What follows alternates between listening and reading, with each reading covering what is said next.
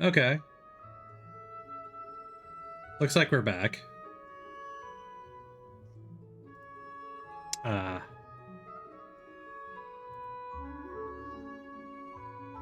I'm seeing my stream now, so that looks good.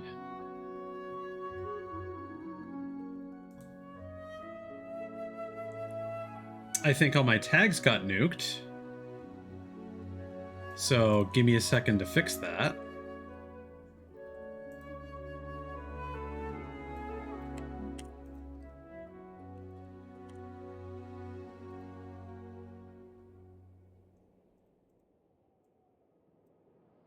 Hey, Cthulhu's.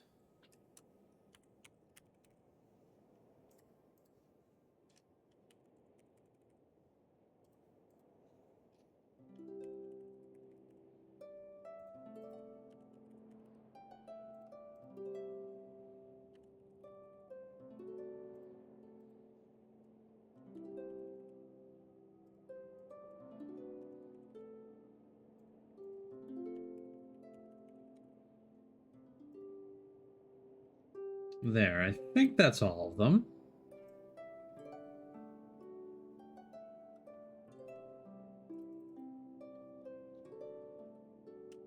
Thanks for sticking around, guys.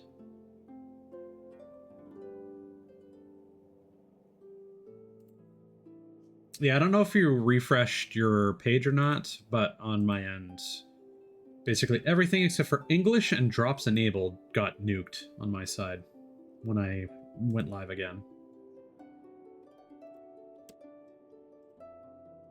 So I'm assuming what's probably going on is due to the hurricane, if that's still a thing, it's causing issues for various servers all over the place.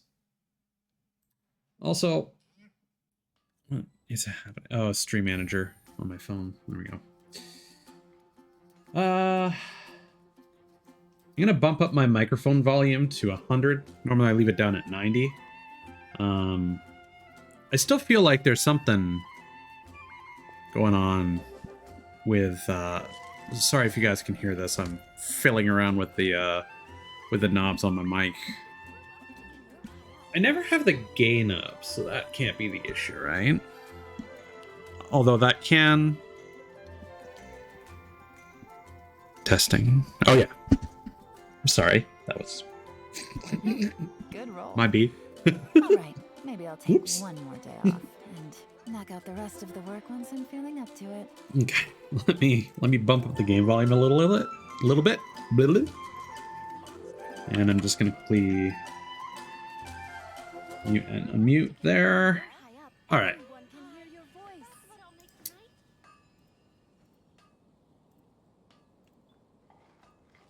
So I think we are good.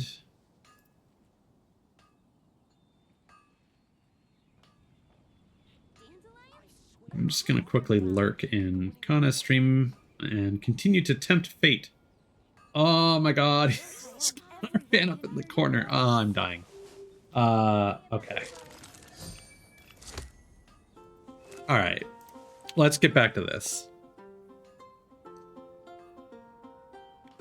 Okay. So, we decided that we are in fact going to roll for Dog Boy. But before we do that, let's quickly get our Primo Gems before I forget, because that would be very unpleasant if I missed out on some free rewards. Here we go.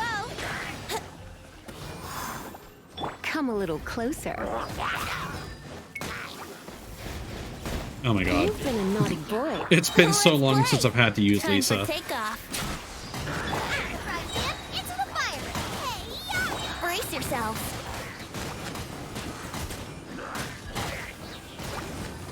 This is such a great demo event. He just uses burst and everything Wouldn't dies. gliding be fast? Think you can get away? Here we go. You know what? I'm gonna turn the volume down again on the game because I am not hearing myself at all. I don't know why it's acting so finicky. I'll have to troubleshoot that more off stream. I'll leave my microphone volume up. Let me know if anything is wonky or if the game's too quiet. But I think we'll be okay like this. I'm just wondering, did I maybe somehow reduce the volume of one of my inputs?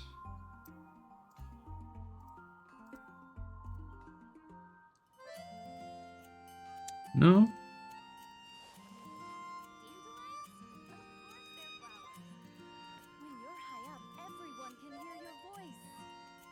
Hmm. Sorry, we're still doing some troubleshooting here.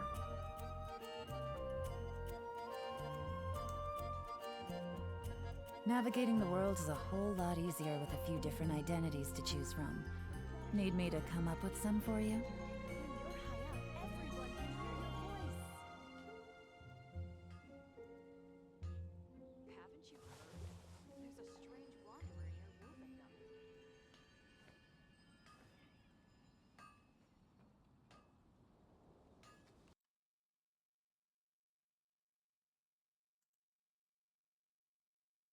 Oh, that's interesting.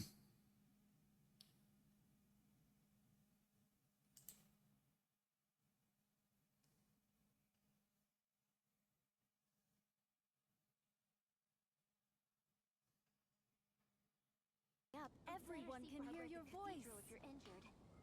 Oh, is that what's happening? Hold on.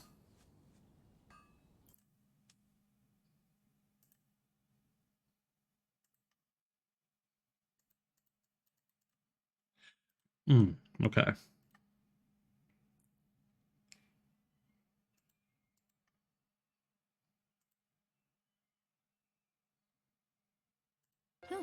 Good roll. Okay. All right. Oh no, maybe that's I'll the wrong take that device. one more. Ah! Knock out the rest of the work once I'm feeling Okay. up to it. I think we're okay.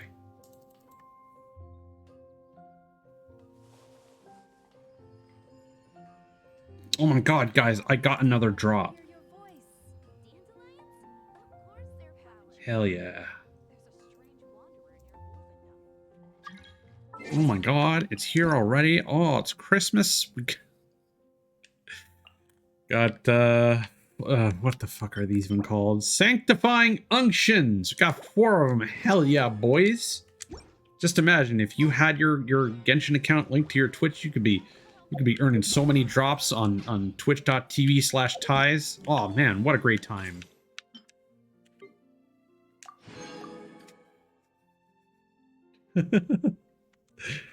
Anyway, let's gamble.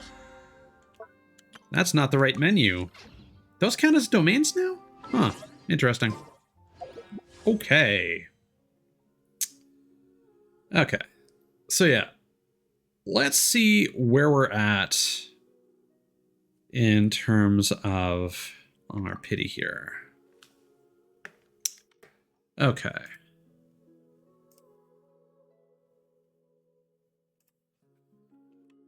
Ah, well, I can help you with that.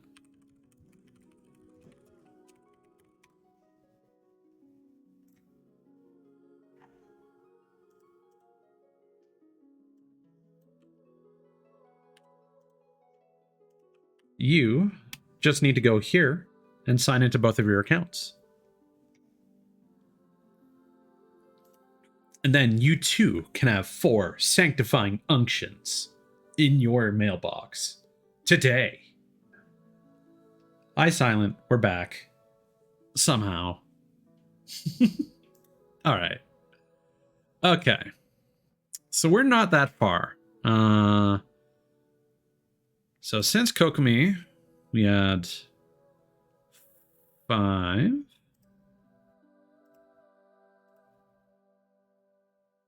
So we're at 20. So we're really not far in here. Okay. First 10 draw. Let's go.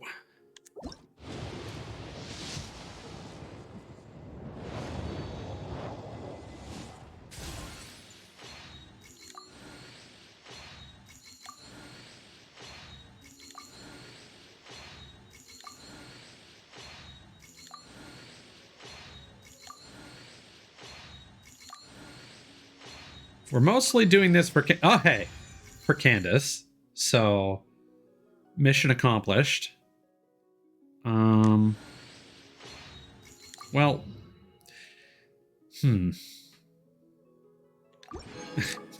do I want to spend that much more on? So we're not going to go past the 50-50. If we lose the 50-50, we are not rolling anymore on Dog Boy. So I'm just saying that now.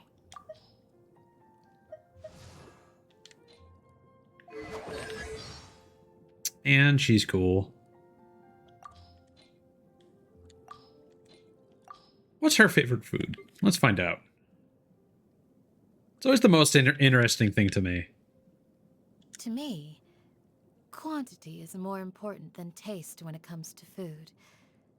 Life in the desert uses up more energy than you might think. After a day's work, there's nothing more satisfying than having a filling meal. I don't hate it, but compared to regular meat, eating fish is a real nuisance. Maybe it's because we don't really eat fish here in the desert, but for whatever reason, I'm just not very good at removing all those prickly little bones. This must sound ridiculous to you. So it's hard to narrow it down specifically, Indigo. I would say my top 3 like types of food would be Italian, whether that's pasta or pizza. I'll be honest, I haven't really had much beyond that. Seafood is also really good. But I do agree, picking up bones is fucking annoying. So that's totally understandable from her side. And I also really like barbecue. Just anything just slathered in barbecue sauce. Sweet, spicy. It's good shit. All right. Now, I guess we want to set a goal for ourselves because we don't want to go too crazy with rolls. I think Constellation 1 is really good.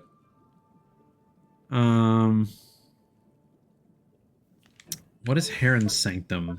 The shield. So that scales it based on... Oh yeah, did she have any constellations unlocked in the trial? You're welcome, Indigo. Enjoy the drops. Yeah, we kind of want a bunch of constellations for her. I want to get to 4.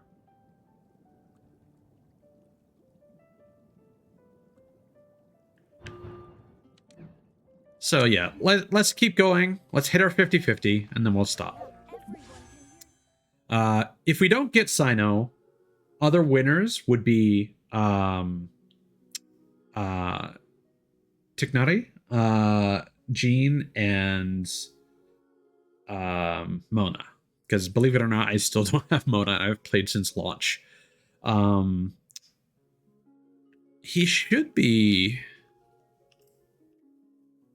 Yeah, he's in the 5-star pool now. So we might get him if we lose the 50-50. Anyway.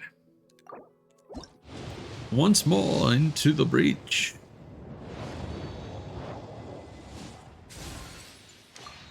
I'm just going to skip these now because there's no more suspense. We already got Candace. What is this bow gun? Oh, the sacrificial bow. I don't think I have a lot of those. That's nice. And...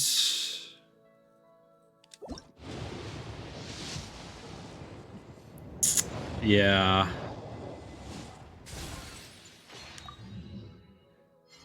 The only way I got Kutching is from her banner.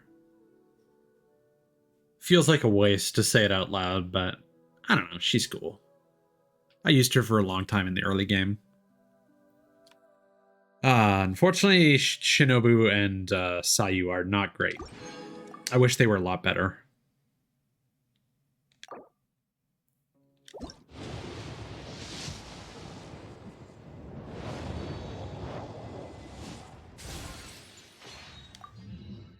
God damn it.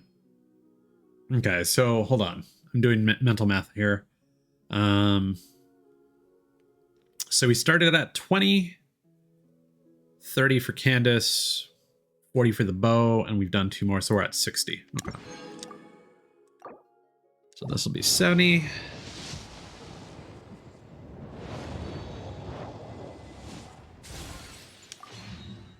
God damn it, we're not gonna get a single consolation for Candace, are we?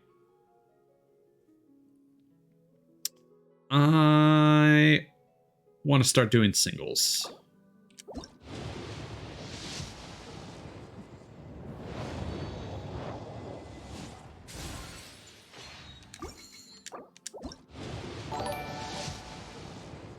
Silent, thanks for the raid, buddy. Always good to have you here.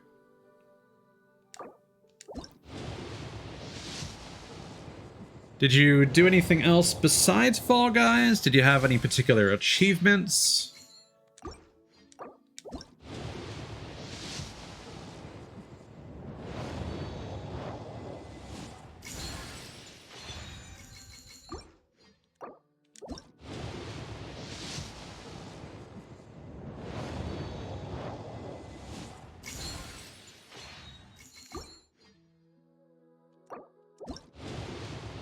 Well, that's always nice, you know? Don't always have to stream with a goal. Ow! 11 meow. Okay, guys, meow. We have to say I'm a potato meow 11 times meow and meow after each one meow. I'm a potato meow. I'm a potato meow. I'm a potato meow. I'm a potato meow. I'm a potato meow. I'm a potato meow. I'm a potato meow. Why is this so potato loud? meow. I'm a potato meow. I'm a potato meow. Gosh, I'm a potato meow. I'm a potato meow. All these meows are messing me up. Okay. Phyllis, please don't do that again. I mean, the shadowed is fine. Thank you. It's nice that you did that. I need a bit of warning. That was so loud.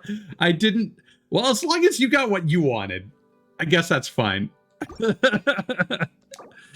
That caught me so off guard. I didn't think you would do that. Oh, okay. Okay, guys. Let's go. Dog boy in the house. Let's go.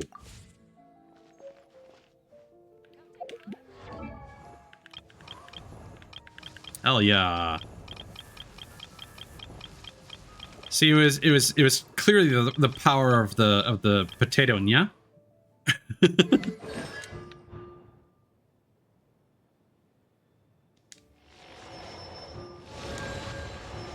How many Sayus did we get? God damn it.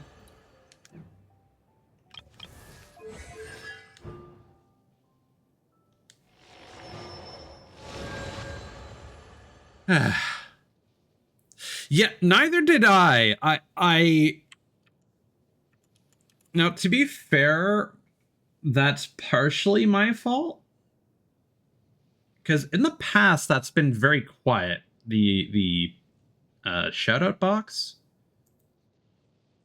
I do like it being loud. The thing is, Silent can't really mix his stuff. So, like, when you were hearing Silent in the clip, his volume was fine. It's all his party members in Xbox voice chat that were way too loud. But I'm not sure if he can mix that on his end.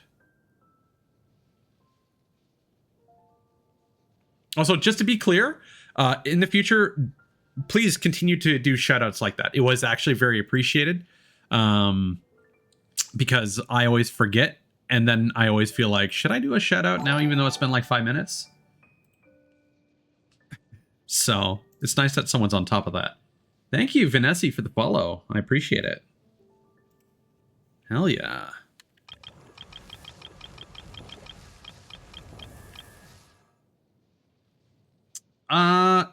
It is a browser source, Indigo.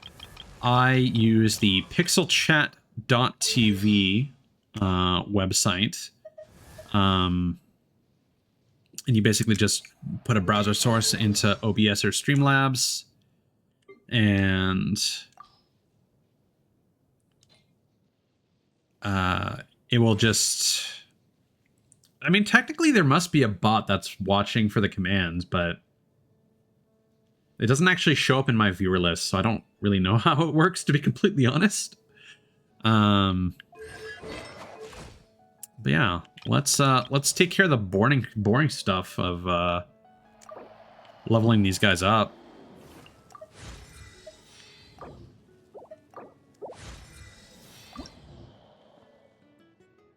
Oh, he needs scarabs, which are a new buddy that we need to find. I can feel new power surging within me, a testament to my growth.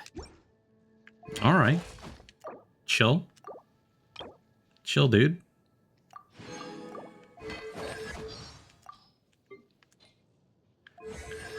I expected that Sino would be more of a cool customer, because apparently he likes telling, like, dad jokes.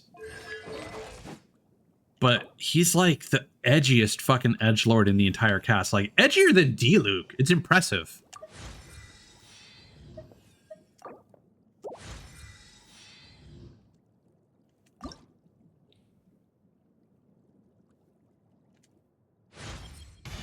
I feel a newfound strength within me. May it help me to be a better protector.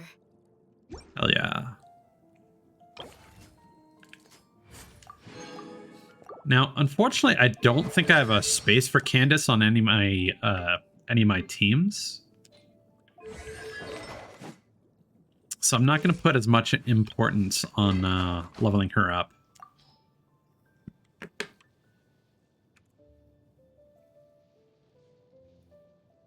Who has eyes? Sino? Yeah, he has eyes.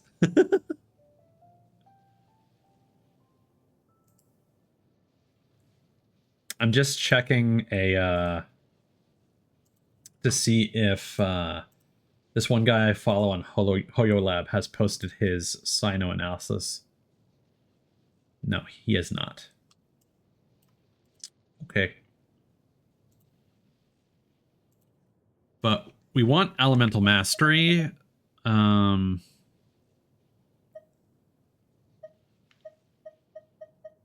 gonna have to give him the fucking... I think there's an event polearm that's gonna be good for him.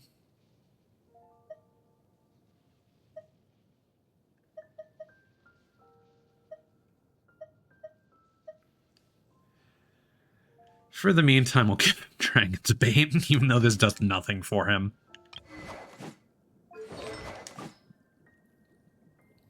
And she wants HP and basically just that, right? Yeah.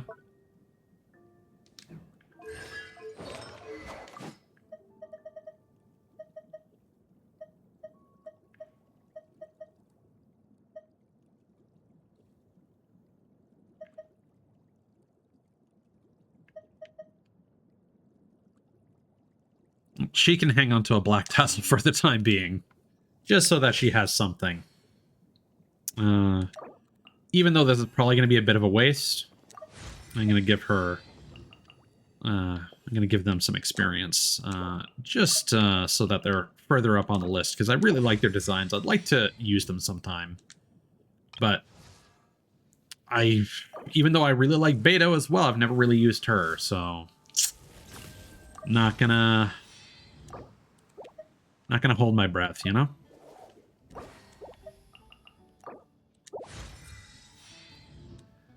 Alright. So now we need Electroregisvine and Scarabs. We're not going to bother messing with his artifacts yet, because I actually have no idea what he wants. And... yeah. Can I level up these yet? Nope. Let's Let's put them in the teapot.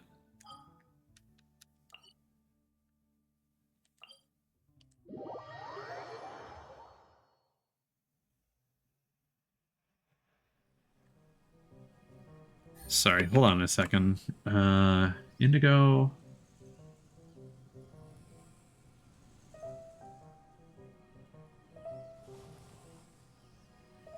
Oh, you're talking about Sino. Okay. Indigo, what are you asking me to send over Discord? I don't know what you were responding to.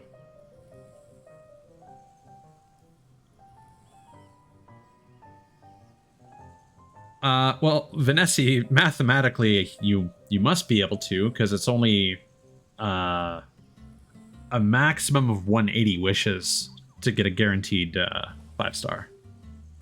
Yeah, as Indigo said. Oh, well, I'll just post a link to his the guy's name is Nabel on Hoyo Lab. You can check him out there.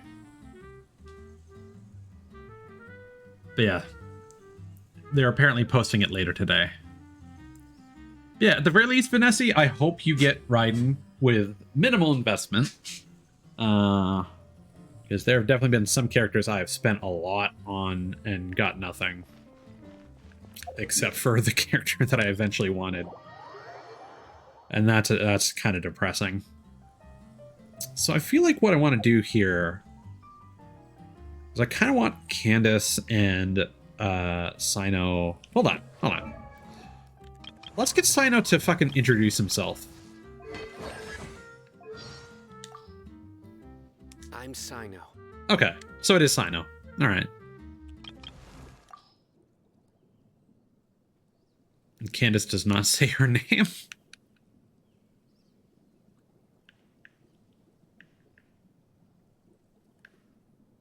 No. I'm just wondering if there's any interesting pronunciation. Situation has changed again. Does Sino have any lines of dialogue about Candace?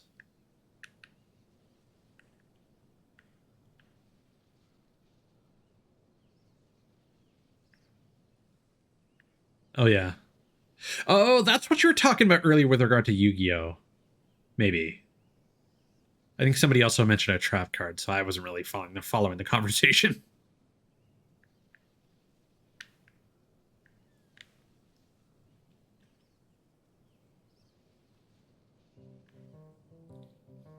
Looks like he doesn't like to eat bugs. Good roll.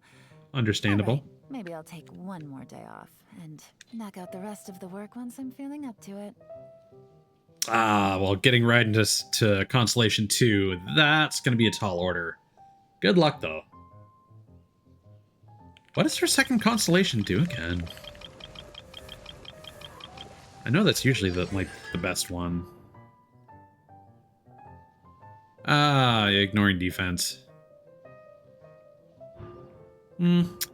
I'll be honest, I'm not fussed about either of these myself, but hey, more power to you. Good luck.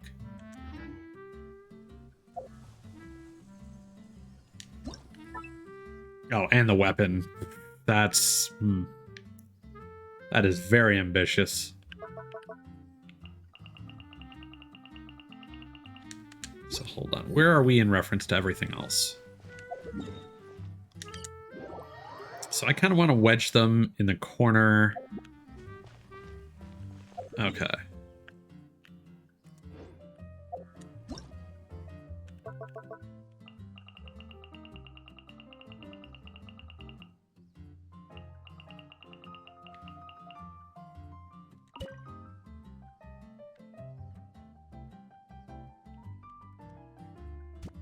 There she is.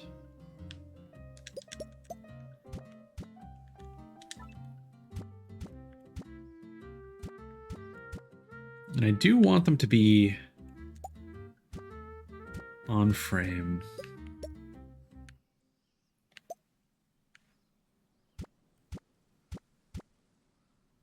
That seems good. And then Sino. Ah, that's so depressing. That's so depressing. Just put one character down. Come on, man.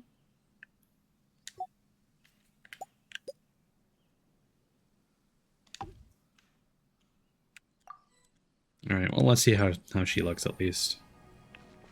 Oh, that looks pretty cool.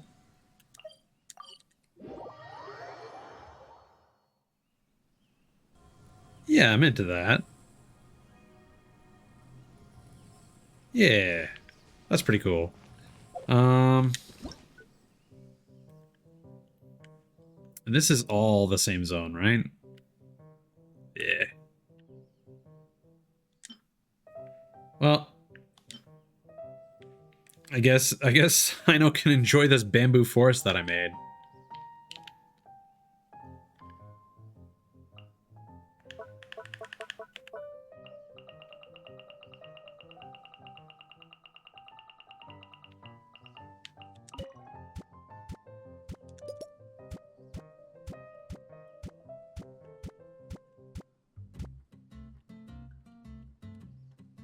Is it? Oh, that's why. Snapping to furniture, but not the grid. That's... There we go.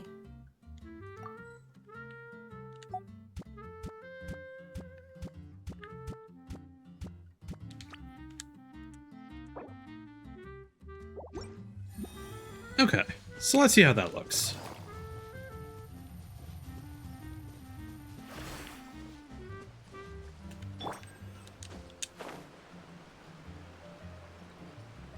Yeah, that's pretty nice. I really want the Sumeru realm, teapot realm.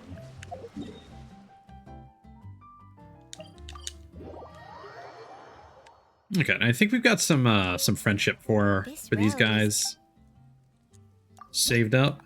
Hell yeah! If you ever had... And you know what? Even though he's not ready yet, let's add him. Oh, gotta get out of here first. Okay, so we're gonna get back to the meat and potatoes of why we're doing this stream tonight. Anybody who hasn't tuned in before, I will be doing dumb, silly, stupid voices for the Aranara, so get ready for that. No worries, dude.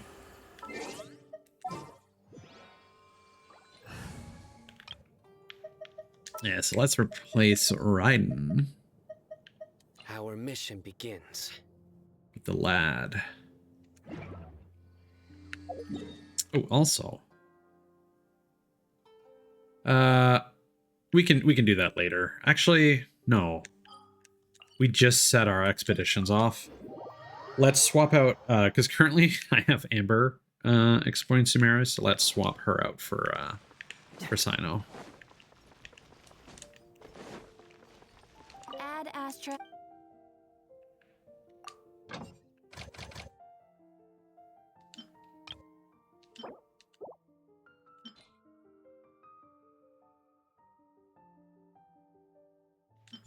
There we go.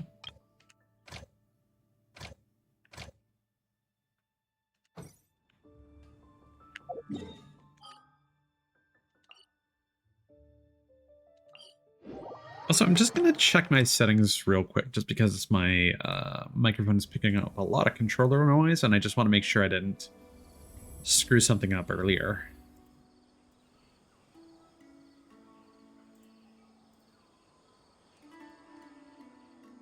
Doing detective work means you gotta walk the walk. No, I mean literally. I need to search high and low for evidence. I think we're good. There we go. Okay.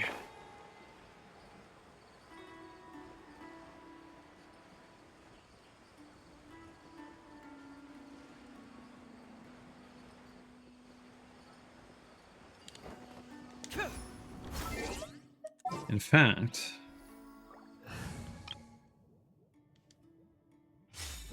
may as well use this team.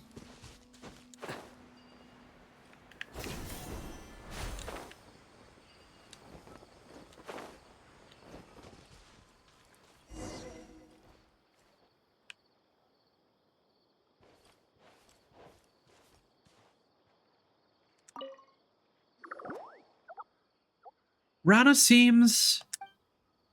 Paimon wants to say she's having a sweet dream, but that doesn't sound right. A blurry image appears in the bubble that envelops Rana. You are enthralled by the image. You are in a forest where everything looks massive and serene. You feel very comfortable here. Rays of sunshine peek through the sparkling gold leaves, with grass as tall as you swaying quietly all around, gently caressing your hand as you walk by. You hear the sound of distressed crying amid the musical melody of the wind blowing through the trees and flowing water. Following the sound, you find a small girl. She looks like she has worn herself out from crying and fallen asleep in the meadow. You walk up to her and softly sing a song that can calm all beings. Hey, what's going on, Thais? Paimon's glad you're okay. Paimon was so worried, you looked like you were going to pass out. Nara, Thais, you're all here. Whoa, you freaked Paimon out. Wow. Whoa. Jeez, you Aranara. Why are you always spooking people like that? 'Tis the season. You said whoa first, White Floaty. It's Paimon, not White Floaty. Arana was in the ground to preserve Aranarakalari powers. This way, Narana won't wither, but Bija still needed for her to be strong again. Okay, Paimon got it. By the way, what just happened to Thais? Explain the vision you saw. That should be Arana's memory. Memory? Oh, let Arana explain. Memories and dreams use Aranara's power. They're most precious things. With memories and dreams, Aranara can use Ararakalari to help Nara and Aranara in need of help. Some Nara can sense the memories in Ararakalari. Nara Thais is one of them. Sounds like Ararakalari is something very important. It was you who used Ararakalari to protect Iotham in the cave, right? Oh my god, please stop. Stop repeating that word. Yes, it was Arana. Nara Iotham, Nara Kavas, and Nara Sutabe are all friends, so Arana protected them. We hang out in the forest a lot, so Arana taught them things about the forest and language of the plants. They're very good friends, just like Narana. About the missing kids.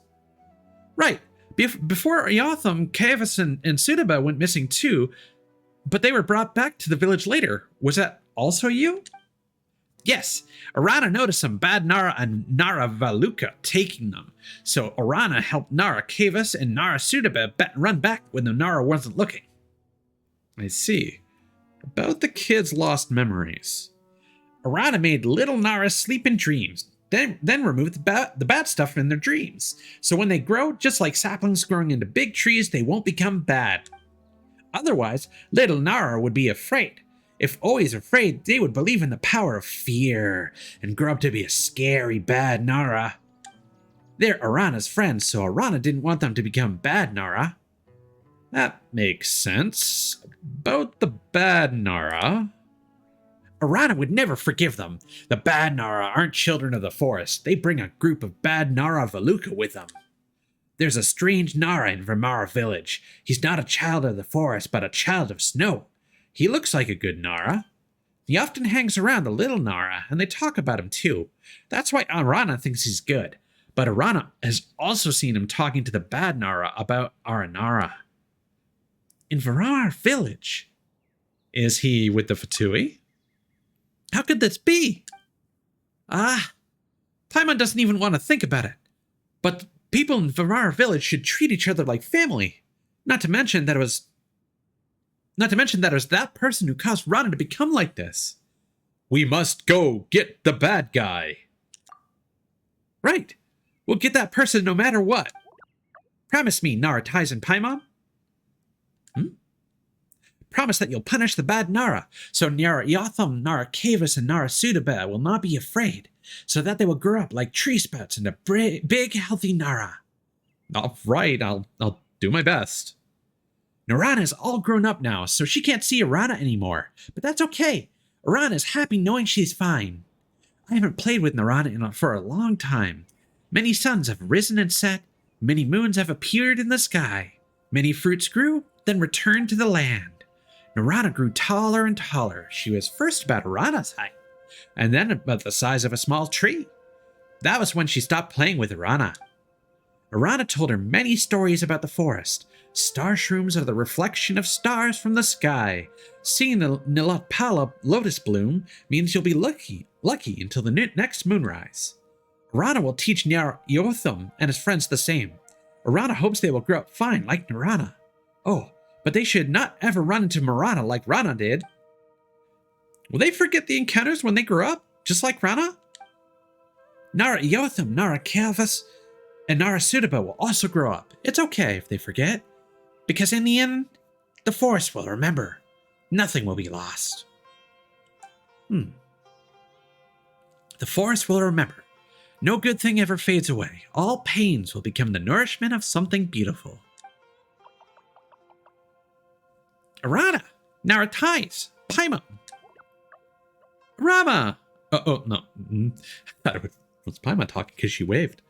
Arama, Arana hasn't seen you for quite a while. Where's the whoa, Paimon? Come on, Paimon doesn't freak out that easy.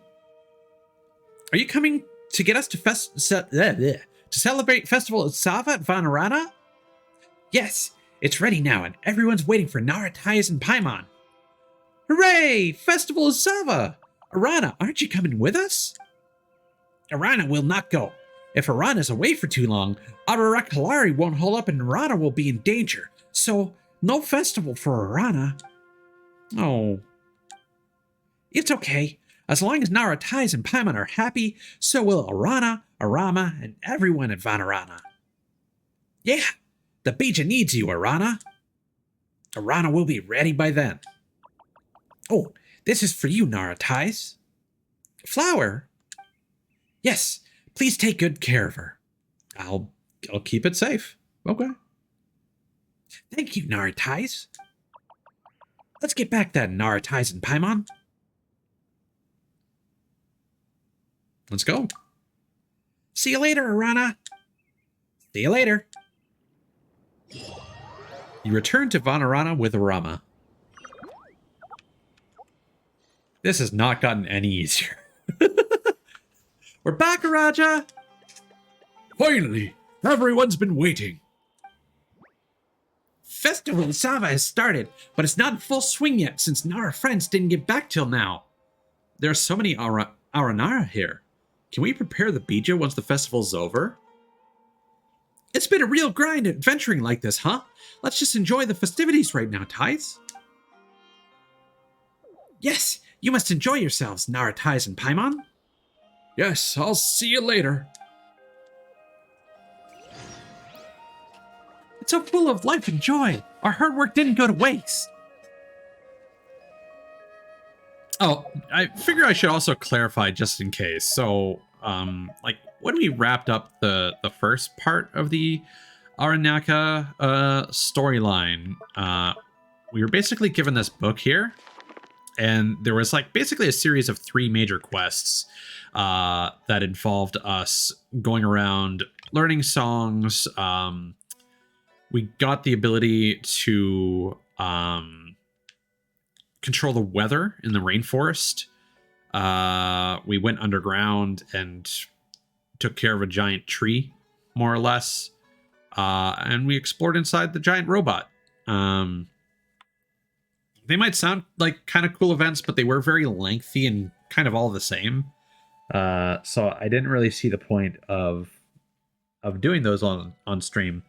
And basically you go out, do those quest chains, which they themselves are split into like 3 different quests, and then you're allowed to continue with the main storyline here. Oh god, all these world quests that just popped up. That hurts my soul.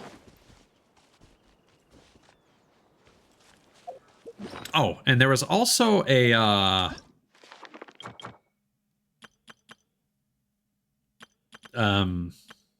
sort of a location finding thing where you dig up treasure based on hints that you get from this mailbox. Right here.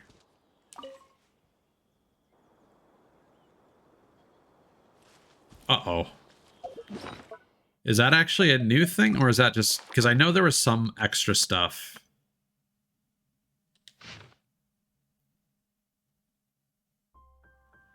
That's near a statue of the Seven. Okay. We might check that out later.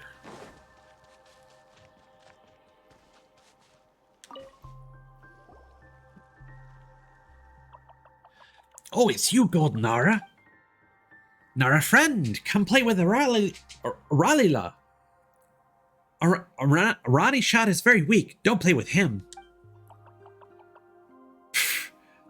Aralila lost to Arani shot last time, so Aralila is weaker. Fine, let's not bother about the sun and moon. Nara friend is here, so let's play with Nara friend. Let's compete to see who is stronger. Fine, let's compete. Arani shot's not scared. Aralila hides first, then Nara friend comes to search. After that, Arani shot will hide, and Nara friend will search.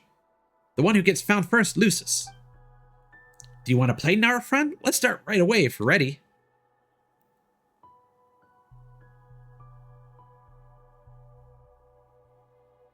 It is a headache.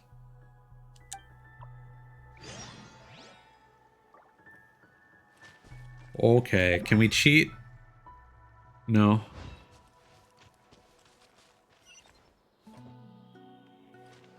And all these guys look the same. I'm not sure what the bounds of this quest are supposed to be. Oh. Okay, it just tells you where.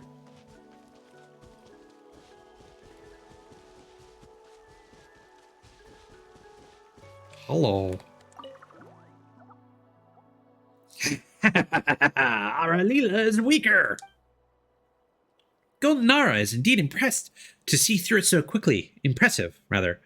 Golden Nara is impressive, but it's mainly because Aralila is too weak. Arani shot will not be found so quickly. Humph. Just watch.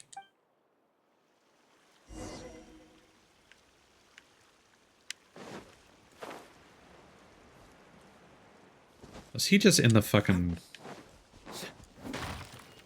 What a nerd.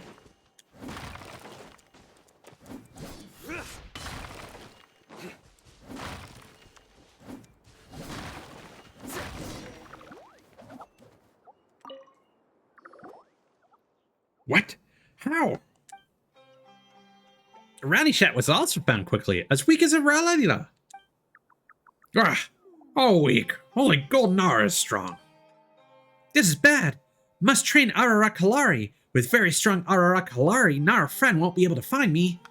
I don't think that's how this works, but better luck next time. Are you afraid of losing? There's no need to care about winning or losing when playing games. Even though I lost, I had fun. Golden Nara is a good Nara after all. Our Nara friend wins. Awesome. Please take our flowers. Thank you, good Nara. You are a good friend. No, I have not gotten Ganyu. I don't think she's that amazing.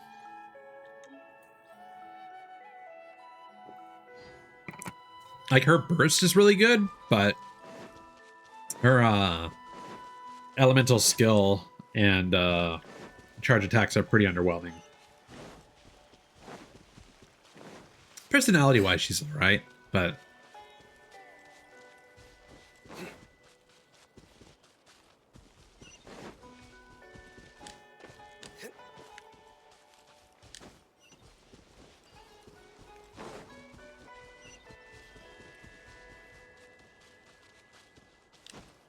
This quest is going to be the death of me.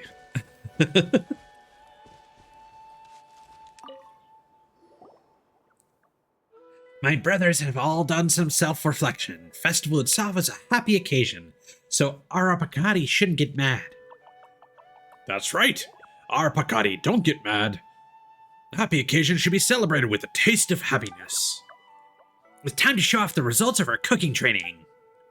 I have been ready for a long while. Yay, it's the festival itself, a feast! Paimon's been waiting for this. All right, the festival is Summer Feast. That's best we not get our hopes too high. No, she can't, Cthulhu's. You might be referring to bunny hopping, which is a thing that basically any character can do, and that was definitely patched out. Male characters can apparently do it better, but ridiculous vertical mountain climbing I don't think is a thing. Anymore, at least. Water from Ranarana is the best water, makes the best soup. Nar will love it for sure. I shall deliver the taste of happiness to Nara, Tais, and Paimon, and let them teach my brothers. Okay, so this quest is making some callbacks. The taste of happiness is literally just fucking sugar and water, if I remember correctly. It's the only way to make food Nara will like. That's how guests should be treated. Would you mind teaching them to cook, Nara, Tais? Sure. They're all ready. We can start now. Talk to the brothers. The head mushroom has been ready for a while now.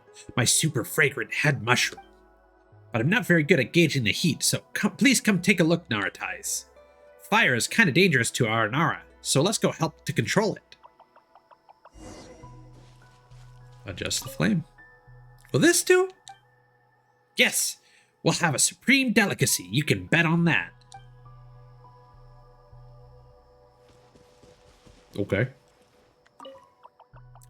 Needs more of that taste of happiness. Well, that's enough. Aranarapocalypse mentioned that we must make Nara happy with food, so Paimon is right. I'll add less of it. There you go. That should do. The best water.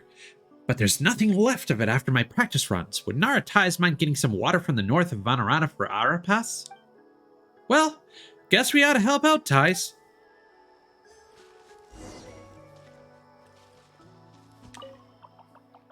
Don't you worry, Nara, Tais. Arafala has prepared the unrivaled fresh fruit for the festival. Arafala sure moves fast, huh? Let's go check elsewhere.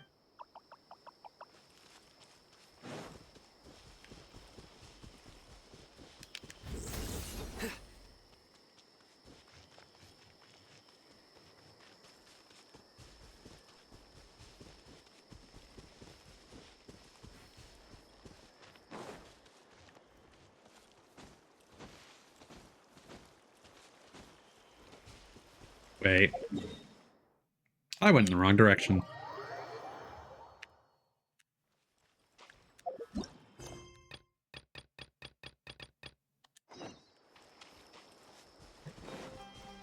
Wait, I was going in the right direction?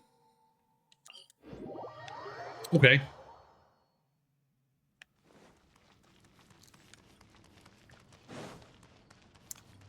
None of these waypoints are very helpful for me right now.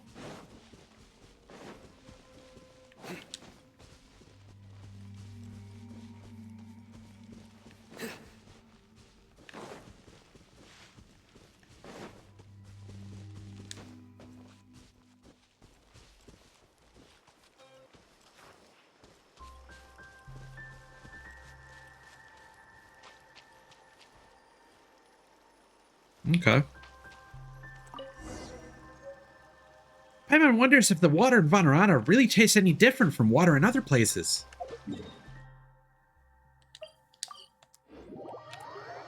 Well, let me just quickly peep that out.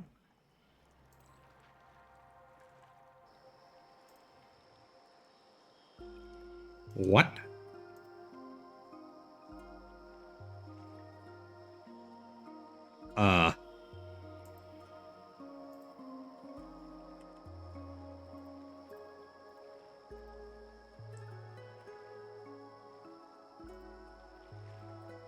That's... I don't know if that's real or not.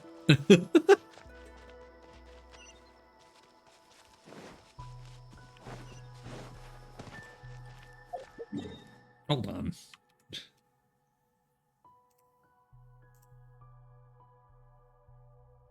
I see, yeah? She's just walking up a mountain. I wonder... I mean, that could be an Easter egg. She is part goat, so... Oh. We're back, Arapis. This is the best water. Terrific. I can make the best soup for so long as I have the best water. Nara Ties will love it for sure. You know, since the Aranara are making food for us so eagerly during this happy occasion, we should return the favor. What do you say? Maybe they'll like some radish veggie soup. Let's show them what Nara's cooking is all about.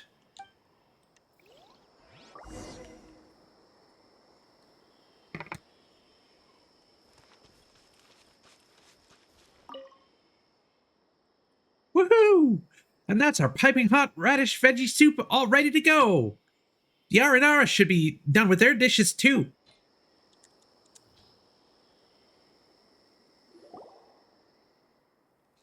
You still have to ask Ties to help or you'll end up cooking the same dishes as before.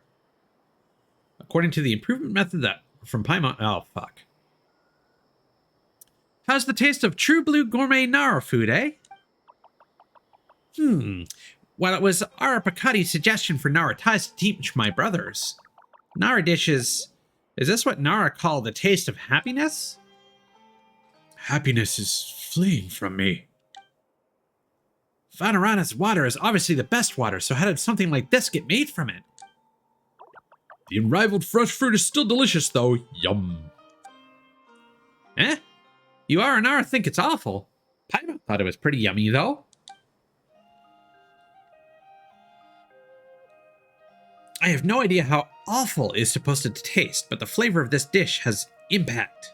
You know, like the kind you get from running full speed into a tree. Wow.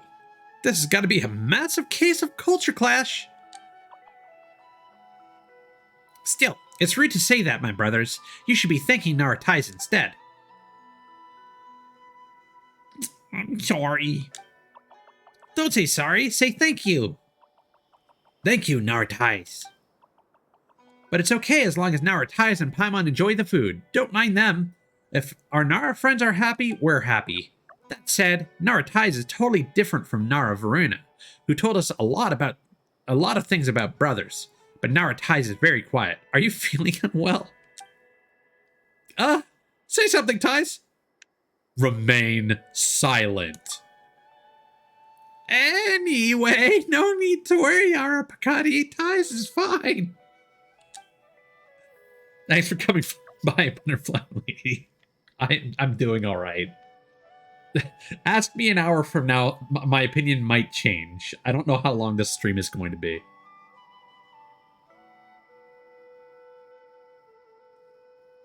Is that so? I'm glad. Once again, thank you. These petals are from Arapakati and her brothers. Her? They're for you, Nara Ties and Paimon. We hope the two of you will enjoy more of the taste of happiness here in Vanarana. Whew. Alright. One more down. Oh my god, there's still so many. There's like 6 more.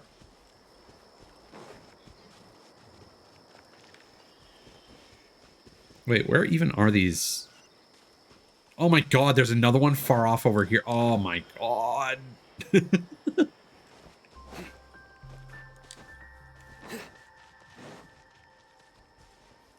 On that note, how is everybody doing tonight?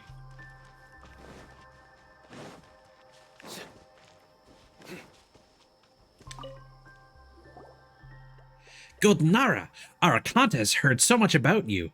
You're a good Nara. Will you play with Arakanta? Arakanta's game is simple and fun. Listen to the rules, Nara. Arakanta will summon a lot of dendro particles, which are Aranara hiding in the circle. Nara is a big and powerful Rishbaland tiger. Come and chase Aranara. If the Rishbaland tiger catches all the Aranara in a short time, then Nara wins. Good? Nara willing to play a game with Arakanta now? Sure. Hooray! Let's start!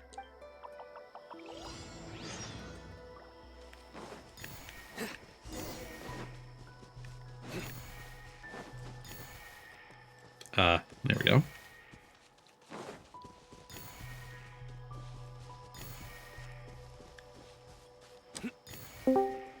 Oh, hello. Hello. Oh, God, the Okay, cow. David. One sec. I'm sorry. I'm sorry. I'm sorry. I'm sorry. I'm sorry. I forgot this was the one I had on. Can't believe I left the house like this. Oh my God, I'm so sorry, guys. I somehow can believe you left the house like that. I thought it was breezy today. Evidently. I only have a little bit. I thought I'd come in and say hi, hang out with you for a bit. Keep me company. Yeah, no worries, Oh God, dude. I heard It's my voice. There you go. Your stream's now muted. Oh, yeah. You might want to fix that. Also, let me bump you down just a little bit because I made you way too loud last time. Okay. There we go. Hi, Indo. How's my favorite little Indo doing? And let me screen share for you. Don't worry, Indo. Slum, who Ties here has introduced me to, might be doing some stuff for us, but I will leave that to elsewhere. Oh yeah, you guys been talking? I got the pricing from them, and they're very reasonable. Yeah, they are incredibly so. So now it's just seeing like how much the rigging will cost. Mm-hmm. But that's not a your stream thing to discuss. Yeah, no worries. This looks like a little Korok village. Yes. Surprise, surprise. The Breath of the Wild knockoff has Koroks now. About to say, you thought they would want to like remove themselves more from that identity, not push closer. Well, welcome to Chinese developed games. I mean, the main competitor, Tower of Fantasy, literally has like stolen assets in some of their preview videos. So it's a real problem, and they just don't seem to care over there. Well, the litigation's really hard to get through, I know. Something about the Chinese government just really wanted to make sure that no one fucks with their companies. Interesting. Crazy, right? Yeah. Who'd have thought? The irony. So I don't know if you were watching any of this Aranara stuff beforehand, but I am doing the voices, so you get a front row seat for this nonsense. I'm happy for it. Okay. All right. Festival of Sava feels familiar.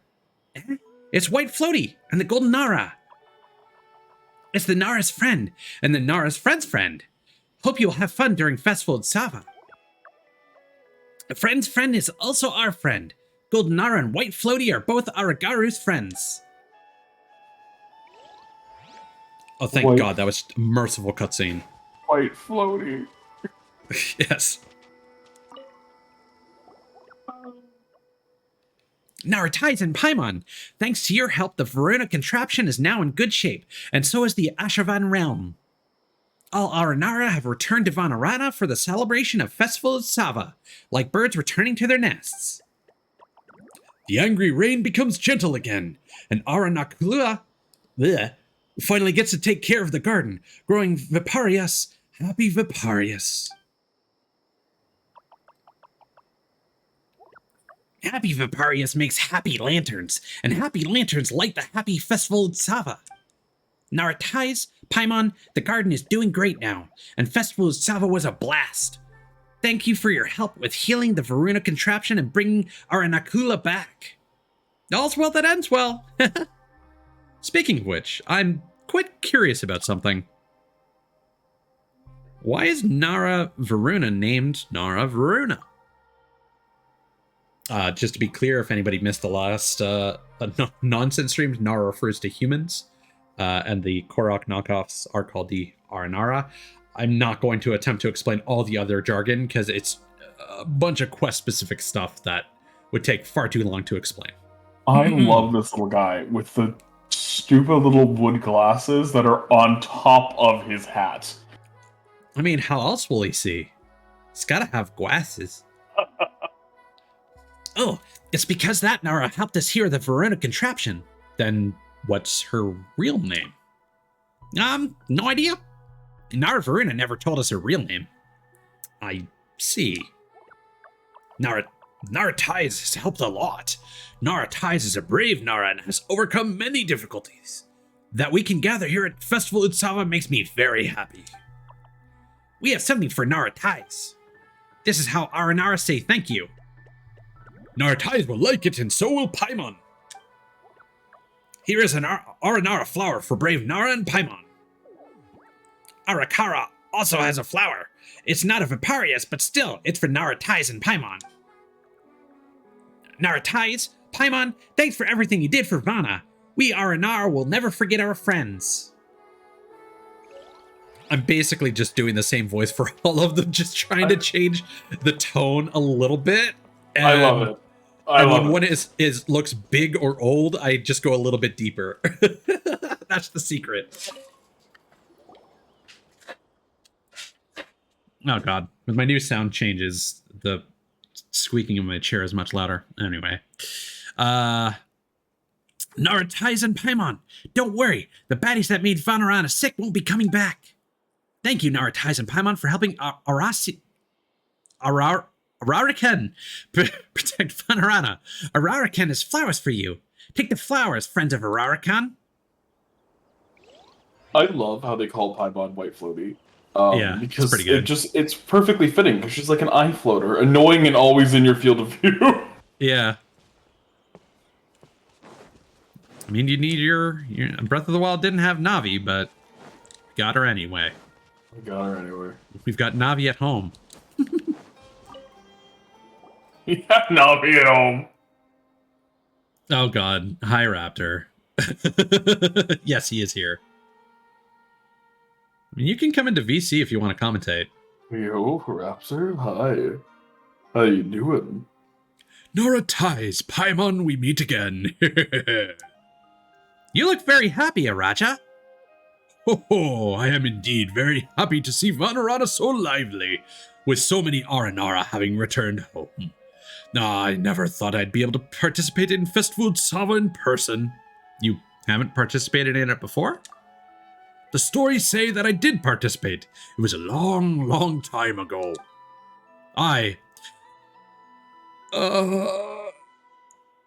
Arama Hukunda, Arana Araji. Many of us Aranara celebrated Festival Utsava together with Nara Varuna.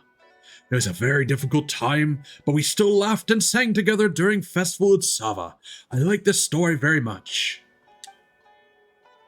Huh? Then you did participate, didn't you? Oh, I did participate in the stories, but I no longer remember that. Those stories were all things that Arana and the others told me later. Sorry, just give me a second. I gotta claim my jwap. Hi, Raptor. Sup? Thanks for coming by. Hi, Raptor. Hey, David. Oh, one sec. I just gotta fix this. I have an echo. Hey, Raptor. Yeah, remember to mute the sultry stream. Voice. Hold on. Let me also adjust the Discord reactive images here. Just because the overlap is a little weird. All right. There we go. That should update in a second. There we go. That looks better. All right. Perfect. So I really need to edit that. Oh, sorry, Ties. Yeah. I mean, you can send it to me and I can try and do it. I mean, what you really need to do is lurk in Slum Street so we can get you a fucking sketch so you can actually have a PNG. Anyway. You're starting to sound a lot like Grandpa. Maybe you're just getting too old and can't remember clearly. Perhaps this is for the best. Anyway, Nara Ties, Paimon, will you take this? It's a flower. Yes, I hope that this flower will follow you in your future travels. I'll accept it, thanks. Nara time is much more precious than Aranara time, so I'll not keep you from enjoying yourselves. Go look for Arakavi later. He is also preparing for the Festival Utsava ceremony. Sorry, Raptor, was there anything you wanted to say? I honestly don't recall. I don't think there was much other than, hellos. Oh my god, I got 5 gems. Look, David, I got gems. Oh my god, are there missing pieces? In the mood sometimes. I don't think so. Oh, I want to be smart again. I kind of am Indigo. I mean, at the end of the day, if you treat your clients well, they're gonna shout you out. And believe me, Slum does a great job of that. So, definitely something I want to take a look at after stream. Like the noise gate that I had on before was way too intense. I think I need to turn that back on because I don't like these controller noises getting picked up. But I think it was way too harsh before because it would clip too much my my dialogue. Nara friend, Arama has told many stories of you. You are a Nara full of courage and wisdom. Come challenge Horatius' riddles. Sure.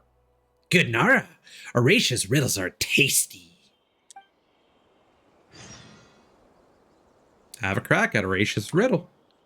Round and red and good to eat. It hangs on a tree, moist and sweet. So, I mean, apples are not actually a thing? Like, this is a tomato. I feel like he wants a Cincetia, but... Are they things, just a different name? Oh, no, apples are a thing. Never mind. It's been so long. This one is easy. There are more delicious riddles to follow, so come again. It exists in dreams and no other place. A must for Festival Utsava Space.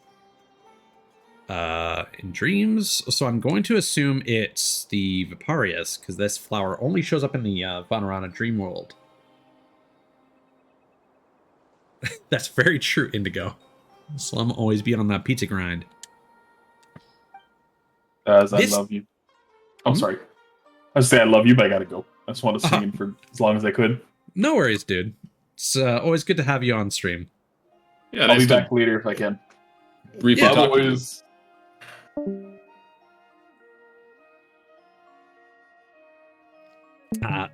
This is easy too. Arana all know it. Good Nara is Aranara's friend and naturally knows it. Let me give you one more riddle. This one is difficult. Even a Raja wouldn't know it. There are stars in the sky and it is on land. Stars cannot see the sun, and it doesn't love the sun either.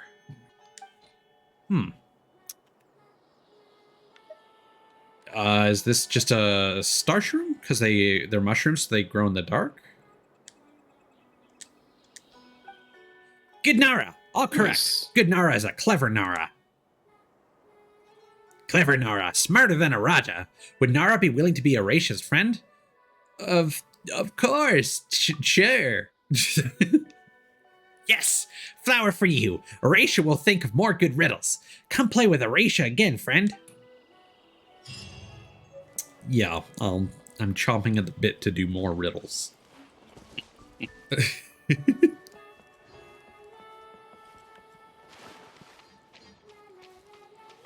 So yeah, Raptor, we got Dog Boy. Nice. We also got the new 4-star. I was about to ask who that was. Yeah. Oh, sorry, what was that? We also got the new 4-star character as well. Oh, nice. I'm glad they're just pumping out the 4 stars. I recall when I was still playing Genshin, they'd be few and far between. Yeah, and unfortunately most of Inazuma's 4 stars really sucked. Until they released Heizo, who's like... Yeah. Probably in the top 3. Like, I know people really like Xiangling and Xingqiu, but I guess this person is way up there.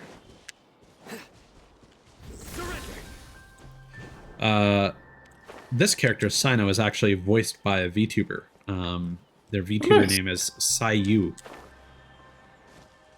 They are a cyborg VTuber. Oh, who's this mystery man? The mystery Ara. How nostalgic. It's been hundreds of years since I last saw such a sight. It's thanks to you that I could see Vanarana's dreamscape again. Wow, so you're actually that old? This is the first time I've heard Aranara use the word years. Your concept of time is different from the other Aranara. Is that so? Maybe it's because I've absorbed more memories and knowledge. In Vanarana's dreamscape, there's no day and night. Everything is tranquil and peaceful. We have long lifespans too, so we have very little concept of time. We measure the passage of time by the growth of trees, the blooming of flowers, the rising of the moon, and so on. If we are going to have festival at Sava, we should bear the bija soon, right? Yes, speaking of which, what is a bija? Araja and Arama didn't explain much about it before. You have become friends with Aranara, so you should have heard about the principle of Aranarapocalypse. Do you know of it? Arana mentioned the power of memory. Arana, huh? How nostalgic. I hope Arana's alright. A little hot-headed, yes, but I doubt you would have been told about this if that one hadn't considered you a friend. Bija is a fruit made from extracted dreams and memories, the crystallization of all that is precious to us Aranara. It is a fruit, but it is also a seed of hope. Bija can help to realize dreams, so long as these dreams are meant to help others. I'm sure that you and the Aranara preparing this bija do have such wishes, yes? We want to save Rana. And Arana hopes to save a friend. Yes, then there is no problem. Since Nara ties as a friend to Aranara, please take this. This is... Thank you. A flower! Arana, Aranakin, and the others also gave us flowers. I see. It seems that this custom has not changed after all these years. I'm glad. In the past, Araja, Araji, Arapakati, and I, we all gave flowers to Nara Varuna too. She is a friend we cherish beyond measure. This type of flower is a symbol of Aranara friendship. Those who take this flower accept Aranara friendship. We Aranara are not good with words, so it is a point of pride for them that their human friends are willing to accept their flowers.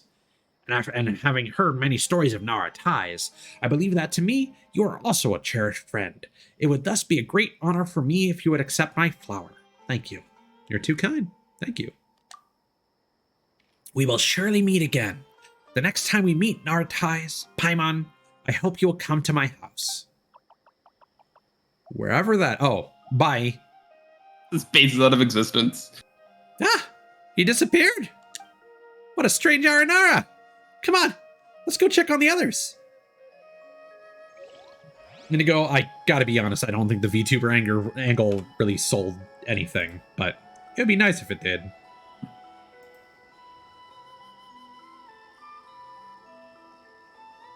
Also, sorry, I'm just checking Discord real quick.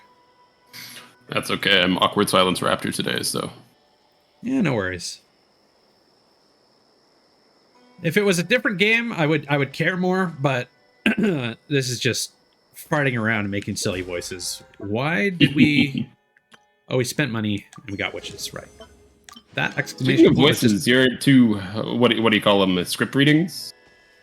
Those were good. Yeah. Unfortunately, I don't think you saw my response because I sent it like right after you started streaming. I did. It's just that I wanted to make a more meaningful comment than just being like, thumbs up. Thanks, bro. Yeah. But yeah, it means a lot. Thanks, man. Yeah. So now I know to check another channel in Discord, so. Yeah, maybe don't mute my Discord. That's a good point. It doesn't get too much traffic. It's actually popping off now. People are there. We've got friends. Yeah.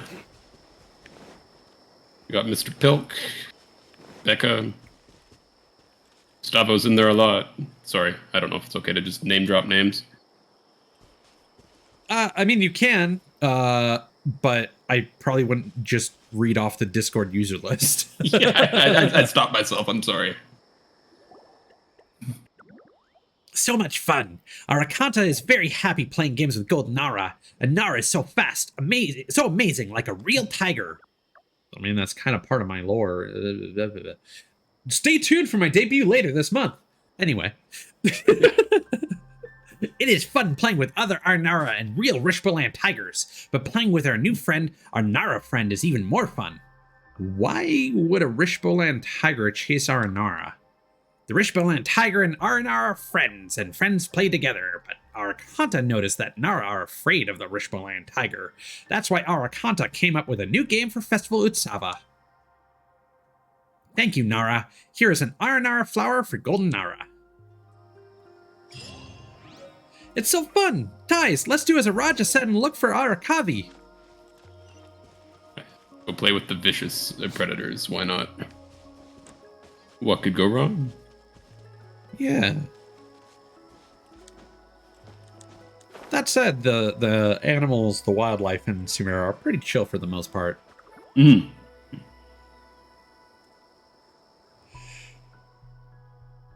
Hey, it's the Golden Nara. Perfect timing. My name is Ties. Don't you know my name? Gold is a wonderful color, the same as sunshine. That's what I'd like to call you on this important occasion. Regardless, your name shall be recorded in our songs. Nara Ties is a good name. Very lyrical. It's really not. It's really hard to make ties fit into anything. Does anything even rhyme with ties? Thighs. Oh, there we go. I mean, thick thighs save lives, so. They do. They do be saving. Do I want to sing the fucking Aranara voice? Hold on, this is actually... You know, I haven't heard this, so now you gotta do it. I haven't. Oh. So there's nothing to hurt. Also, yes. That is correct, Indigo. I've already forgotten the fucking voice I was doing for this. The boy whose eyes and soul are golden as the sun, thy name is Nara Ties. I was expecting a second verse. God damn it, Genshin. Why you always gotta be dropping the fucking ball like this? They had one job. One job. Literally. Hey, what about Paimon? Don't forget Paimon now. The pearl in moonlight, pure as silver, thy name is Paimon. They didn't even try to rhyme for a character that actually has a name. Yes! What if it works better in Chinese? That's the point of localization that the localization team probably should have fixed, even though they clearly don't care about localizing the game properly, considering that all of the Sumeru characters' names are not being pronounced correctly. But I digress. Yes, Paimon wants to hear more. Maybe something that lauds our friendship too. Back on topic. Nara Ties, Paimon. You're here. Everyone's having a great time at the festival. It's always nice to have someone to help out and play with, right, Ties? Oh. No, not in that way. We're happy because we made friends with Nara Ties and Paimon. Though Aranakin, Aranaga, and Aragaru don't remember you. The forest does. The story will live on.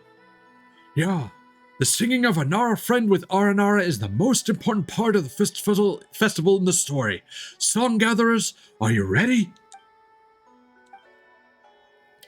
From the first cry after birth, this is the moment you've been preparing for.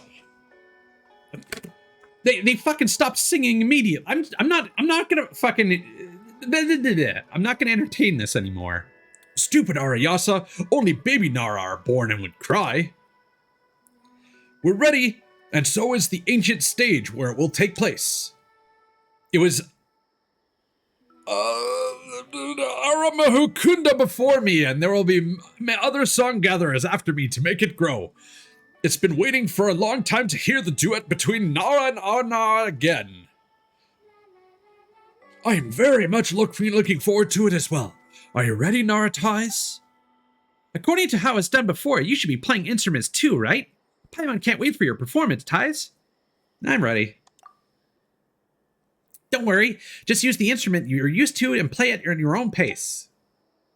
Well then, Golden Nara, we shall sing together. Please take the lead. Go, Nara Ties!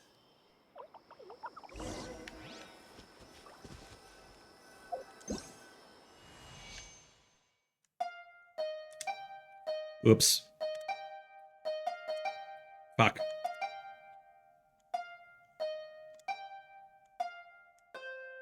There we go.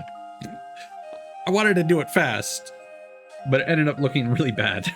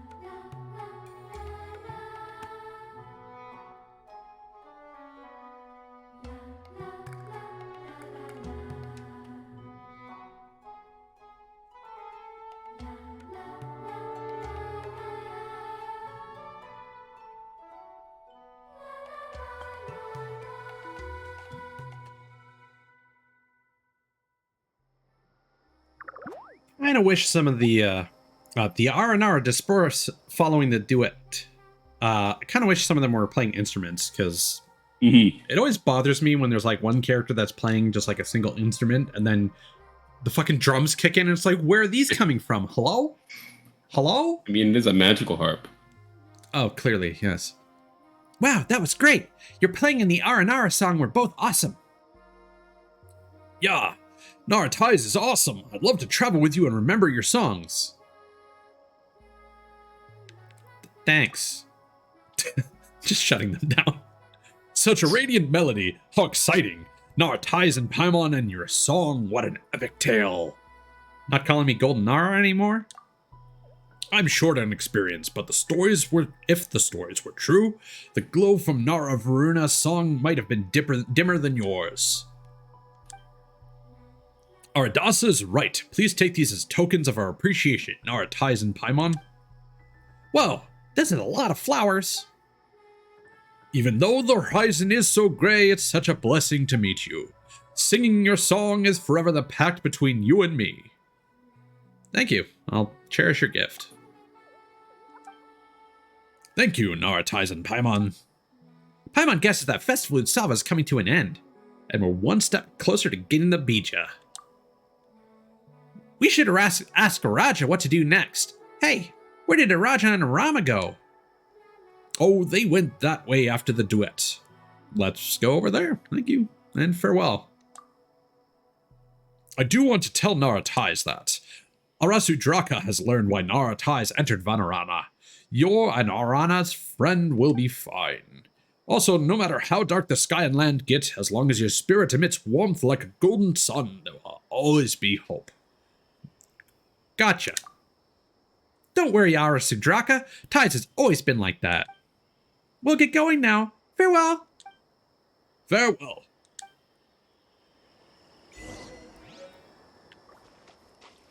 Let's go.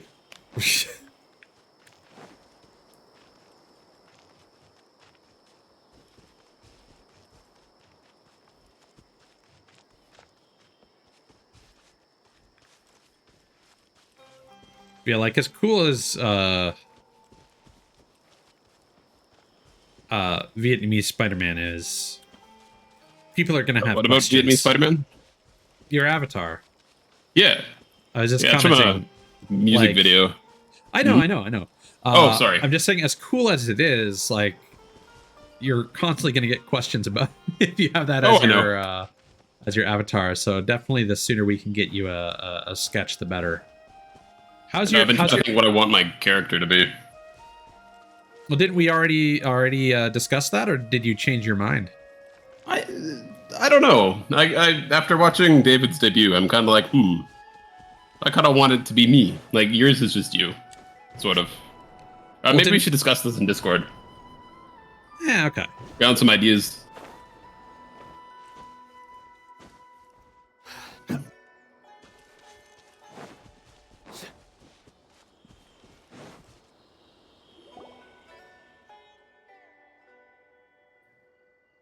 Oh, yes. I do remember that we linked it in chat last time it came up. Yeah, it's a pretty good video. Raptor, I don't know if you grab that link again just for this. Oh, sure. Yeah, I'll grab it quickly. Just for the VOD's sake, basically. Did I just pop it in Discord too? Sure. Yeah, why not? We do have a music channel. Anyway. Back to this. Yep, you are. The last festival in Salva took place during Nara Varuna's time. In many tales and recollections, Marana was everywhere back then. Trees died, and lush plains turned brown. It rained filthy red water. Red, not the lovely apple red. Very horrifying. I'm glad I don't remember it now. Many children returned to Sarva before they were done growing into Vasara trees, but there were still Nara Varuna and Festival at Sava. Yes, at the same time, you must have been a young Aranara sapling like me. Right. I have lost a lot of memories, but I can still recall Nara's tears. Salty drops fell from her eyes, but I wasn't afraid. She spoke to me at length about our adventures in the forest, and thus the tales were preserved. Then she left. I wonder where she is now. She is very much like you, Nara Ties. You too might be Nara, but you are shining like the warm golden sun. Drifting seeds are destined to flourish on nice soil. Same for Nara. One day, the wind in Nara's hearts will stop, halting their steps. But Nara Ties is not like ordinary Nara. Nara Ties will keep traveling, and will perhaps run into Nara Varuna someday. Yes, but you forget, Rama. That Nara are not Aranara. Their time is short. Nara Varuna couldn't live as long as trees, nor share dreams and memories as we do. How lonely and lamentable the Nara are. Right. Right. If only Nara Ties were an Aranara. If so, we would have known each other from way before and shared so many memories. The forest will remember. We'll bring all of Vanarana's memories to meet Aramahakunda in Sarva, like rivers converging into the sea. A very long time ago, Vanarana was destroyed in that Nara catastrophe. Since then, Aranara made the dreams their home and distanced themselves from Nara. Only Nara Varuna has always been friends with Aranara and continued helping everyone after the destruction. Only then did Aranara trust Nara again, a little by little. When we parted, she told me, maybe one day another Golden Nara would come to us, and he would bring us even better memories. I think that with you and Nara Ties, perhaps it's time for us to walk, sing, and play with Nara in the forest again. But everybody trusts Nara Ties and Paimon because they're genuinely good. It wouldn't be a problem if all Nara are nice like Nara Ties and Nara Varuna. You sound like an old Nara, Raja. Oh, I'm very happy to have the festival and give the flowers to the Golden Nara, but I'm also reminded of a lot of other things. Rama, Raja, what are you doing here? Don't tell Paimon you ran away because you didn't like how Ties played. No, Ties' performance was a bright ray of sunshine. It felt very, very good. But the bija is crucial to Arana's and Nara Ties' wish, so I had to get ready. Oh yeah, the bija. Right. The bija.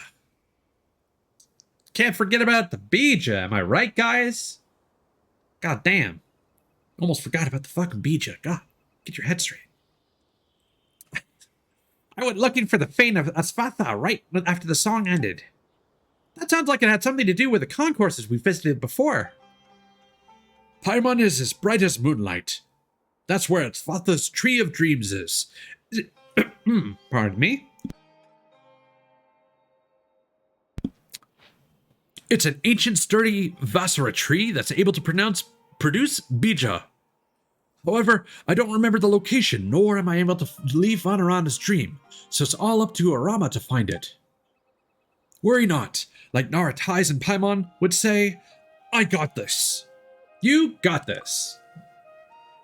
Paimon's confused. You said that you can't leave Araja. Can't you go to places in a jiffy like Arama? I've been limited to moving only in Vanarana's dreams since a long, long time ago. A tree of dreams is required to anchor a dream this big, and I became that tree so everyone would have a home. How can this be? What's the matter, Paimon? It's a good thing for me to house so many big dreams and be with everyone. Yeah, I want to be a great Aranara like a Raja when I grow up, hosting many dreams like a tree with many leaves. Aranara have a different way of thinking. Paimon gets it. Well, that eccentric Aranara we met before also said that bija is yielded from the extraction of memories and dreams. Is that true? Can Aranara lose their memory? That's probably the case, but I can no longer recall it now. So what should we do now? You got a lot of flowers during the festival, right, Nara Ties and Paimon? Not just during the festival, we got some from Aranakan, Aragaru, and Aranaga too. Paimon wishes they could remember all the adventures we had together. Don't worry, no memories will be lost. The forest will remember, just like the rivers emptying into the sea, before being turned into the rain splashing down onto the earth. Give me all the flowers, Nara Ties and Paimon. No way! They're my flowers! Okay. They're mementos of Aranara's friendship and are precious to us. What do you need them for, Arama? I'm putting my flowers and theirs together.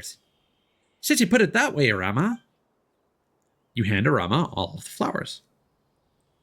Arama weaves a garland out of the flowers, including its own, and places it on your head. This is something that's going to disappear after the event is over. Oh no! Cosmetics on the Traveler? Never! Oh, it's so pretty. It looks great on you, Nara ties. This garland represents the blessings that we Aranara, as well as all of Vanarana, want to bestow upon our favorite Nara. Unlike you, Nara, we on Aranara can communicate in our dreams. Any sadness can be shared among all Aranara to soften its blow, and we share our joys as well. Uploading sadness to the cloud. When Nara ties wears this garland, we'll be able to share the load on your mind, and we can protect you from when you have nightmares. Thank you. I'll accept it.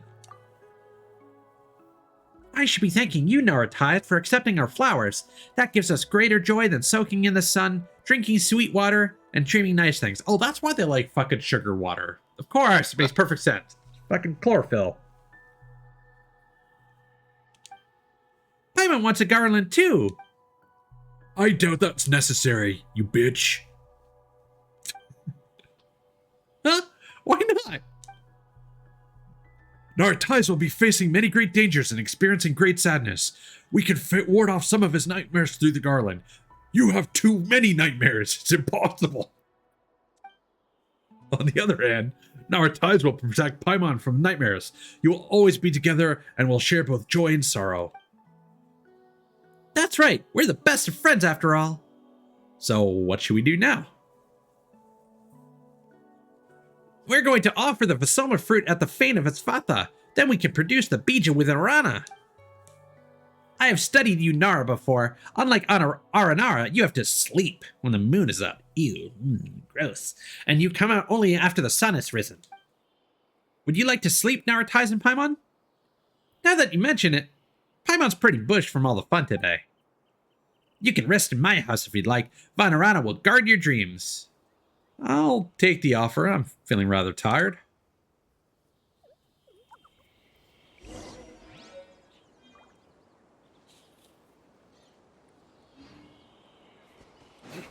Oh boy.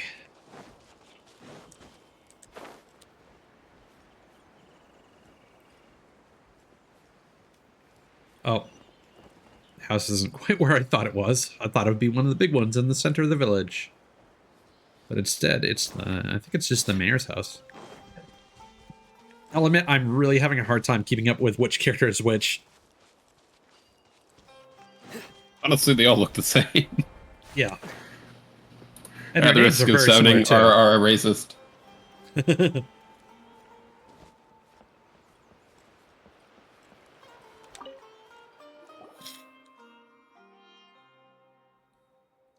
Actually, I've been wanting to ask you something. Why do Nara sleep? I don't know. I'm a VTuber. I think sleeping is a waste of time. Eh? Don't you think sleep is pretty comfortable, Ties? I see. Aranara hibernate only when a great danger is present. We turn into tiny seeds and go into dreamless slumbers. But we will be isolated from others, and that's rather scary, not to mention having to accumulate a lot of memories to change back into our previous forms. But you Nara are different. You must sleep often, and that's the only way you can dream. Dreams are precious, so I understand. But it is strange. You've had very few dreams lately, Big Nara. Regardless, you can sleep here without worries. We will guard your dreams and stop bad things like Vinagdi from getting in. Sounds good, but...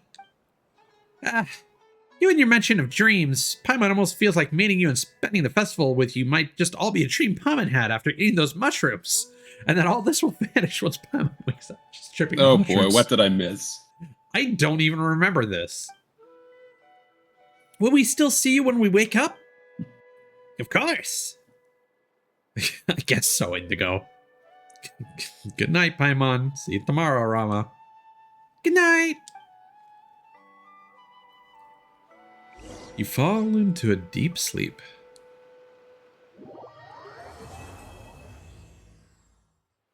Yes, let's go. Where's Rama? He turned into a toucan. Oh no. Oh, you can't eat the toucans? You can, I think. Turns out Cyno's hitbox is very small. Noted. All right.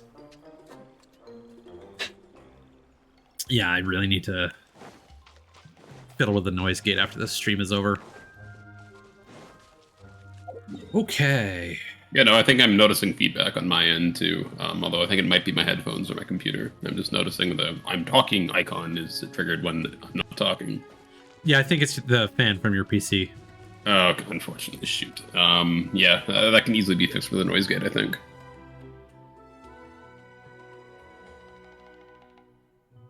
Also, make sure your crisp noise suppression is turned on. It should be. I'll double check. Because I know on my old PC, it would turn off automatically because of performance concerns. And I know you're on a laptop, so... Unfortunately. Rama! Although I think my mic is actually closer here. I'll be quiet while you voice characters. Naratais, Paimon, you seem fresh. Like fresh Zayton peaches. But Paimon looks unhappy. Did you have a nightmare? Paimon was afraid you'd abandoned us. Why would you think that? I've been here the whole time. What's wrong, Paimon? But because Vanarana is in a dream, and the fun we had at Festival Utsawa was like a dream, Paimon was afraid that everything would all go away once we woke up. We'd be all that's left, just like when we first started the journey. But the things that happen in dreams are real. I've observed Nara before and found that nightmares would make them timid, and that night dreams would make them happy, just like things that happen outside their dreams. So when Paimon dreamed of meeting us, and also dreamed of meeting Vanarana, Paimon, it was as real as doing both in reality. And we still have to help Rana. Yes, we have to go to the Fane of Asvata to get the Bija to make Narana feel better. That's true. Tais, you must have put weird mushrooms in the feast to make Paimon think about such stuff. Let's go then.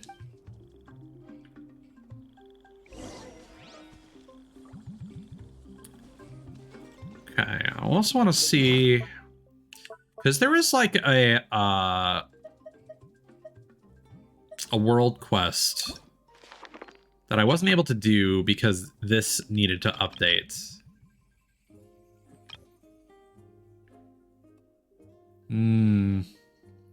See, I think I might have bugged out the game because I think I showed on stream there were these little puzzles where you'd follow a path of flowers. And you would have to do 12 of those. And after planting them all, they would bloom into these flowers. Oh, we're not in the Dream World War, though. Hold on.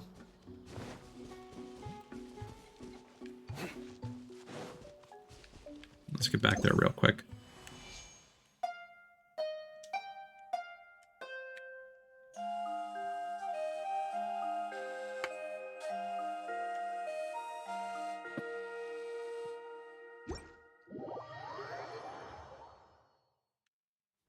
There we go.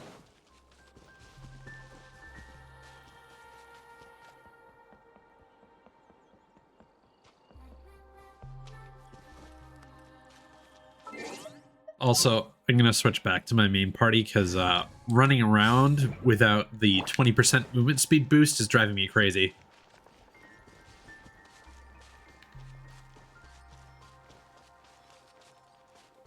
So yeah, you get all these seeds from doing those events, and you plant them here, and then they grow these flowers. Yeah, here we go. But until you reach this part of the Aranara storyline, you don't get this cutscene. Naratais and Paimon, thank you. Now Viparius is growing across the gardens in Vanarana. The Viparius here are happy, so Arakara is happy too. Festival Utsava is over, before the Golden Nara leaves Vanarana. You obtain a Viparius. I give the happy Viparius to the golden Nara. Hope Nara ties and Paimon will be happy too. The Viparius doesn't wither, but remember to talk to it occasionally. Better play music for it. The land and Aranara will not forget. Hope Nara ties and Paimon will not forget. Yay! So we got that. So now...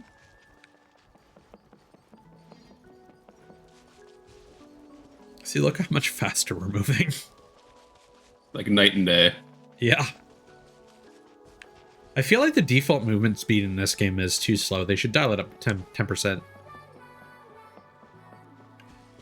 It would be nice if maybe they added that as like a bonus for maxing out like either the Inazuma or Sumeru statues of the 7, considering that they don't want to give us any more stamina.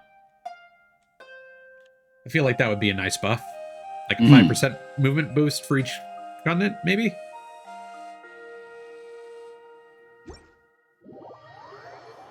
I don't know. So, now that we've had that conversation...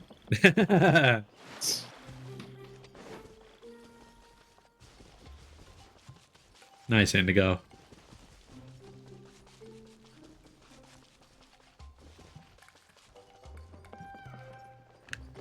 It's like how I've started to get a bunch of Cheez-It ads. So many sweet flowers! Maybe because we gathered a lot of Vesmurti and nurtured a lot of whatever flowers. Okay, so now that I've triggered that, what we can do...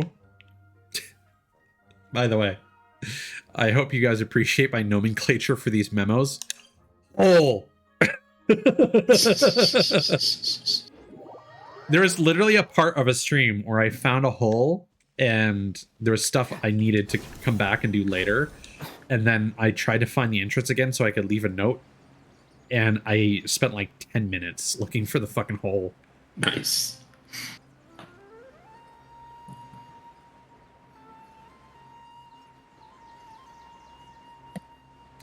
And it ended up being quite important later. Thankfully, I found a thing online that told me that there's an NPC just chilling in there behind like an invisible wall that's related to this little side venture here.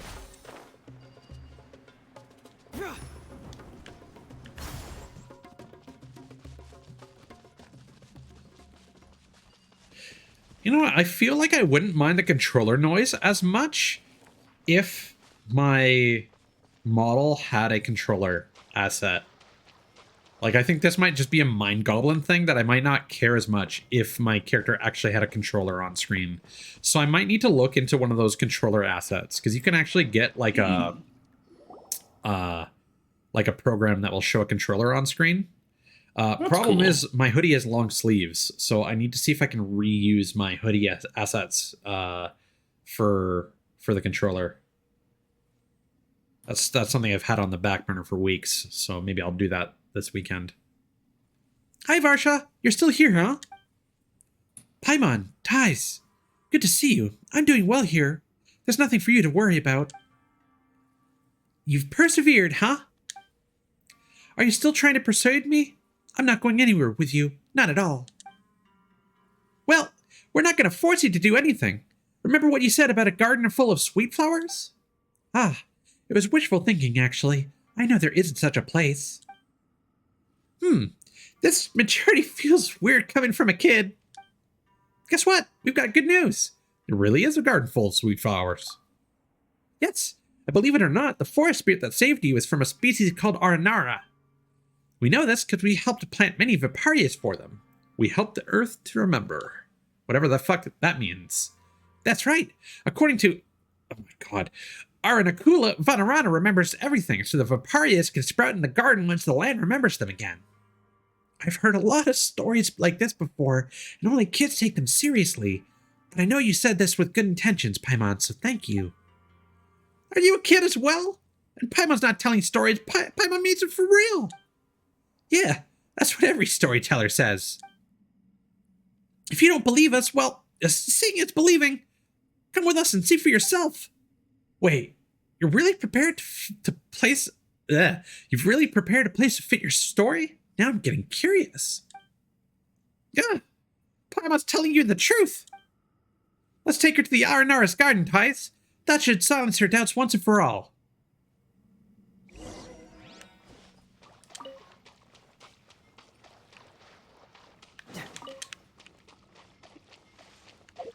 Oh yeah. Also, now would be a good time to show off.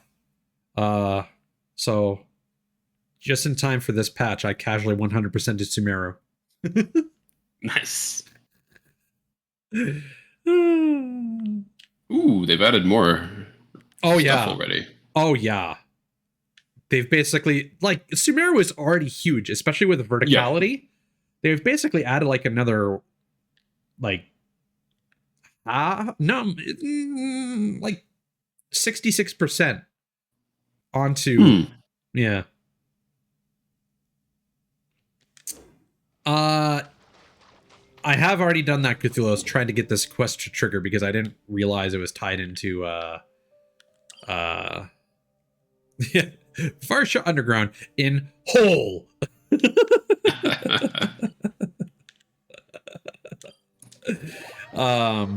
Because like the Genshin wiki says, like, oh, you gotta get you gotta wait for the daily reset for the flowers to grow and for dialogue to happen. I'm like, okay, I guess I'll do that. Oh, it's not happening. I guess I'll grab all the flowers and stuff them in my mouth, and that didn't help. And then I later realized, oh, I looked up a guide for the quest and noticed that they had already finished the main Aranara storyline. So I realized, there's probably a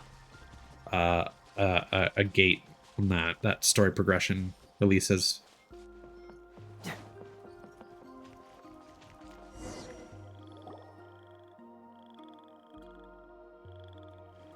Wow, there's so many sweet flowers. Don't run so fast, Varsha.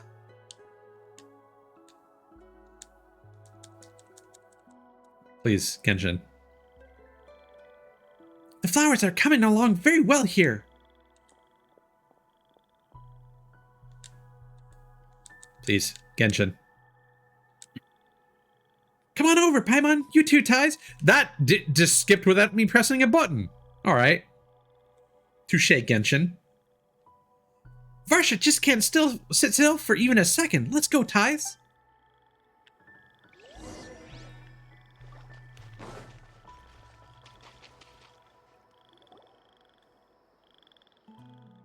Did you prepare all this, Paimon and Ties? Yes and no. It's Aranakula and Arakara who tend to this garden together. We just helped out a little on the side. It is not built just for made-up stories. Aranakula and Arakara, they are the Aranara, the forest spirits? Yes, you finally believe Paimon now? Not only did we take care of the garden, but we also went on adventures with the Aranara. The Aranara are the ones who take the kidnapped kids back to Vermara village. It's still hard to believe the stories, though. But if I stay here, will I have a chance to see them too? Vanarana is not actually dangerous, but are you sure you don't want to go back to Gandaraville? You have a memory like a sieve, Paimon. I said I couldn't rely on adults and that I want to go my own way. Oh no! Not MG-Toe! No! Genshin children going on their own way. But, alright. Alright, don't worry about me. I've managed to live on my own so far, remember? And I am a great caretaker of plants. The Aranara would be happy to see the garden flourishing here. Well, if you insist. You're such a warrior, Paimon. No one has cared about me this much for as long as I can remember. Listen here, Varsha. You are safe here in Vanarana, but you're still a kid, so please take care of yourself. I know. You two take care as well. Thank God. That's finally over with. Now let's just change it back to Dreamland, because there's basically no reason to visit Vanarana in the real world.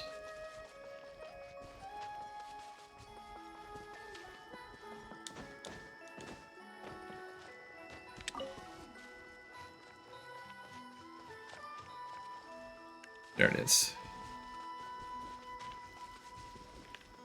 Sorry, Indigo, I missed the timeliness of your joke. What are like Pokemon trainers?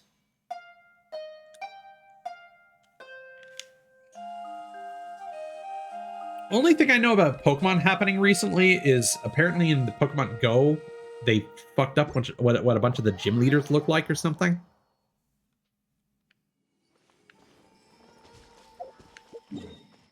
Alrighty. So, before we go do the next part of the quest, I just want to check out, we have one of these treasure hints, right? See, the thing is, I don't remember that rope bridge. And it's apparently by a statue of the Seven. No. No, it's not in territory. It must be around here somewhere. Yes. Yes, yes.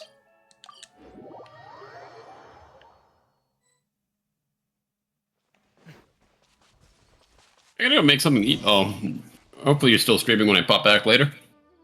Sure, sure. Yeah. Anyways, it was nice joining you for a bit. Always good to have you. Likewise.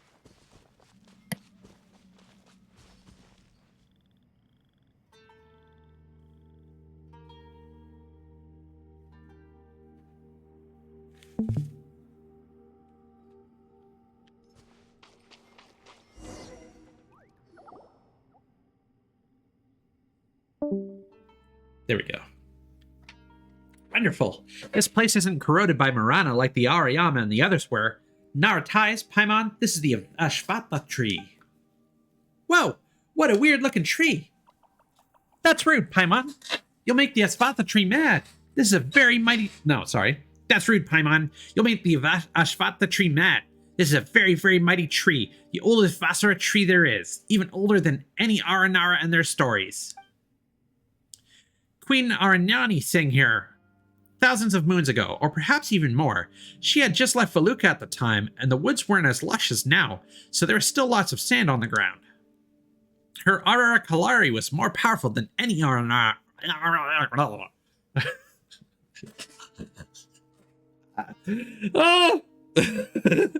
than any Aranara. Her song was the closest to the source song. So Asvatha responded to her call and spread it from Sarva. Queen Aranyani told Asvatha that there were many smart, beautiful yet lonely Nara in the woods, and that the children of the forest must increase so that they might become friends with the Nara. Therefore, Asvatha produced a beautiful and full pomegranate with many seeds inside, the first of which, the sprout, was Aramahukunda. That made Aramahukunda the very first Aranara. Later, all the seeds grew and Aranara spread like leaves on a tree. We and Nara were both people of the forest. That's why the Ashvatha tree is very powerful and very important. Just like Nara bear Nara children, all Aranara are progeny of Ashvatha and Queen Aranyani. So that's how it is. Sorry, Arama, the Ashvatha tree is super impressive. How rude of you, Paimon, calling someone's mother weird like that. About the Bija. Paimon didn't mean to. Anyway, what do we need to do to get to the Bija? Right. Just like trees need earth and rain to flourish, dreams and memories are what a Vasara tree needs. As I mentioned a moment ago, the Ashvatha tree is the oldest of the Vasara trees. That's why we've brought 3 Vasoma fruits from Araji, Arayama, and Aramaha as offerings for the Ashvatha tree to bear great fruit. Fuck. Whew. Araji, Arayama... I'm melting. Sorry. Araji, Arayama, and Aramaha's Vasoma fruits? Don't you mean the fruits of the Vasara trees? That's what they are, yes. Stand closest to the Ashvatha tree, Naratais.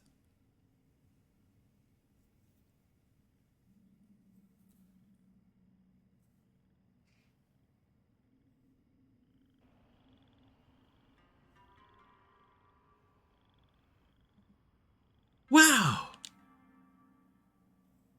That's amazing. Yes, all Aranara are descendants of this tree. You're now connected to all Aranara. and you bear their blessings, and so the Ashvatha tree shall bless you too. For as long as you wear this garland, the Ashvatha tree will recognize you as a child of the forest. Something's wrong with the Ashvatha tree. It feels a bit weak. This must be because of the Marana that's been showing up everywhere lately. Regardless, we're going into the Ashvatha tree's dream next, and we'll offer the Vasoma fruits to the Tree of Dreams. That should rejuvenate it. So we're doing this like we did back in Ashvatha's concourses, right? Ties will reach out and whoosh! We'll be in the dream. Yes! Very smart, Paimon. So if you're ready, now our ties, reach your hand out and let's enter the Ashvatha tree's dream. No problem. Arama just mentioned Marana. Arama just mentioned Marana. Paimon wonders what we'll see in this dream. Oh well, it's fine. We got ties around after all. Reach out to the Ashvatha tree.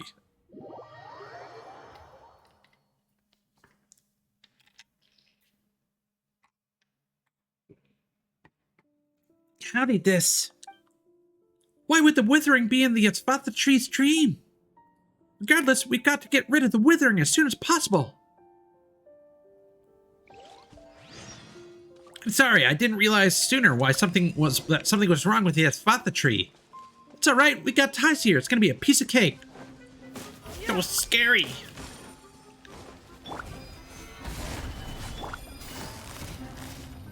Busted.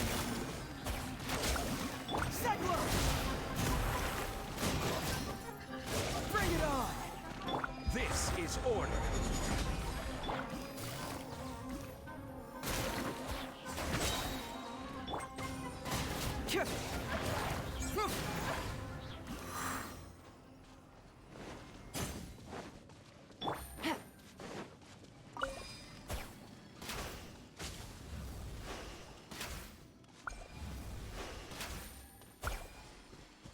Take it easy.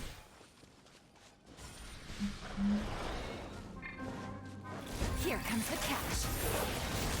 Quietly now.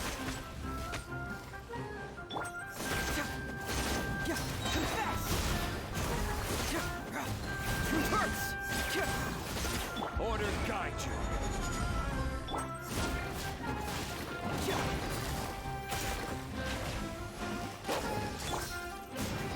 Fracture. Cyclone.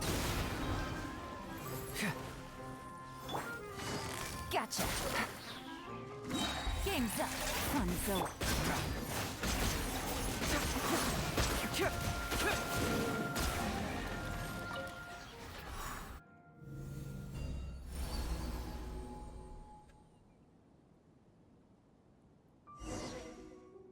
It's finally gone, and it's all thanks to ties. Let's go check out that tree, shall we?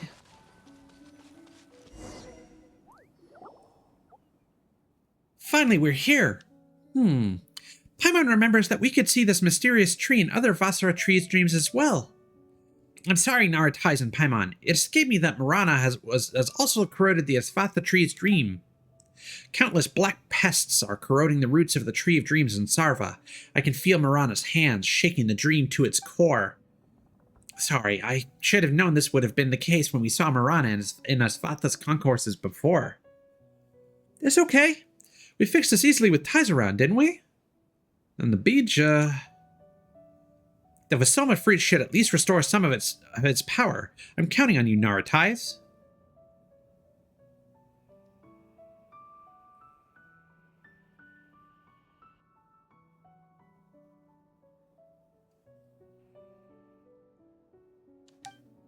Yes, I understand. I didn't think it would be so soon, but I'm aware that I'll know what to do when the time comes. Just like the clouds know when they must release rain, and the rain knows when it must fall to the ground. Seeds know that they must grow into big trees and bear lots of plump fruits. Something's weird about Arama. Oh, I was just speaking to the Tree of Dreams. Huh, so you couldn't hear it? Paimon's seen Aranakin talking to mushrooms before, but people can't normally communicate with plants, you know? I see. I just learned something new. Thank you, Paimon. Don't worry about the Bija. Nara Ties and Paimon, let's just leave the dream for now. Just gonna...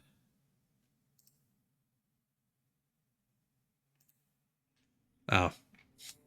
Raptor sent me a DM when he was troubleshooting his mic, but little too late for that. Oopsies. Whoopsie doodles.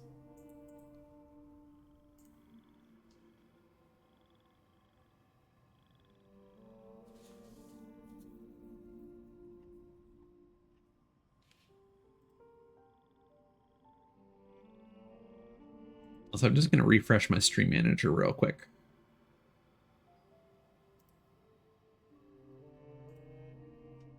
There we go. The heart of the Espatha tree is glowing. Is that the Bija? It hasn't been easy, but Rana can finally be healed.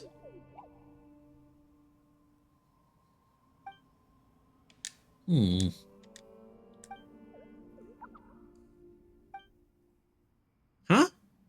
Rama, what's going on? The Espatha tree has been corroded by Marana, and I cannot bear any Bija. I have to plant a new Espatha tree in order to help you. But wouldn't it require lots of time to grow from a seed into a tree? Don't worry, the speed of a Vasara tree's growth has to do with its seed. The Espatha tree has given me all its power, and with the Vasoma fruits and our shared memory, it will be fine. Thank you for the first Espatha tree. Thank you, Araji, Arayama, and Aramaha. I will utilize your memories to rebuild the path between the new Espatha tree and the dreams. Do you get the feeling that Arama's different now? Am I? I learned a lot of new things, figured out lots of new words, and obtained a lot of memories. But rest assured, I'm still me, your friend, and I will help you for sure. I believe you. What do we do now? Old Vanarana is sealed deep within the fane of Espatha. That's where we'll find Marana's avatar. It will imbue the land and Sarva with viper venom until everything green turns brown. Every flower has withered, every brook is putrid, and every creature is dead. We must destroy it. Only then can a tree strong enough to produce the Bija grow. The seal is over there. So up until this point, we haven't been able to explore this place at all. The game just says no and pushes you away.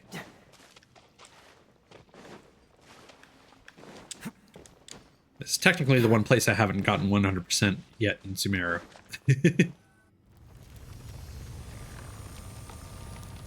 Vanarana was like that too, until you first encounter it through the side quest.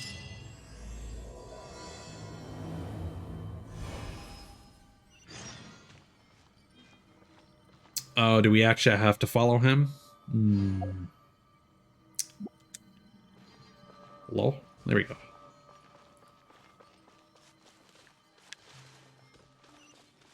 Okay. So basically, if we see... Oh boy, that's some pretty heavy corruption there.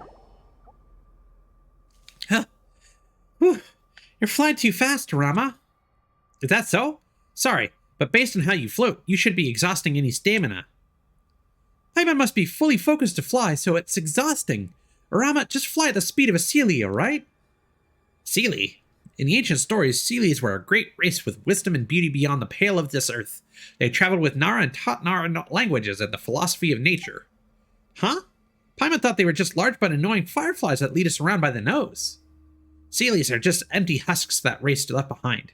This is because they were born with a curse. If they fall in love with Nara, they shall lose their intelligence and strength, and their bodies will regress. There was once a survivor of that race deep within the Golden Desert who was friends with Queen Arinyani and the ruler of Veluca. Perhaps there are more stories to be found in the Eternal Oasis.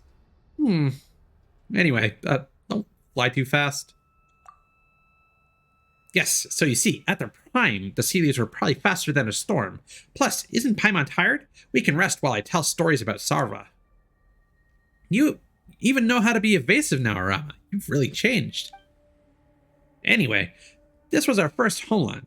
Our Nara used to live here before the disaster, and many Nara visited us. Before the disaster, are you saying that? Yes, and you've been to the second Vanarana. Meanwhile, Marana's avatar is imprisoned by 3 seals deep within this space. Oh, Lectra, it's a journey. Thanks for coming by. 3 inscriptions of remembrance are needed to undo the first seal. While the landscape here is a little different from the memories I received, I have a rough idea where they are. Anyway, Mirana is very dangerous. Nara ties, Paimon, I recommend we match each other's pace. Let me know when you're ready to set out. 3 seals, and we must find 3 inscriptions of remembrance just for the first seal. This is so troublesome. Why does everything have to be done 3 times? They don't call it the rule of 3 for nothing. Ba-ba-dum-ba. Fucking video games. Yeah, if Rue were here, Paimon's sure he and Arama would become friends real quick. Rue? Yes, he's a friend of ours. I see. I too wish to meet Nara Ties and Paimon's friend, a Nara who's friends with both of you is for sure a great Nara. But it's alright. The past and the future meet in Sarva. A day will come when I'll have the honor of meeting this Rue and becoming friends with him. By the way, there are actually 4 seals imprising Mirana. The first is the Door Vana, which is right behind us. Let's go, I guess.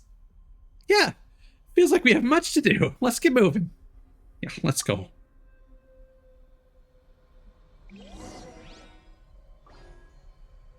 Hat? Oh, you mean on the Traveler?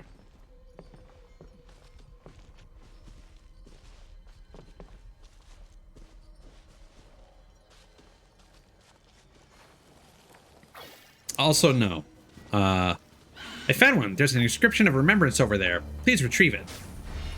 Ow. What? Quietly now.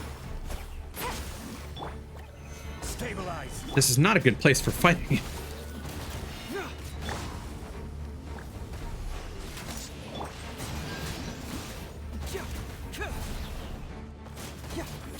Yeah, the overlay that I'm using is one that I had Slum make for me. Also, they're bricks. It's supposed to be like an alleyway.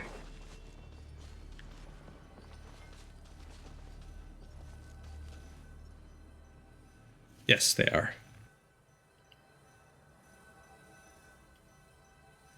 Yeah, like here, hold on.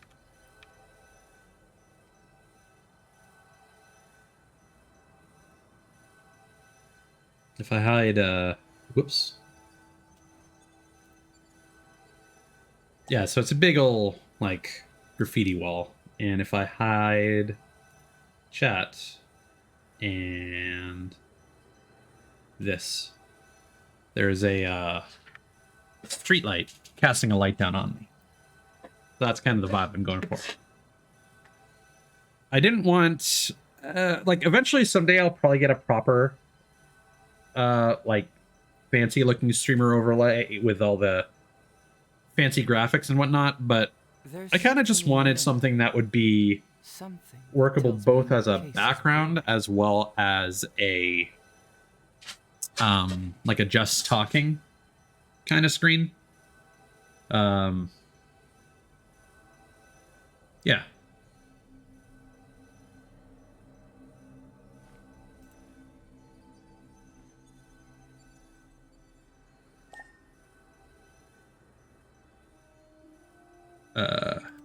There we go.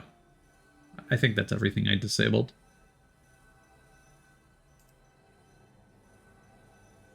Yeah. I also have some assets that I can layer on top of the wall. But I haven't gotten around to setting them up yet. So you'll eventually see those. Basically, I've got some graffiti designs as well as like a poster and like a theater digital billboard kind of thing that I can use for displaying fan art and stuff.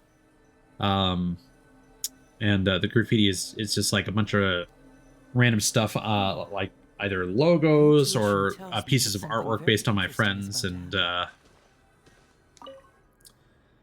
just need to arrange them somewhere that satisfies my my brain, basically. Try to sense the memories within the inscription. Ah, so you too are a child of the forest. Since you're reading my inscription of remembrance, Mirana is gone, right? Or perhaps you're here to put an end to it? There are many stories I wish to hear. Is Araja's dream beautiful? Are Arana and Aramani doing well? I'm sure the new songs born into this world are absolutely beautiful. Oh, there's no rush to tell me anything, for I hear no more and I see no more. But fret not, for we shall meet in Sarva. When the time comes, you can take your time to tell me the stories of the earth. This inscription is the work of Araji, Ariyama, and myself, our pride and joy. It's yours now. May the new dreams never experience Marana's corrosion, and may the old stories be forgotten alongside it.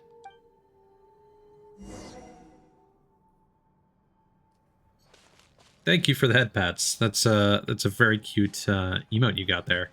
Hold on, I actually want to take a closer look at that.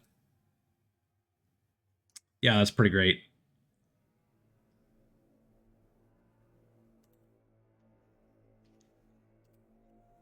Yeah, hopefully none of them will be approved this weekend, but my friend Tommy, I commissioned her for a bunch of emotes, and she thinks she might have them done this weekend. So they should at least be ready for next weekend, definitely. If Twitch doesn't want to be an absolute downer on things. Yeah, waiting for approval sucks.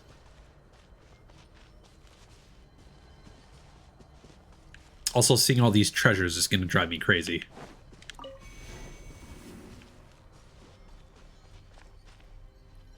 Tsurama's ring was like a shield.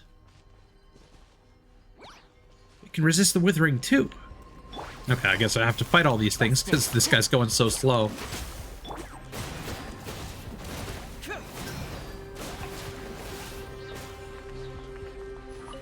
Okay, I am not going to be able to read all this stuff out loud.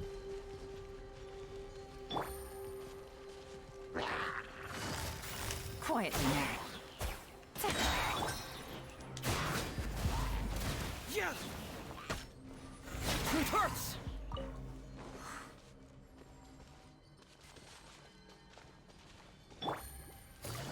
Gotcha.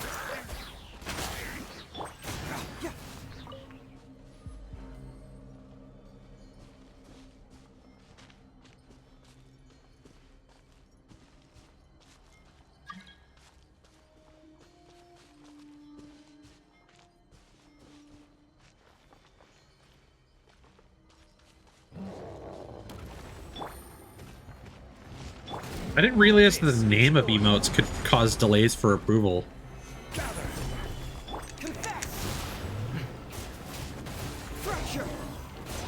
I suppose it makes sense.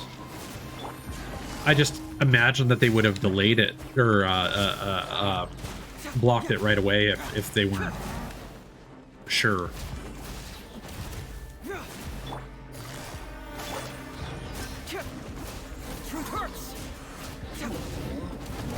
Yeah, I'll drop a link in chat in a second. Quietly now.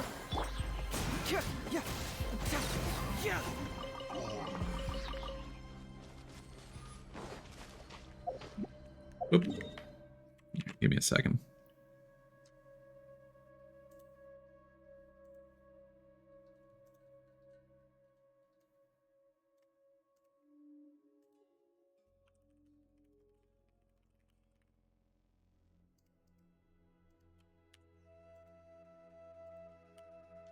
So that's her Twitter.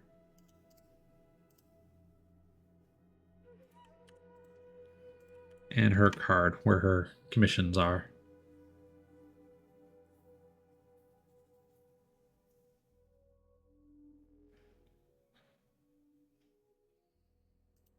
Interesting.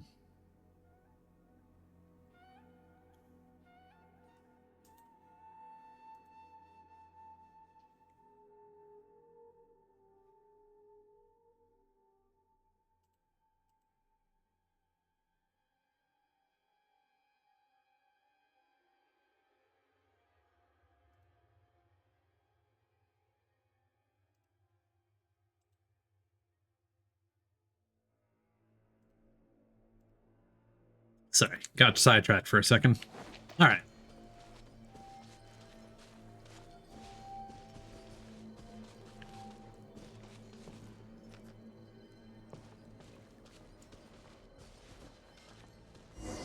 Interesting.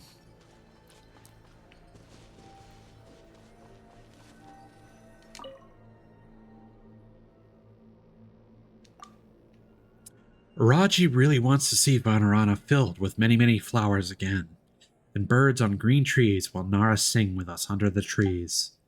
Marana really is terrifying, but thinking about scenes like that makes it less scary. Arayama said that Araji is very brave, and that Araji should think about happy things when afraid. So Araji decided on the inscription's content, with the hopes that it will bring courage to you, who have come to Vanarana that is beautiful no more. May the green fields and mountains never wither. May the streams stay clear and the flowers remain in bloom. I'm wondering if the reason it took so long for my Ties-Its emote to get approved is literally just because the name is just It's. I'm sure their algorithm looked at that and was like, what is this supposed to be? And they probably needed to double check that I literally didn't upload a box of snack food as an avatar. Because I specifically went out of my way to replace every single asset so that it's all original.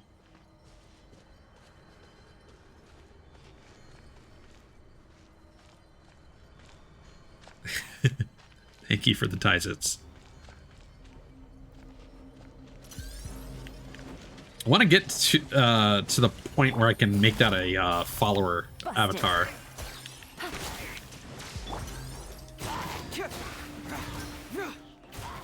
Yeah, no, her prices are really great. Bring it on. Wind, hear me.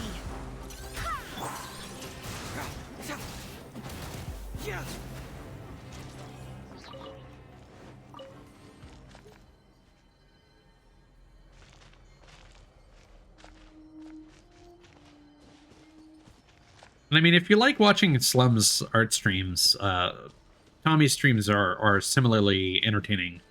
Very chill vibes.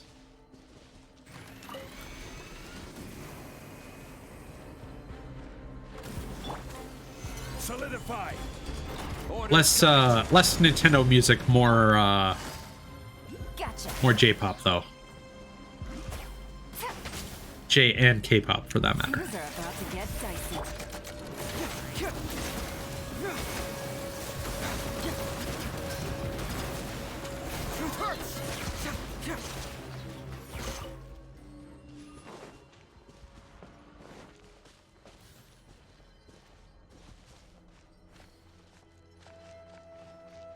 Yeah, I feel like honestly, Tommy could probably charge a bit more, but I know she's also just starting out with commissions, so it's definitely got to be a challenge getting noticed, you know?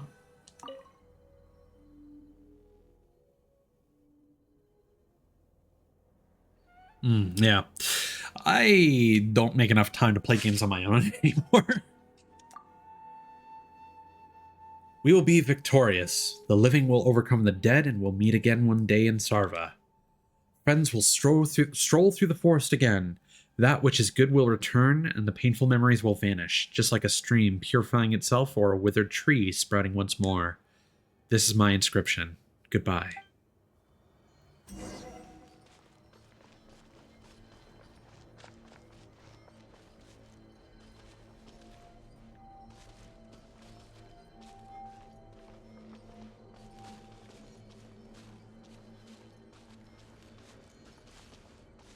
Yeah, it is. At the same time, though, it is kind of a bummer when you play a particular game that you're interested in and it doesn't really grab people.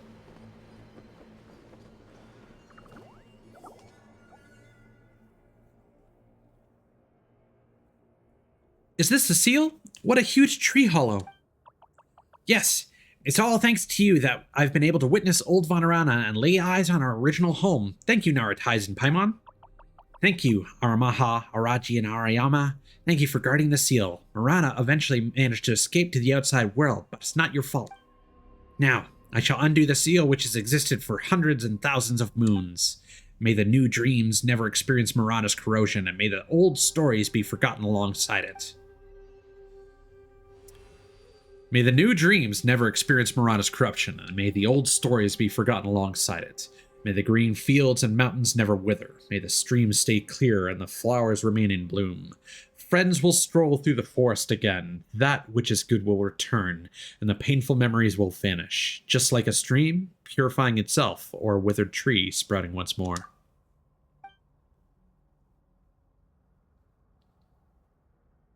Yeah, exactly. It's just one of those things where I'd rather stream something that would be of greater interest to people.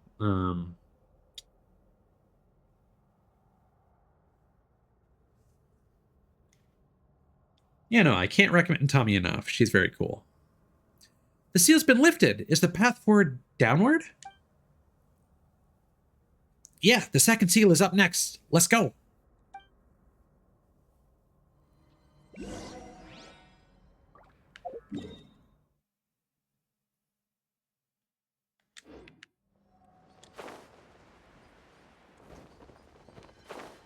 This is not very helpful. this vertical circle here.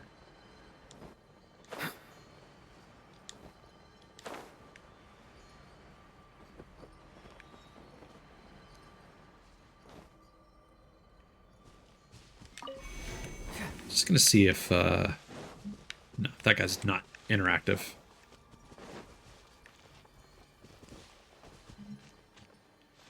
That said, I'm gonna try and keep my head on a swivel here. Because I don't want to have to go through this area multiple times if it's underground. Quietly now.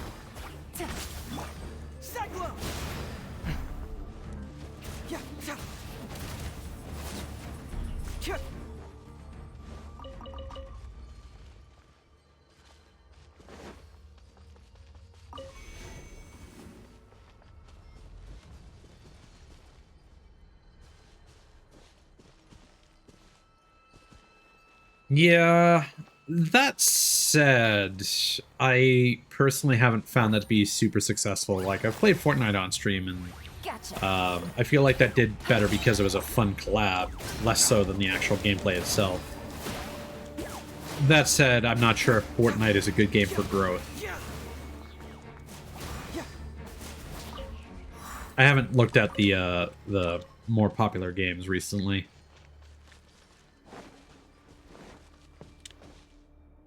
It's here! Another tumor of the withering! Take it down, Ties!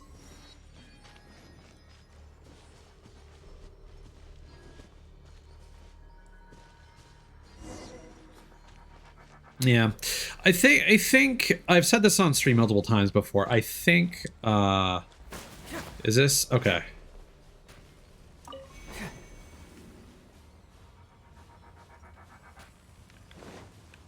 That's weird that we have one of these things.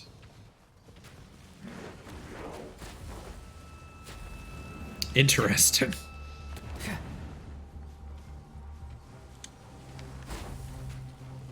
Where is the Dendrograna? Oh, hello.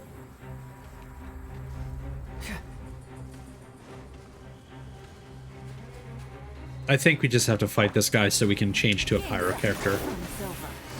Busted.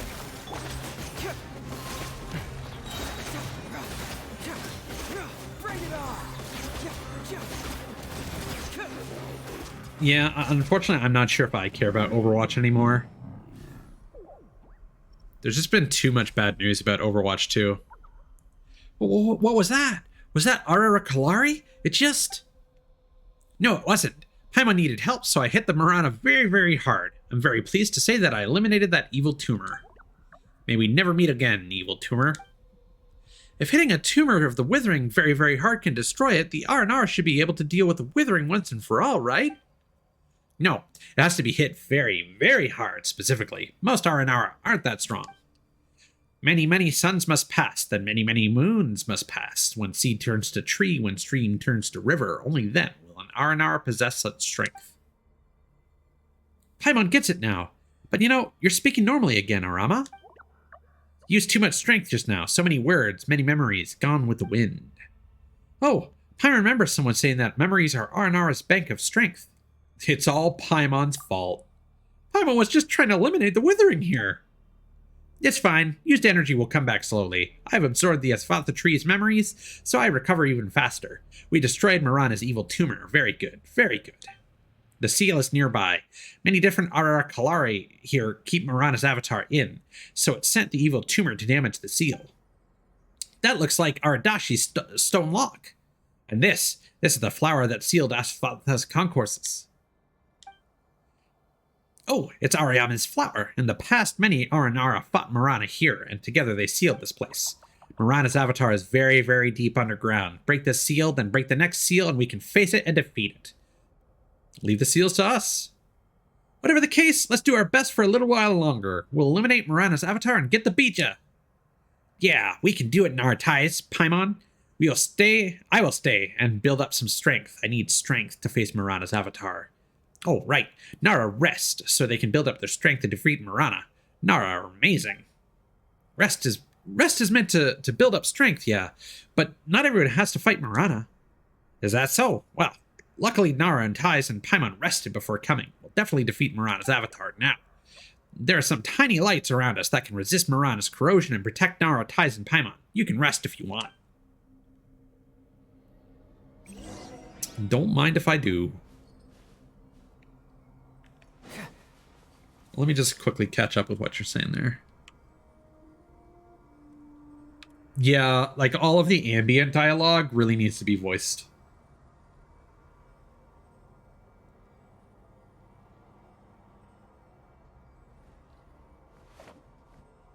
I don't know. I just personally don't want to support the game, and quite frankly, I've really fallen out of interest with it a long time ago, and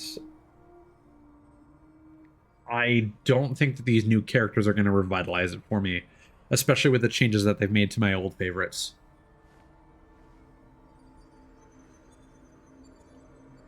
But yeah, I definitely need to find a game where people just come by and check out my stuff and be like, oh my god, this guy's cool. I guess Fall Guys is kind of that for me, but I don't know.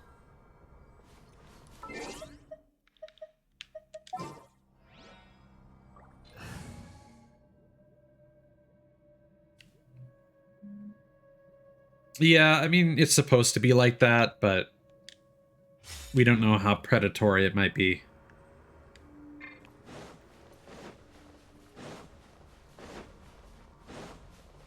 Because they haven't really committed to telling us, like, once a battle pass is over, how exactly we're going to be obtaining those characters. They've just said that it is possible.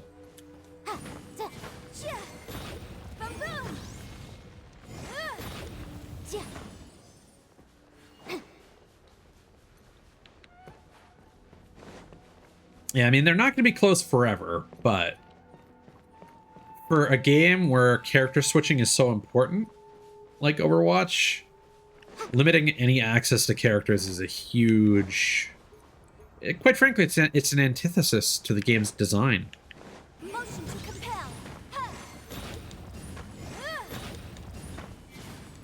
Like, it's fine in other games, where it's more the role that's more important, or the gunplay that's more important. I'm thinking of games like Valorant or Apex, or like even MOBAs in a lot of cases. But Overwatch is so critical about that team play, and it's always been that way. Especially with the fact that they have restrictions on the amount of players that can play each role now. Having as many options as possible in each role, I think, is integral. What am I missing here?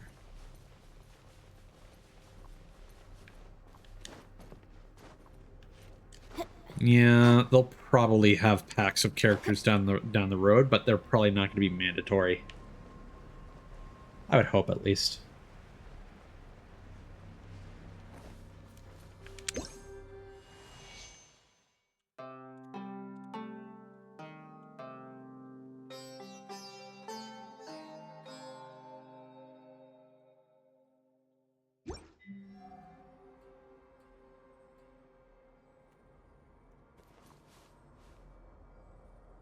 Oh, I see. It goes a bit further.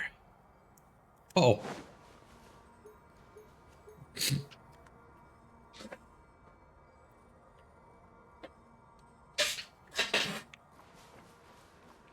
Sorry, is the following a name of a game, or... I'm not familiar with it personally.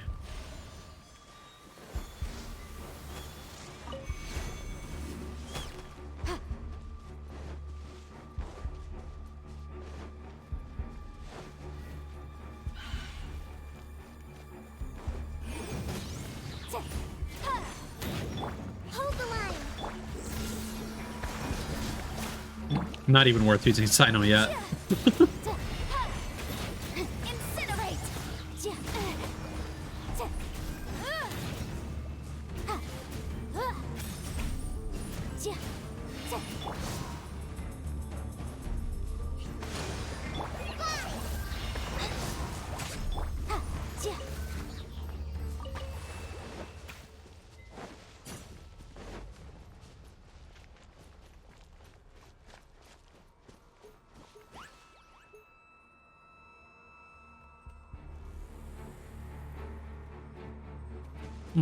Yeah.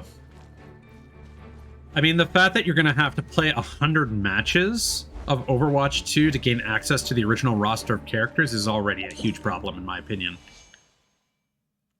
Like, I can understand gatekeeping, like, ranked matches, because you don't need to play ranked. But stopping people from experimenting with characters is bad. Like, really, really bad.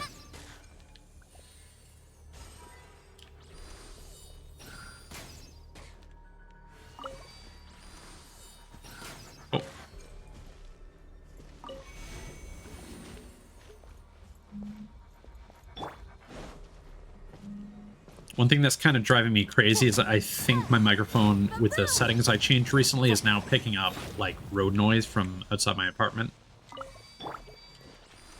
So I think the noise gate is definitely going to be important to fiddle with after there.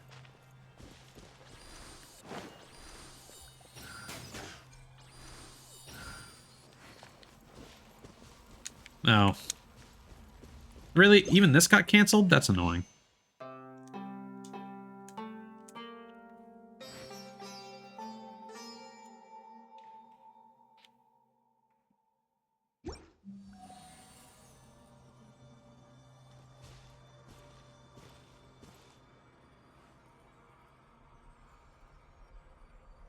What do you want me to explain specifically? Like the...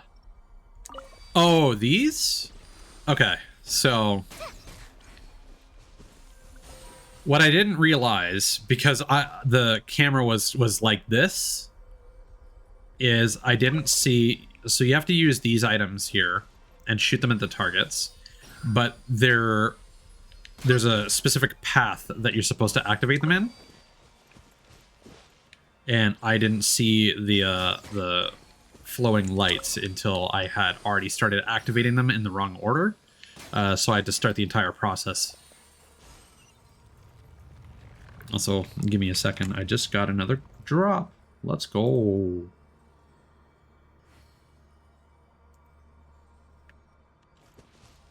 Okay, so just to be clear, there are two types. So there are regular Dendroculi, or Dendrogranum, sorry. And when these are like rotating and floating, that means they haven't been activated. And you have to hit them with Dendrogranum. Once you hit them, they will stop rotating, and usually some more will appear. The rules for the various puzzles differ from one to another. Sometimes they require you to shoot the ones that are like on top of tree stumps only and not the others. Sometimes you have to shoot them in a specific order and there'll be like a path tracing between them.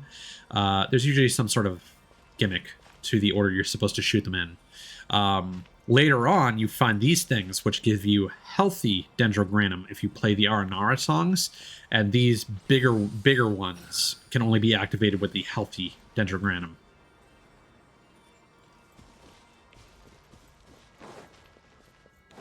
There's a lot of exploration that you can't do until you start completing some of the Aranara quests. Incinerate. Please. Thank you. Oh, I'm gonna have to play. Oh God.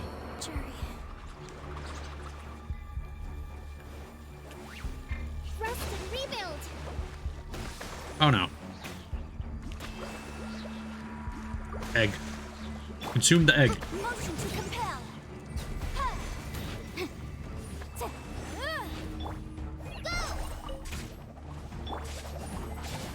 Incinerate.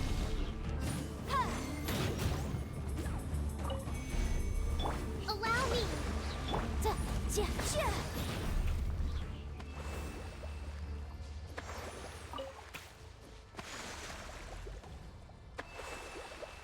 I don't know if there are any other green floating things besides those.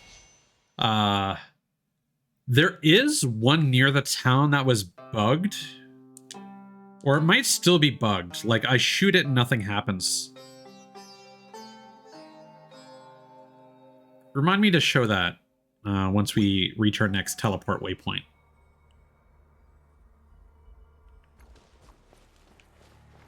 So there is at least one that I'm aware of that doesn't seem to do anything. Yeah, I think we got them all.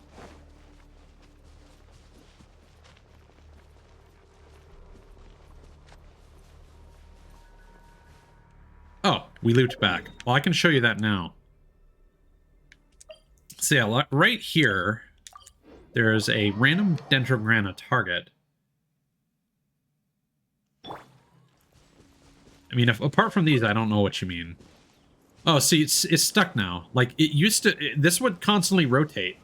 And, like, I shot it with this here, but it didn't cause anything else to pop up. So, I'm really not sure what's going on with this one. Because nothing else appeared when I shot it. And now it just seems to be stuck like that, but I don't know if I actually got the treasure tied to it. Yeah. So, as far as I'm aware, this one is buggy.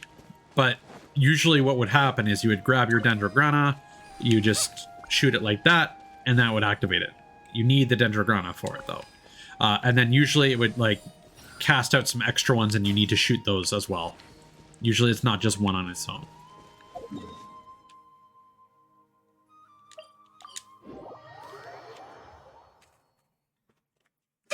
Yeah, like I said, that one is weird. I probably interacted with it when I first got to town, but I don't remember. So it's... Ooh, that's a little... The Dendrograna are floating in front of me. Rama, we're back. How are you feeling? Oh, I've built up some strength. I'm fine. I can sense the seal is broken. Now leave the rest to me. There's so much sand here. I think it used to be stone and soil, but Marana took away the life and moisture in the soil, turning it into sand. Aranakin hates sand. If only he could see this. See what? See sand vanish.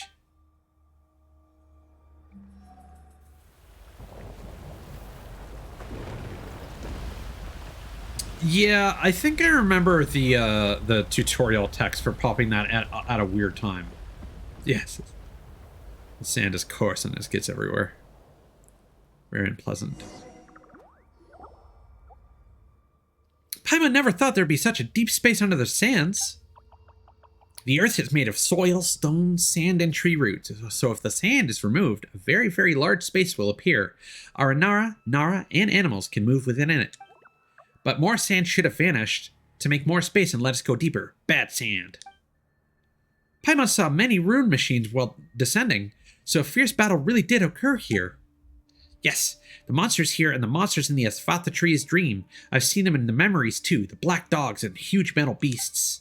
Let's look for a way to go further down. Okay.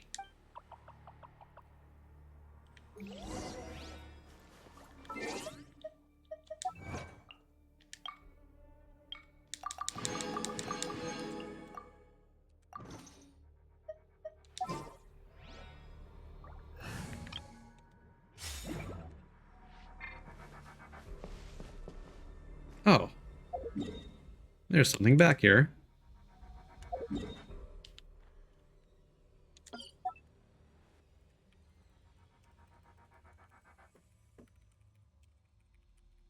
Making a note for later, because I don't think I'm going to unlock that right now.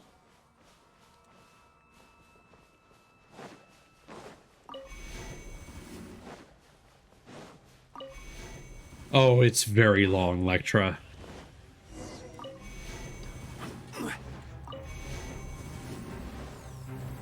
Stabilize. Gotcha.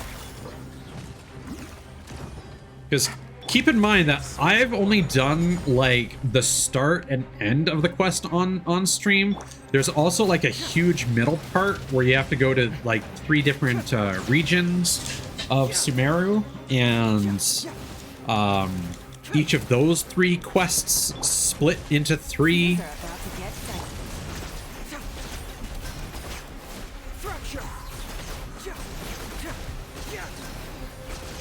Like, I don't mind.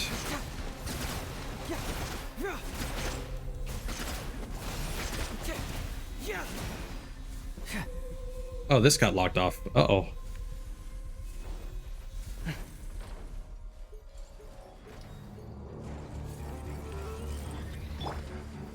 Gather.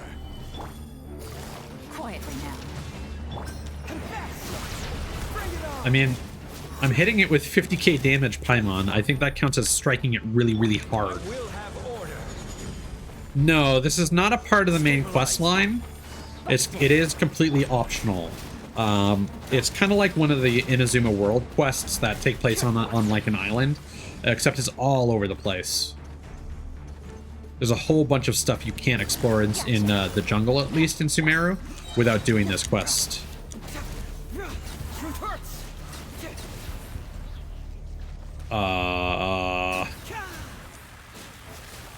Am I missing something here? Ah, okay. He's just gonna beat it for me.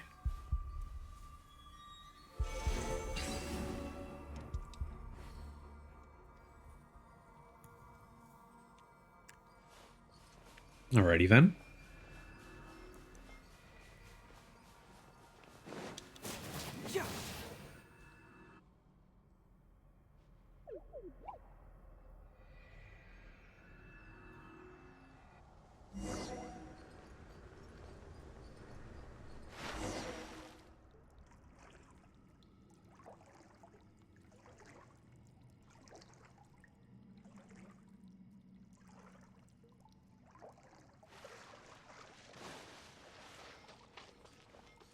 Oh, sure.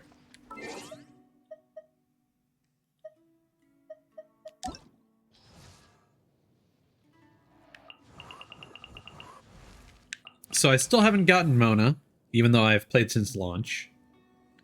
I didn't bother rolling for Klee or Child, Albedo, Ganyu, Xiao, Hu Tao, Kazuha, Yoimiya.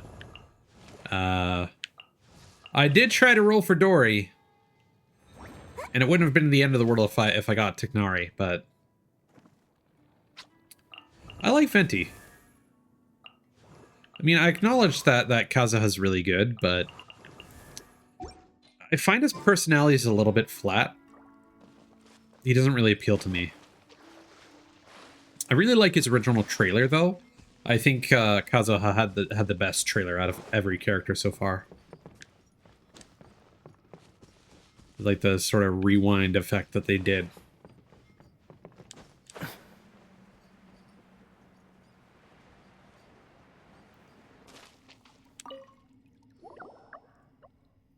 Nartais, Paimon, I'm glad you're all right. Yeah, Paimon's fine, but Tais always has it rough. Are you all right? I'm a little tired. Paimon didn't expect to see a space like this here. Paimon doesn't sense the withering here either. This should be the final seal. Thank you, Nartais and Paimon, for coming here with me. Mirana's avatar should be close by now. Once we defeat Mirana's avatar, I'll plant a new Asphatha tree, and then it'll produce the Bija for us. Then let's finish this. We'll help Rana complete the Arana's request.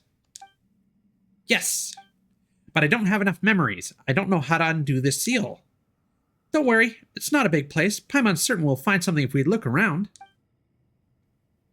Arama, you rest and build up your strength. You'll need it if you plan to fight Mirana's avatar. Alright, I'll rest well.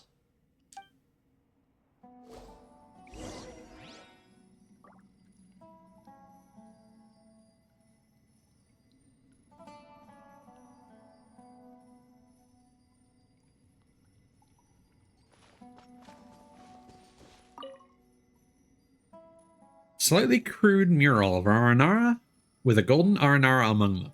They seem to be happily celebrating something. A mural of 3 Aranara and a golden Aranara. They seem to be entering a huge whirlpool. A mural of many Aranara with their fronts or backs facing something strange. There's a golden Aranara with them.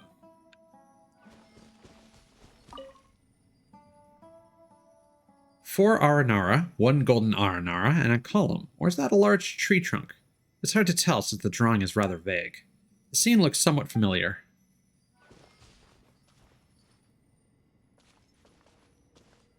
Oh, that's rough. Jean is so good. A mural of some Aranara forming a circle.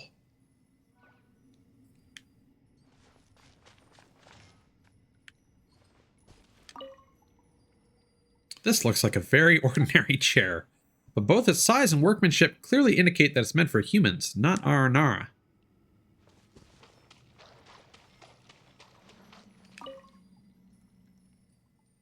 This seems to be the home of some Aranara, and looks like those houses in Vanarana, but its owner is nowhere to be found. If Aranara don't need rest, why do they need houses? I don't understand why none of the other default characters have gotten banners, besides Kuching. Like, considering that they're doing, like, 2 banners at a time now.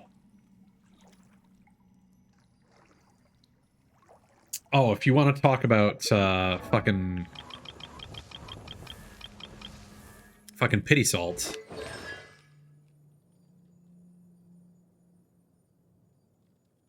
This hurts.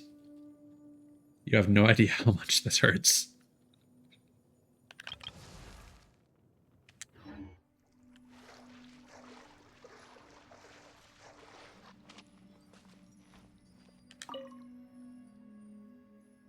Cool and clean water. It's impossible to tell where the water came from.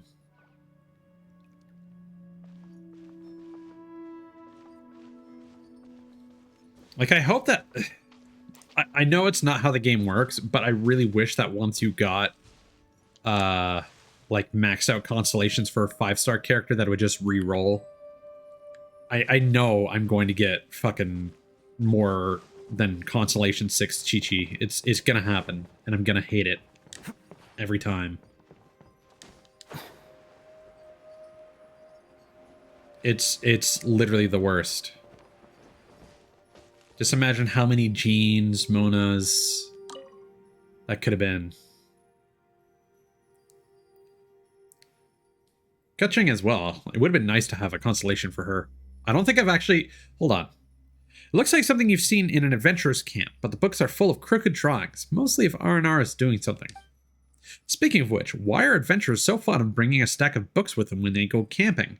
Never mind the fact that their tents are open in all directions and block neither wind nor rain. Why must they bring a stack of books? Paimon can't find any leads. Maybe we should discuss this with Rama. Have I gotten a single... I have not gotten Kuching except for the banner that I rolled on her.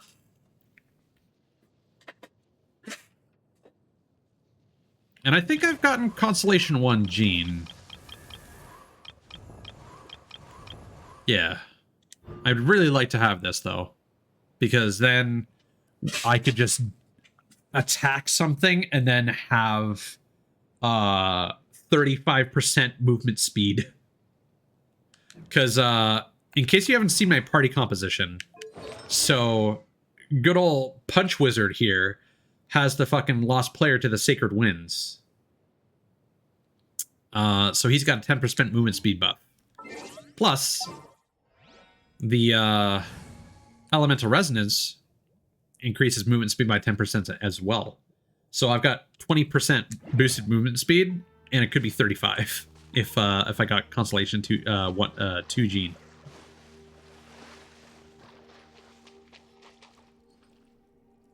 Yeah, trading 5 stars would be nice. There aren't any clues. I see, but this place is very calm. Very good. Yeah, but it must be really difficult for you to keep the ring up and fend off the withering, Arama. I'm fine. Being with Nara ties and Paimon is a very happy thing. I won't forget. I recovered some strength while resting, so I remember now. This used to be Aramakunda's home. Hello, Arama. Nara ties and Paimon. Whoa, where did you come from? You're Aramakunda. Whoa, we met during Festival of Sava. Are you that mysterious Aranara we met during Festival of Sava? The Aranara who speaks unlike any other Aranara? You still remember? That gladdens me. Nara ties made a garland from my flower and the flowers of many Aranara. To me, that is a great honor. Rama made the garland. Aramakunda, I have heard so many stories about you, and I played with you in the memories of Ariyama and the others. Then you've inherited their memories, I see. As a past friend of theirs, this fills me with pride. Yes, but during the battle here, many memories vanished like fruits falling to the ground or clouds blown away by the wind. I see. They won't be sad about it, and you have no reason to either. There's no end to the precious memories you can create and the strength you can gain while you're with your friends. Yes, I understand. Arama was really impressive when he took down that tumor of the weathering with just one punch. He did the same to a rune grader too. He really helped a lot. Very good, Arama. It's just as I heard in Sava. You're a brave Aranara. Nara ties, Paimon, you've come. Intentional or not, it fills me with great pride. I've always wanted to hang out with Nara friends here. Do you know how to break the seal? Worry not, I know why you're here. The Asphatha tree told me many things before it used what strength it had left to give Arama the fruit of dreams. Go through that cave and you'll arrive at the place where we defeated and sealed Mirana hundreds of years ago. It hasn't fully recovered yet, but there's no time to lose. Yeah, we gotta break the last seal and defeat it as soon as possible. Only then can a new Asphatha tree grow and produce a bija. I am the Fennel Seal. I am the one keeping an eye on Mirana's avatar, and yet its strength still seeps through the sand like water, creeping through Sava. I will undo this last seal and open the path for you. I'm certain that you can defeat it and put an end to this final enemy.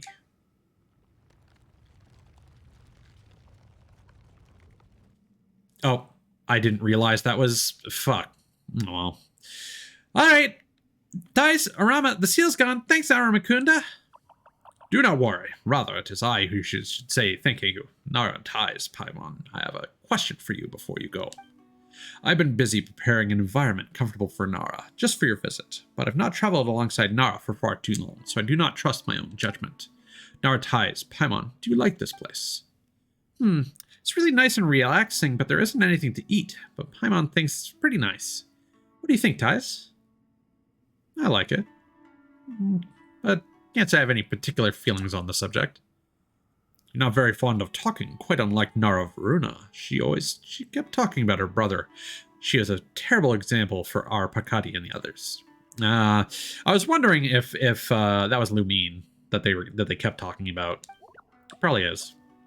If I have time and with your help, I can definitely do better. But based on your current circumstances, I'm afraid time is of the essence for you and the Nara friend you want to help. My only regret is meeting you in an age like this one. Or, I should say that, had we met in another age, I could have introduced Nara Varuna to you. How wonderful that might have been. But I wouldn't have been able... been able to meet Nara Tides and Paimon if they came from a different age. Indeed, so this is fine. It was a little short, but I'm still happy, very happy to have had a conversation with you. Thank you. Nara ties, Paimon, please go on ahead. I have something to give to Arama. I understand. Nara ties, Paimon, please go ahead. I'll be right behind you. All right, be quick or we'll defeat Mirana's avatar on our own.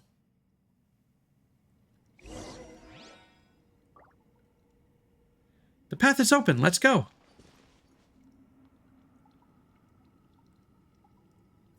Yeah, I really want the Aquila. Favonius. But I'm really not betting on getting any fucking 5-star weapons that I want.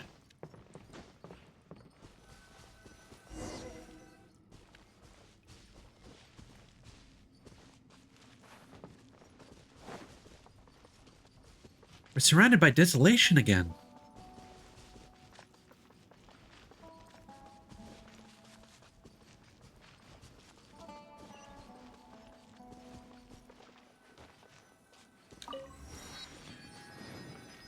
Whoa. That's pretty cool. What's this? This is where the last war ended. They crushed Marana's avatar and imprisoned it here with the Four Seals. Looks scary. So is Marana's avatar in there? Marana has corroded the Vasara tree that was meant to grow atop it, and has gained possession of its bodily form. If left unchecked, it'll eventually eat away at all life on this earth. Since it's not at full strength yet, now would be the best time to destroy its avatar. With it defeated, we should be able to obtain the Bija. Come, Naratize and Paimon, let's get going. You're speaking normally again, Arama. I have a feeling this is just going to be an Electro Regis Vine.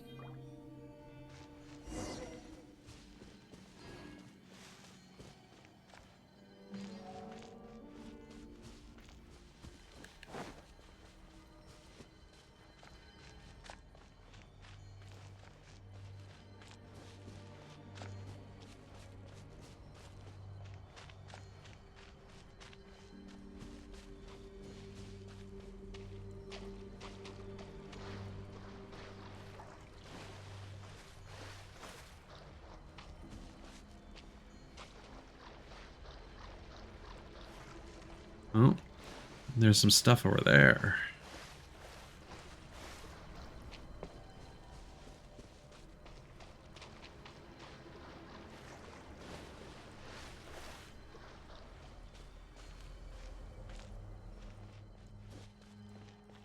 Yeah, I think those are the two 5-stars that I have. Venti's Harp and the one that I have on Hazo.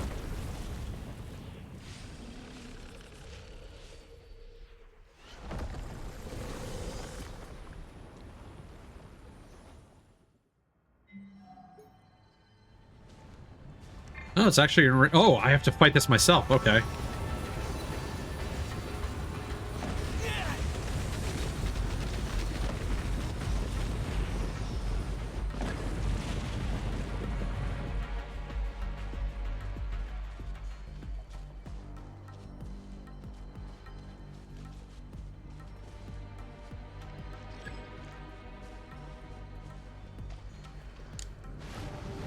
Oh.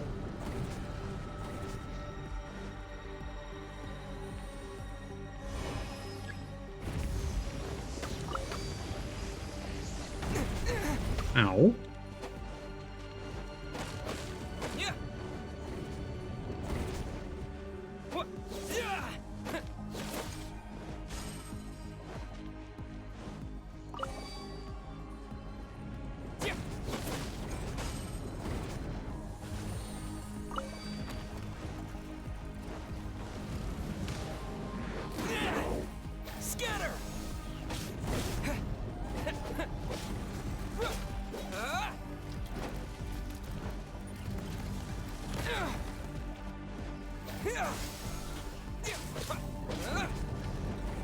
Hold on. Oh, I can't.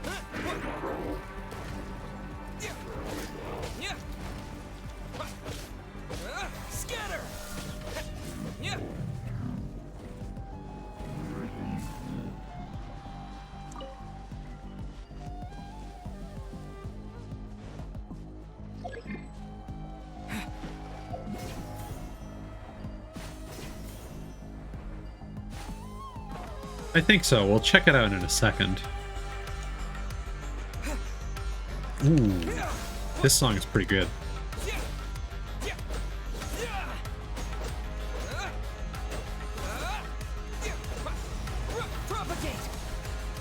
Just checking, is this the weapon that I'm using, or... Because I'm not sure if this is my Traveler's stats or not.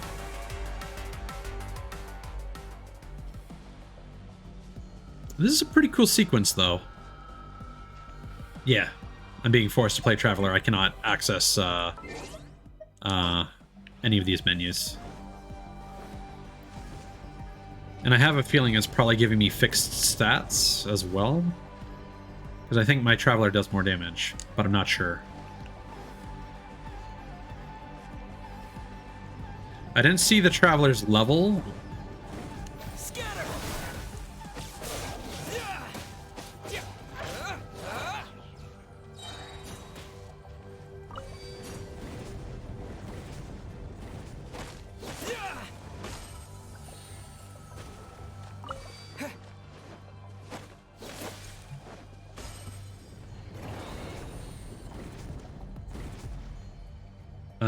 I'm playing with a controller, so I can't do that. But this is yeah, cannot use. Germinate! Propagate!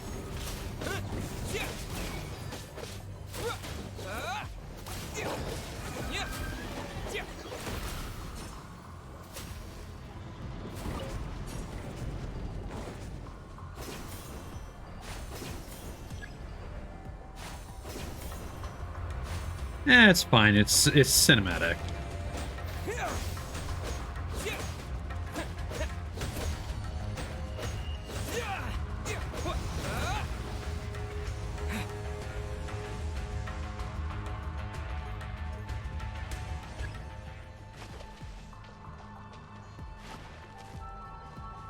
I mean, it's just like the sequences where you would fight, like, Dvalin, for example.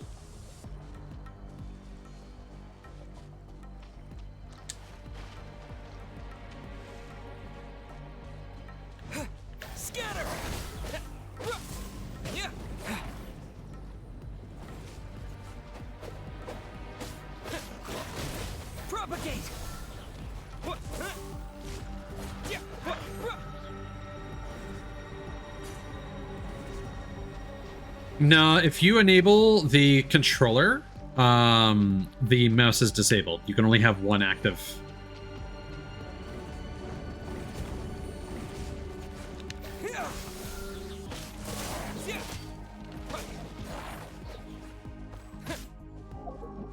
Like if I go here, for example, and go to like one of these menus, then mouse cursor, but they try to keep it separate for whatever reason. Thank you. Lock-on targeting. Very useful.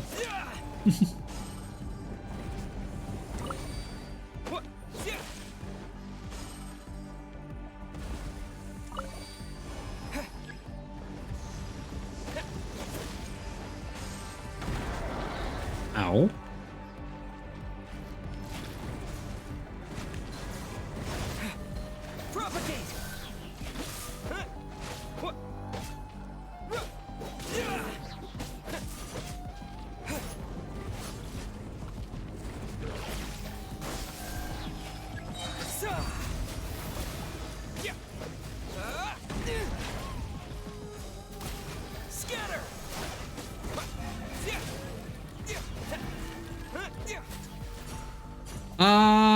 I think so, yes. It's been a while, though.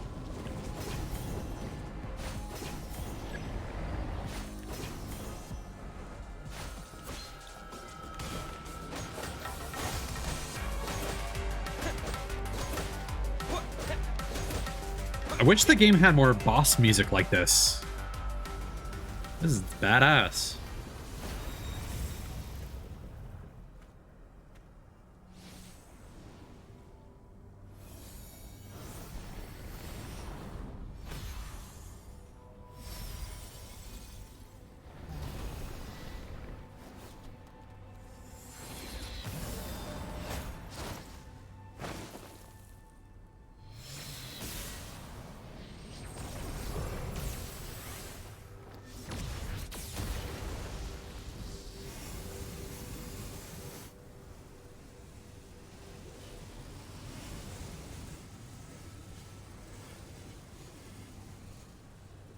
Interesting. Yeah, that sounds familiar.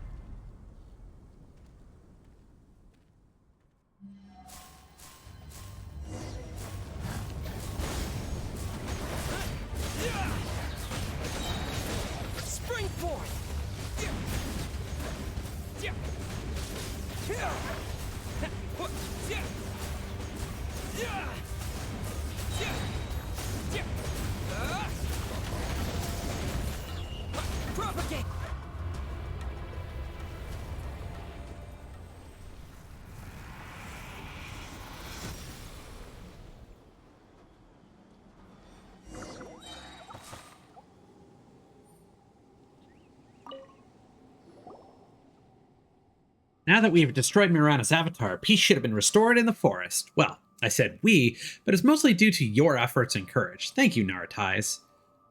It was really thanks to the garland and everyone's support. They gave me the courage to keep going. Each flower is connected with the heart of an Aranara. One could even say that a garland of these flowers woven together can form the door to Mahavana Ranapta. Yeah. As long as it connects us, we can support you when you are in need. Lend you strength to conquer nightmares, help you through dark days, and fill the void in your heart. There are those who no longer dream and thus can no longer see us. Those who have accepted fate and stopped searching for the way forward, and those who wallow in fear and pain. Their hearts have hardened, unable to get help from these flowers. It's because Naratais is kind and honest, and because Naratais is Naratais that the garland could serve its purpose. Naratais is Aranara's friend. We won't leave our friend alone to fight Mirana and eliminate all evil for a brighter and purer world. Well, Tais is Paimon's best friend, so of course he's the best person ever. Anyway, Paimon guesses this withering business has been settled once and for all then, right? Mirana should fall into slumber now that its avatar has been destroyed, but in a matter of decades, perhaps centuries, it will wake up again. It's because Mirana's memory has been left in Sarva. Unless that can be completely removed, the memory of death that dwells in all things will eventually bring it back again. But this will take a long time. I believe that by then there will be once again come someone as golden as the sun, just like Naratais and Naravaruna, so I wouldn't worry about it. Today's forest has a bright future ahead. As long as what remains of Mirana is cleared, the children of the forest will be able to enjoy abundant sunshine and rain. Well, anyway, now that Mirana's avatar is destroyed, the next step is to plant a new Astvatha tree for the Bija, right? Yes, please wait here for a moment while I fetch Arana. Arana? Right, we've got to use Arana's memories to produce the Bija. But isn't Arana around Ramara village? How are we gonna... And there Arama goes. Whoa! Naratais and Paimon, Arana sensed your battle against Mirana's avatar.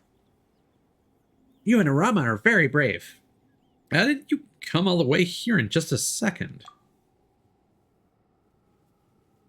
I've received Aramakunda's memories. Through them, I learned how to use Sarva to travel through the forest in a flash. This particular Aranarapocalypse is called teleportation.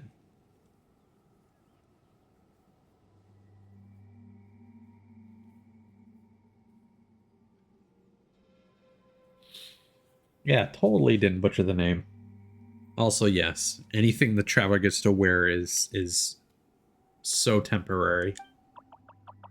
Arama is amazing. Aramakunda must be so glad that you are the one receiving his memory. Arana hasn't teleported in a long, long time either. Next, we need to plant a new Astvatha tree, right? Paimon remembers that Arama talked about some seed thingy. Seeds know that they have to grow into big trees and bear lots of big fruits. Thank you, Arama. No problem.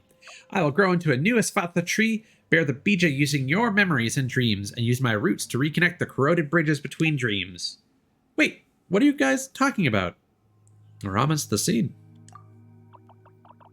Having absorbed the memories and energies of Aramakunda, the Astvatha tree, and the Vasoma fruits, I have now become the strongest seed in the forest. Eh? Paimon doesn't understand.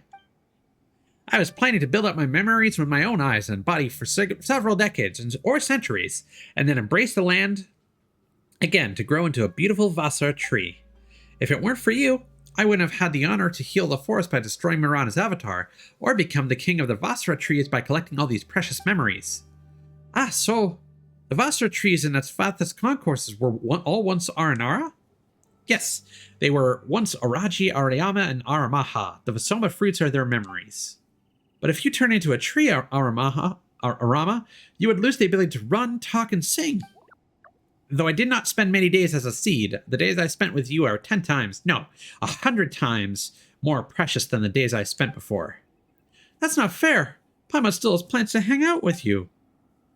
I see. I understand, Paimon. Naratais and you are my friends. This will never change. With all these memories and energies I've received, I'm now able to see many scenes and stories in Sarva. Let me tell you one. Okay.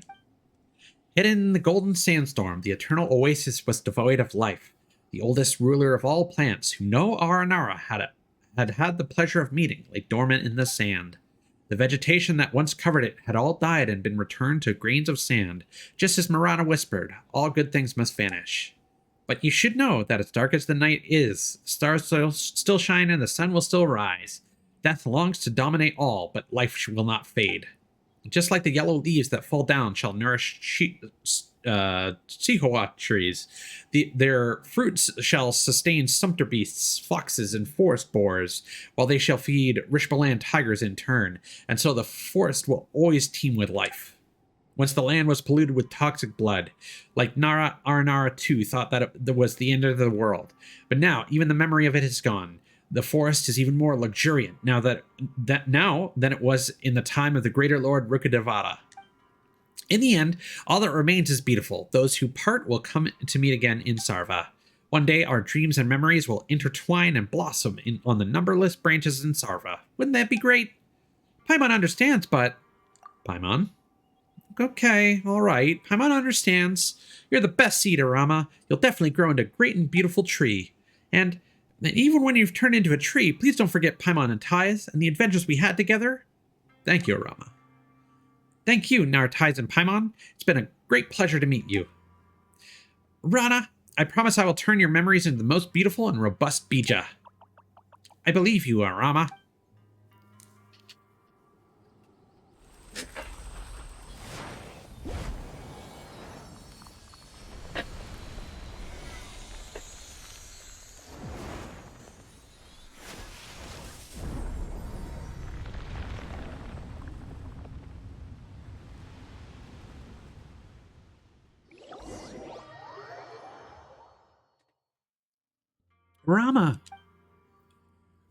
Rama has grown into the newest Vatha tree. It's small now, but the roots are deep and strong. After many, many moons, it will surely grow to be big and beautiful.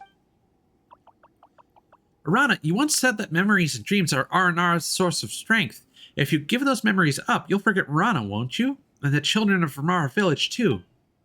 Yes, but friends are more precious than memories. You can always make up for lost memories, but not a lost friend. I want to help Narana. She has the same name as Arana. She is Arana's friend. And even if Arana doesn't remember, you will. As long as you remember, your memory will one day grow into a ripe and robust fruit. Paimon understands. What should we do? Arana has taught you the rhythm of the Great Dream. Do you still remember it, Nartais? Just play this song to Arana and Arama.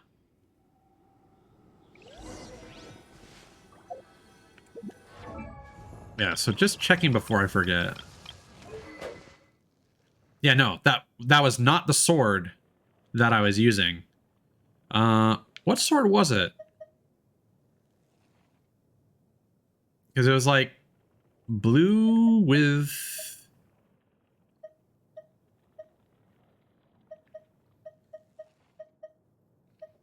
Is it,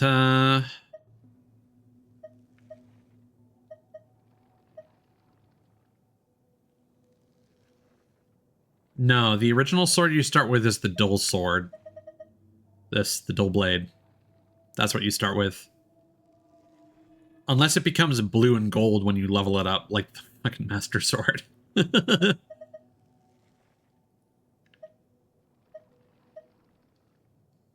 I think it might have been this one. But like the leveled up version, because they do change.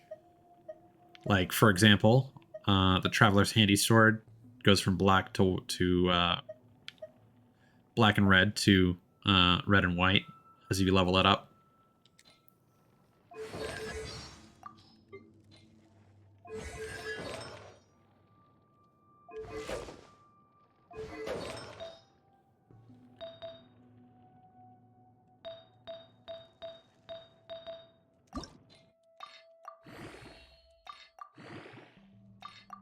Just while I'm here.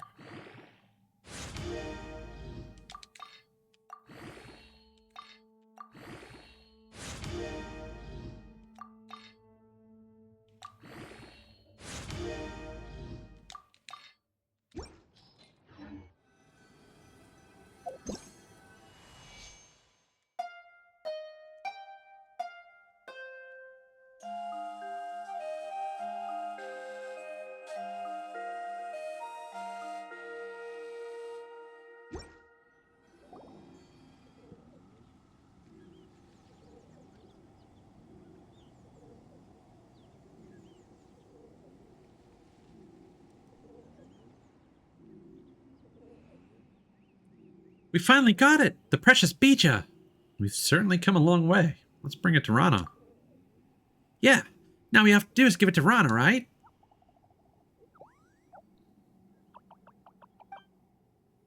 Who are you?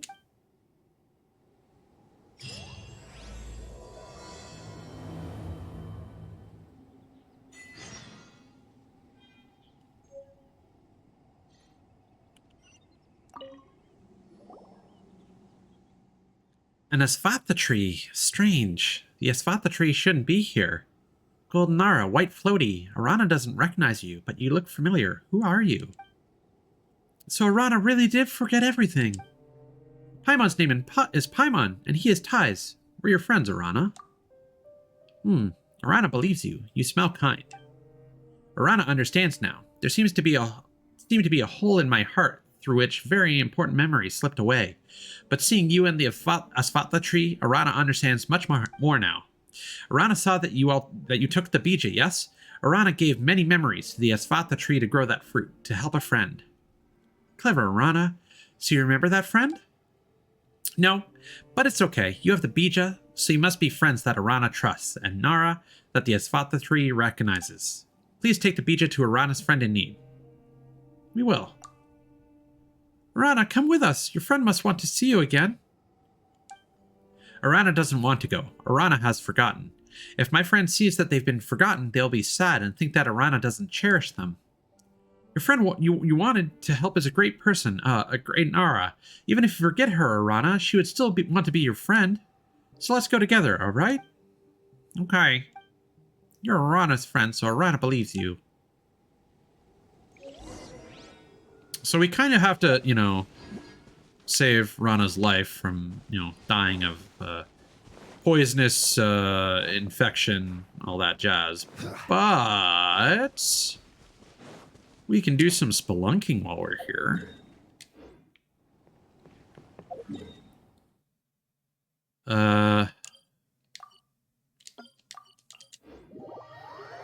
So if we go back here,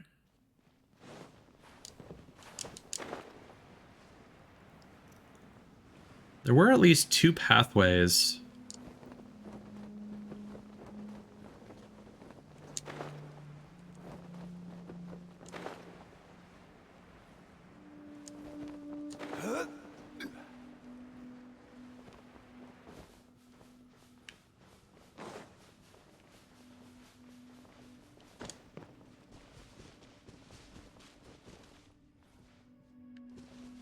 Oh.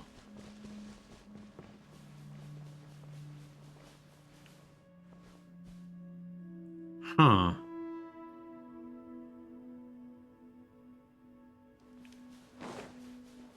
They've changed the environment.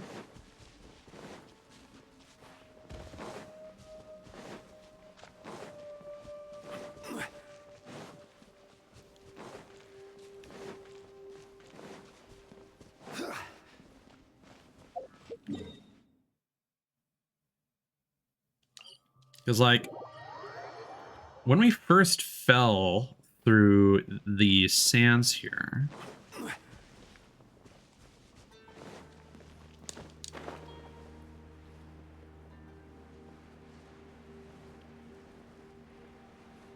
I don't think it's this thing. I'll still take a look nonetheless. But there was a, one of those furniture chests. You know, this is how we got here. And we kind of ended up in like a tunnel.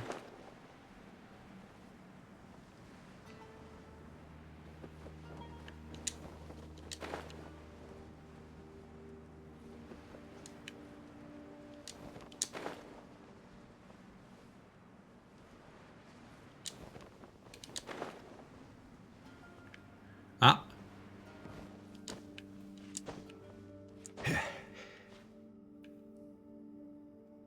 Is that it? How do I get out of this one? There we go. Let's make a pillar with old Zhongli here.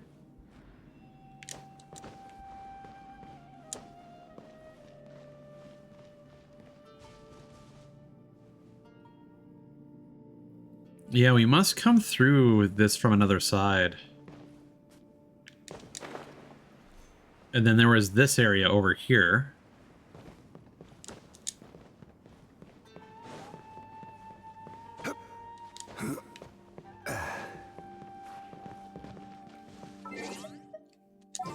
We need Electro. Whoa! Shang-Li, calm down.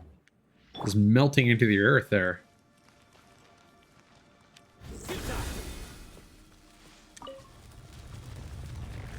So with any luck, this will let us loop around. Uh-oh. Uh-oh. Rest and rebuild. Motion to compel.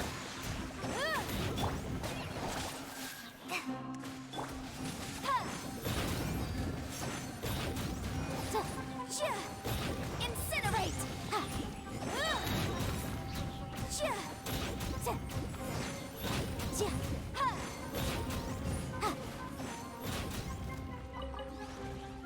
Allow me. Motion to compel.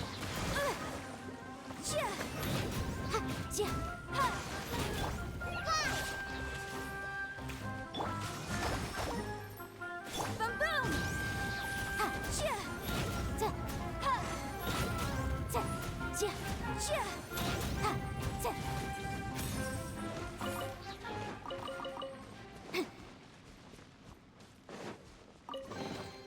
Remarkable condition.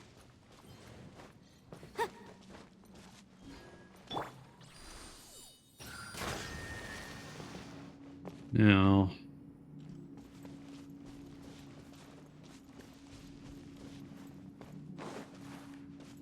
Yeah, like I said, Cthulhu, it's probably like a leveled up variation of one of the main ones.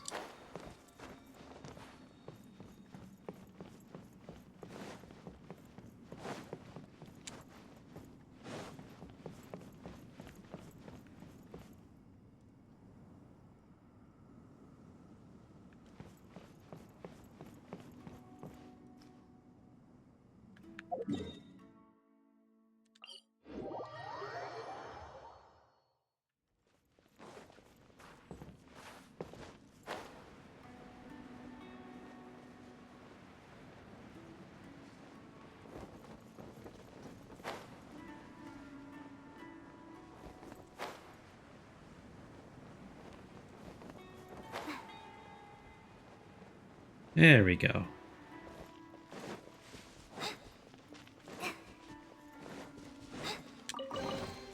It's important to replenish your supplies often when you're out in the wild. Dude, there's such random things to be picking up in the middle of this cave system here.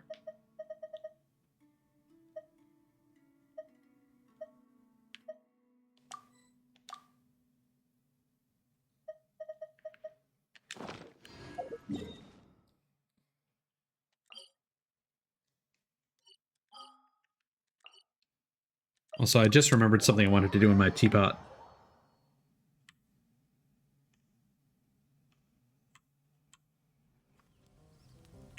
What do you mean, Letra? Like you're just trying to find a comfortable position to sit or lay in, or trying to think of something to do on the side while you listen? Ah, I see.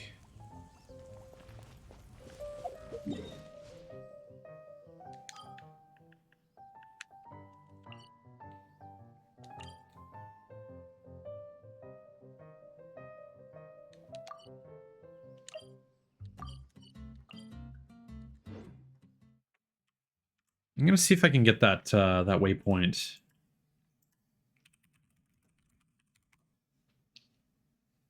I'm also gonna take a quick look at the swords, because I don't think it would be a I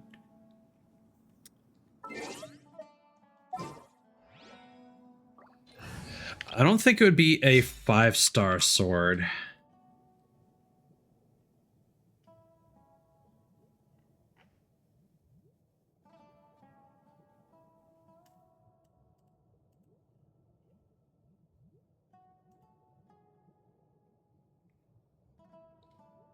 Yeah, I think that was the Royal Longsword. at its second ascension.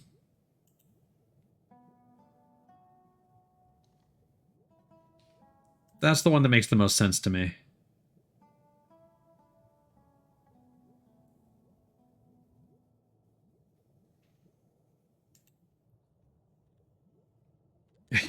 Thanks, Lectra. No, we're gonna need, Oh, this place is all grassy now. This is a proper zone.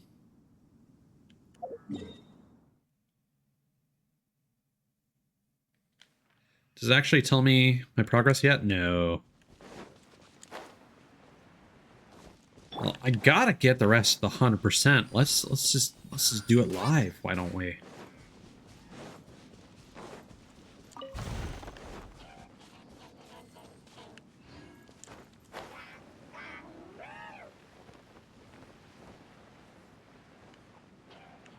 This is a small enough zone that it shouldn't be very hard. Hold the line. Go! Billowing surge.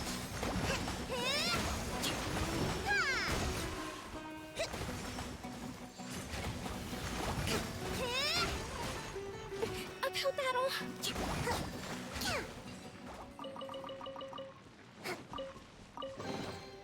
We should make the most of these supplies.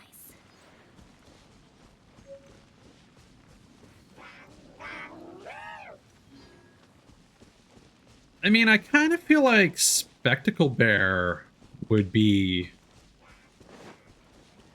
a good person to reach out to, because if I remember correctly, your lore involved using a device to travel to different worlds and dimensions and whatnot, and Spec's lore uses his claws to travel through dimensions.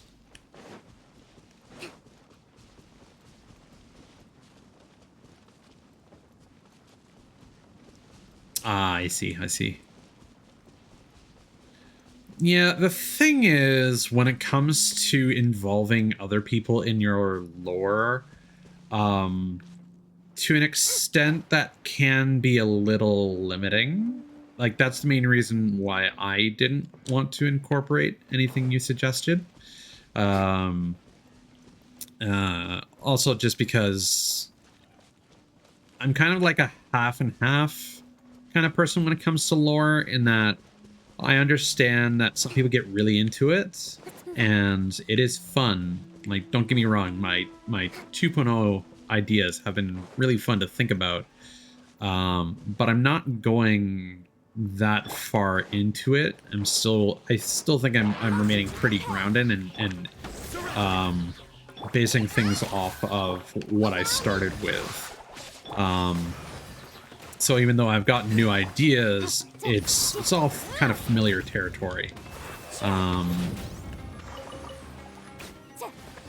And you'll understand down the road why dimension traveling isn't really something that would be suitable for me. I find it's more interesting being the grounded person, like the normal human, being surrounded by a bunch of kooky characters and people from all kinds, you know?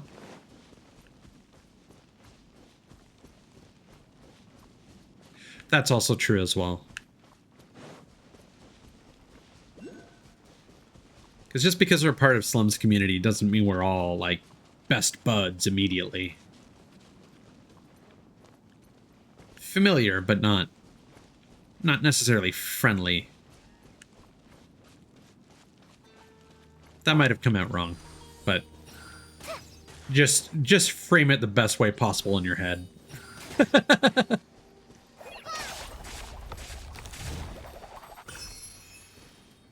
Oh, right. There are, I forgot, there are 2 Dendroculus that are in this area.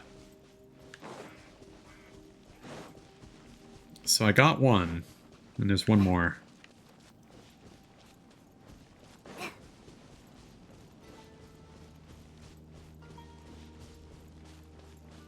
That's true. I think a lot of people won't share that opinion. Just speaking my mind here. I think lore and VTuber backgrounds and whatnot is something that's very personal to most people, unless you're part of a big corporation like Niji Sanji. What they keep doing is, like, every new generation kind of ties into the next in one way or another, either as like mentors or like actual relatives and stuff like that. But I mean, those characters are owned by the corporation, so it makes sense for them to go all in for that.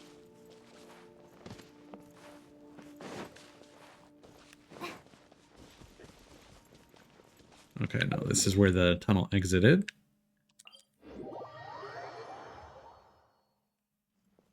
Oh, that's not the waypoint.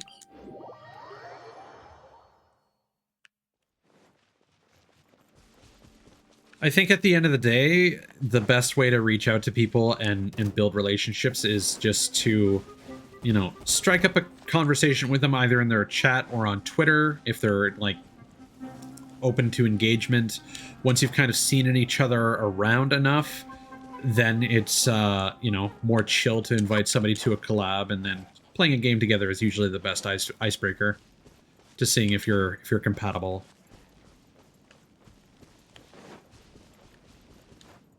That said, for all my talk, I have been slacking on the Twitter department. I need to start reaching out to new people because my reach has definitely been stagnating.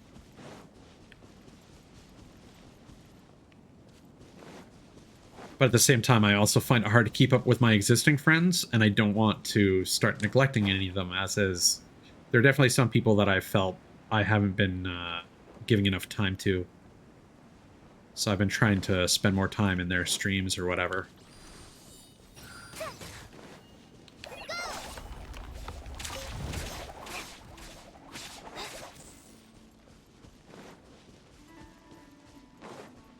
Yeah.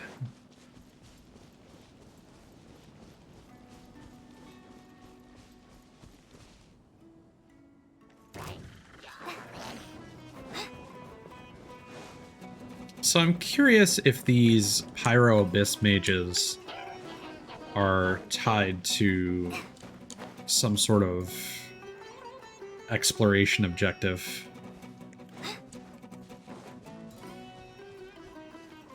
Also, let me know if any of you sees a Dendroculus on the map. I haven't seen one yet. It might be in the center of the tree that I haven't really checked out yet.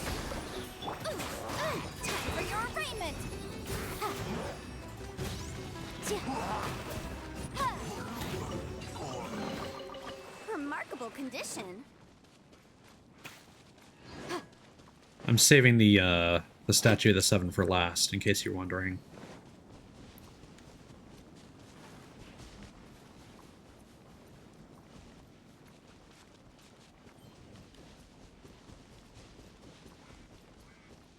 I mean, you could right around the plot hole. Allow me.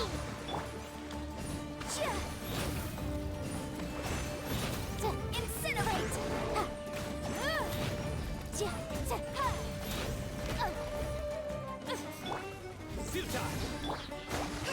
I don't even know why I keep switching to sign out.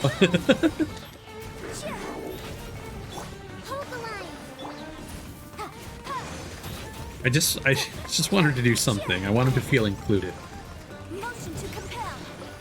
You're part of this team too, buddy.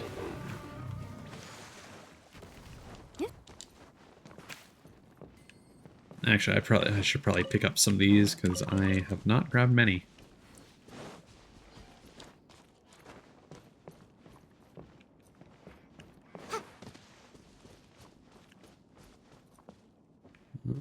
Okay.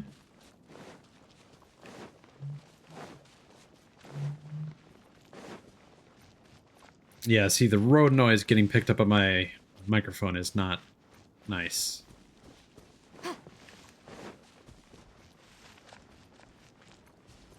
Not a fan of that.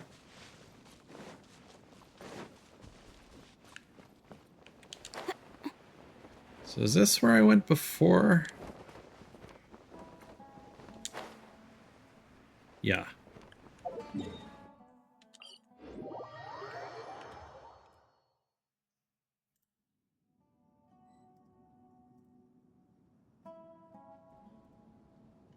Just give me a second.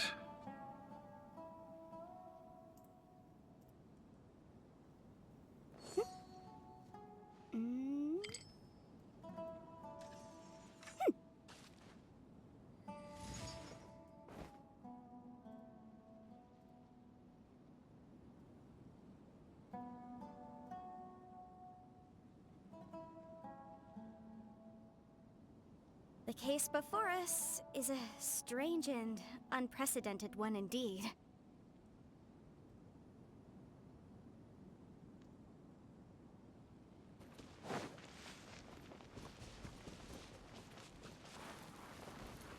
Yeah, I see what you mean. But at the same time, I feel like you can write around that and make it a person who's not a parent yet until you find someone later.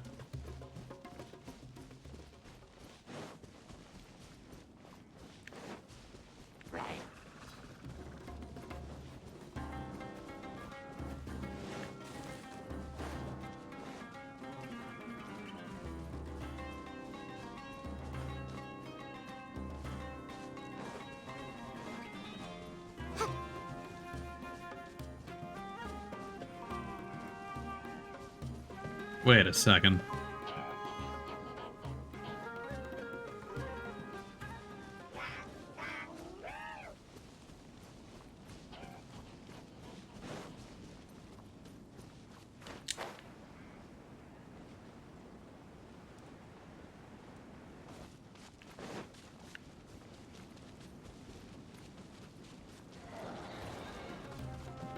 Oh, I just didn't... It goes further. That's why. Oh, there's something in there, too.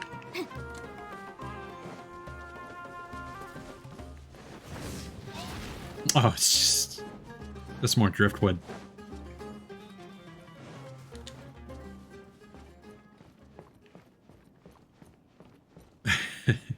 No, Kutulos. I can see why you might have heard that. Oh, yeah. There it is.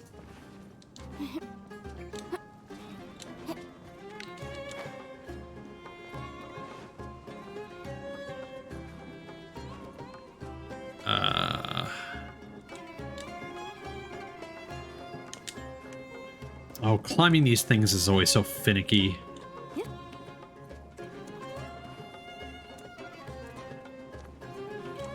Something I really wish they would change is the fact that you cannot use your glider unless you're jumping forwards.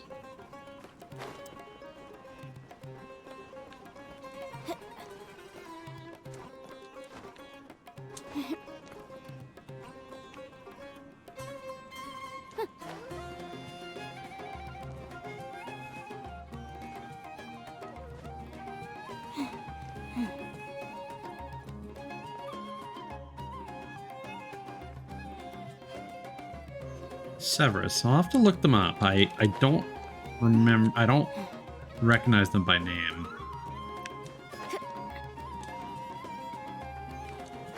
Wow.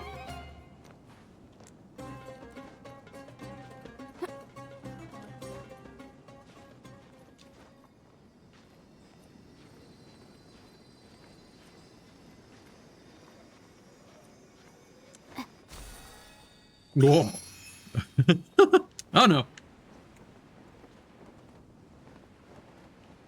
All right. Let's see how we did. I'm not seeing any chests. I just think it'd be really fun if we light up the area and we already had 100%. Let's go, Sino. You can do it.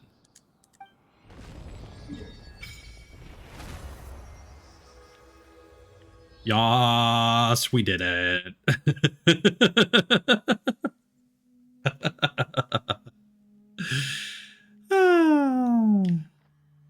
Now, hold on.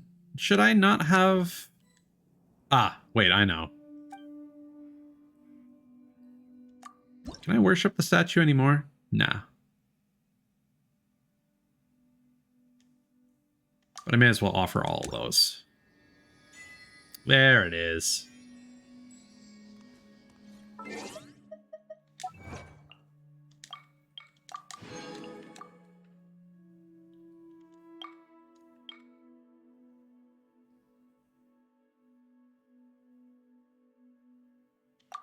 Wait, we're missing a waypoint?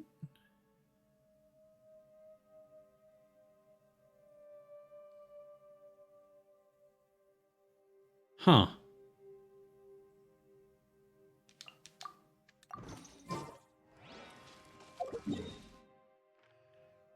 It's got to be one of the hidden ones. Oh, wait. When was this a thing?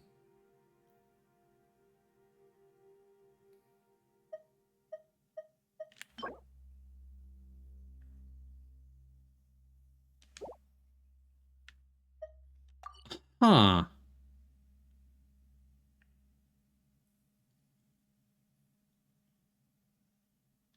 That's new.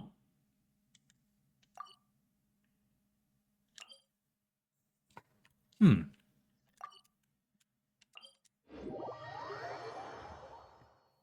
Is that above ground or under?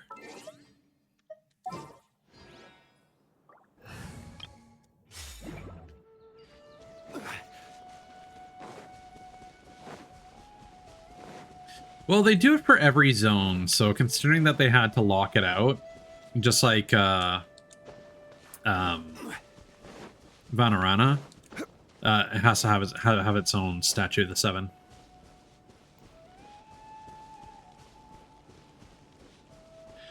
No, Spectacle Bear is the best thought that I had. I can think about it some more, but that was the immediate person that came to mind. Yo, I love like jumping off these huge vistas and just floating like this. You can even see Inazuma in the distance.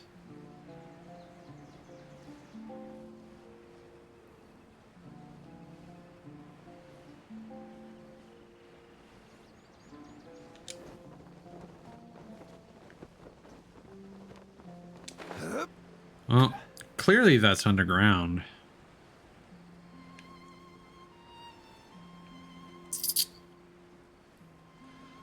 Where would the closest entrance be? I mean, I suppose I can just go down here.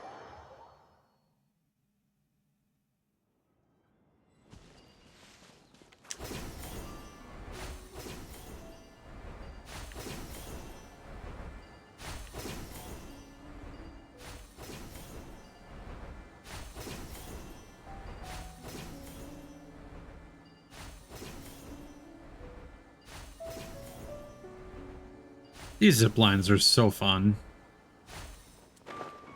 Oh, come on.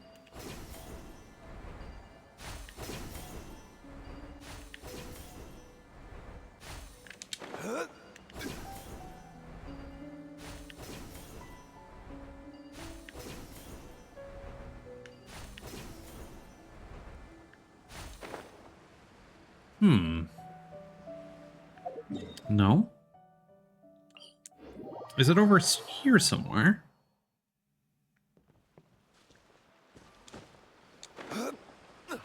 Because there is this place.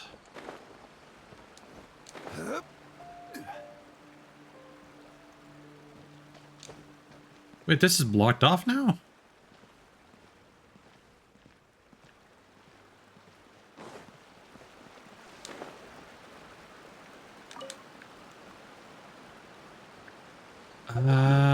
Huh. Is it down here somewhere?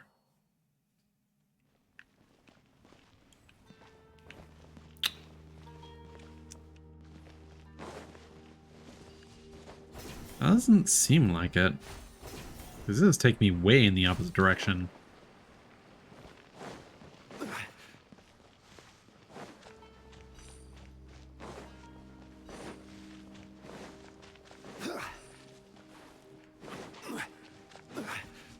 Yeah, I kind of get the impression that Specs would want something a bit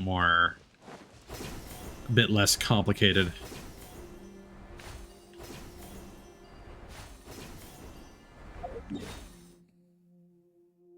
Yeah, no, this is... Hold on, I'm gonna Google this. I have no idea where it wants me to go.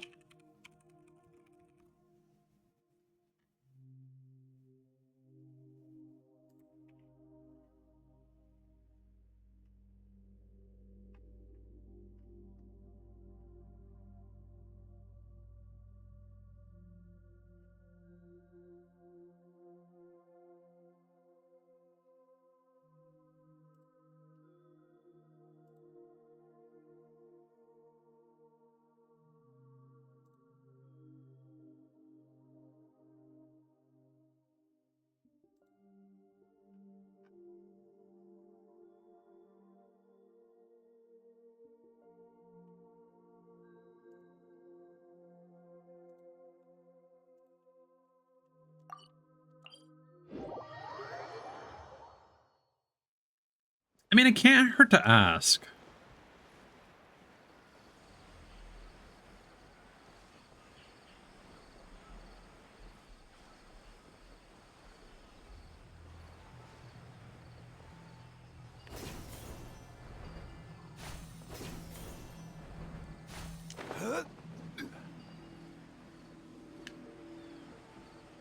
So apparently there should be like a doorway somewhere around here.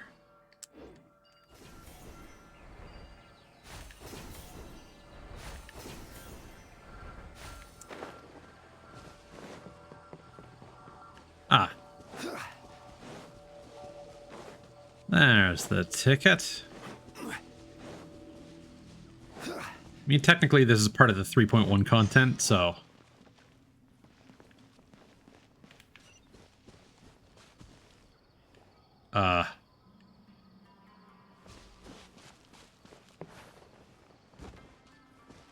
Ow.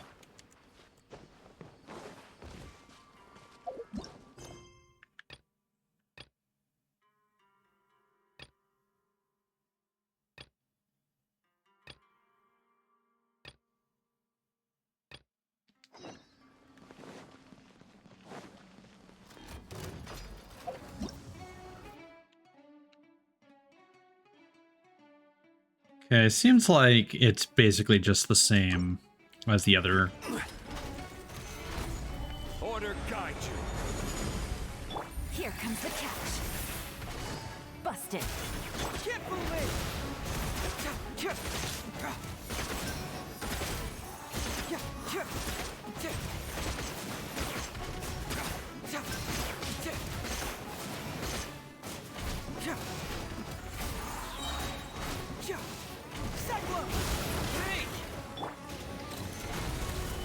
Barbados, guide us.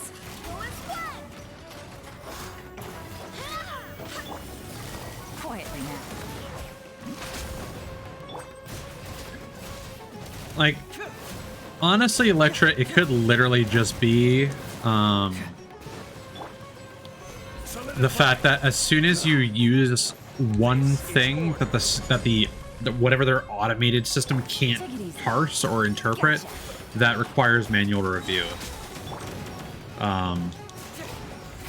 So using a single word that's like, oh, why does it have boob in it? Flags it in the system. Quietly now.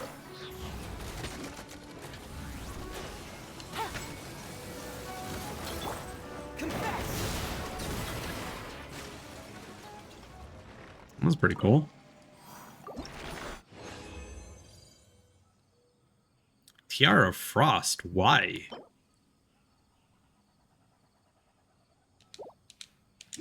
Interesting. Do I even need those for anything? I just wanted to have it.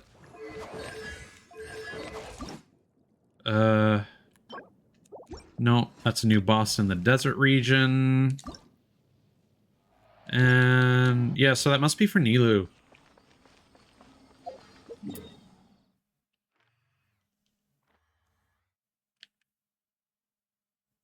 There's also something else I want to check.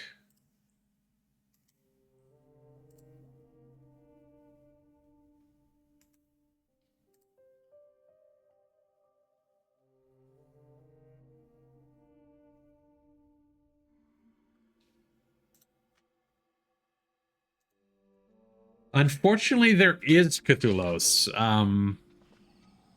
I've only hit the limit for like garbage weapons like once, and then I just started dismantling them all.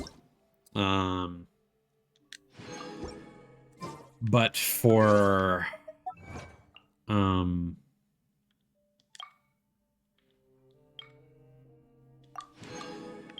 cool.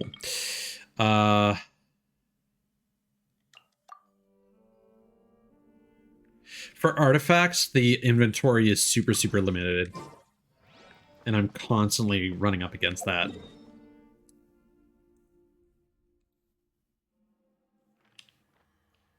So I'm really not sure where this last waypoint is. I'm hoping we'll unlock it as part of this quest line. Yeah, it happens super, super often for me.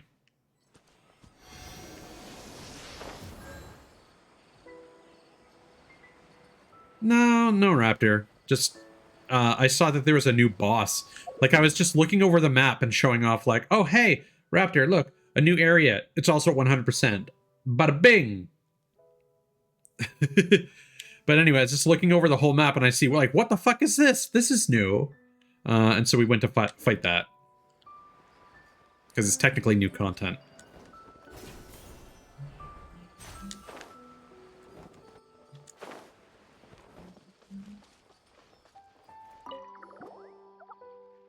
This is Arana's Ararakalari. Is she Arana's Nara friend? Yes, now Thais. Use the Bija.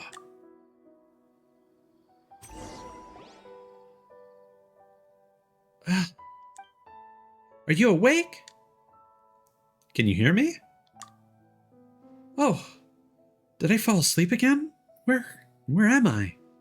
Hey, Thais, Paimon, I'm so glad you're alright. I was worried you'd be affected by the withering and... Arana, is that you, Arana? Hello, Nara friend. I've always been waiting for you. You know, I had this long, long dream where I met you for the first time. In the dream, I got lost in the forest. I couldn't find my parents or my way home. I was crying. You heard it and you found me and sang to me. Then we became best friends. I often come to hang out with you in the forest. You gave me a flower as a gift and you taught me so many things, so many secrets of the forest. Like how star shrooms are the reflected in the stars in the sky, like how seeing the Nilipala lotus bloom.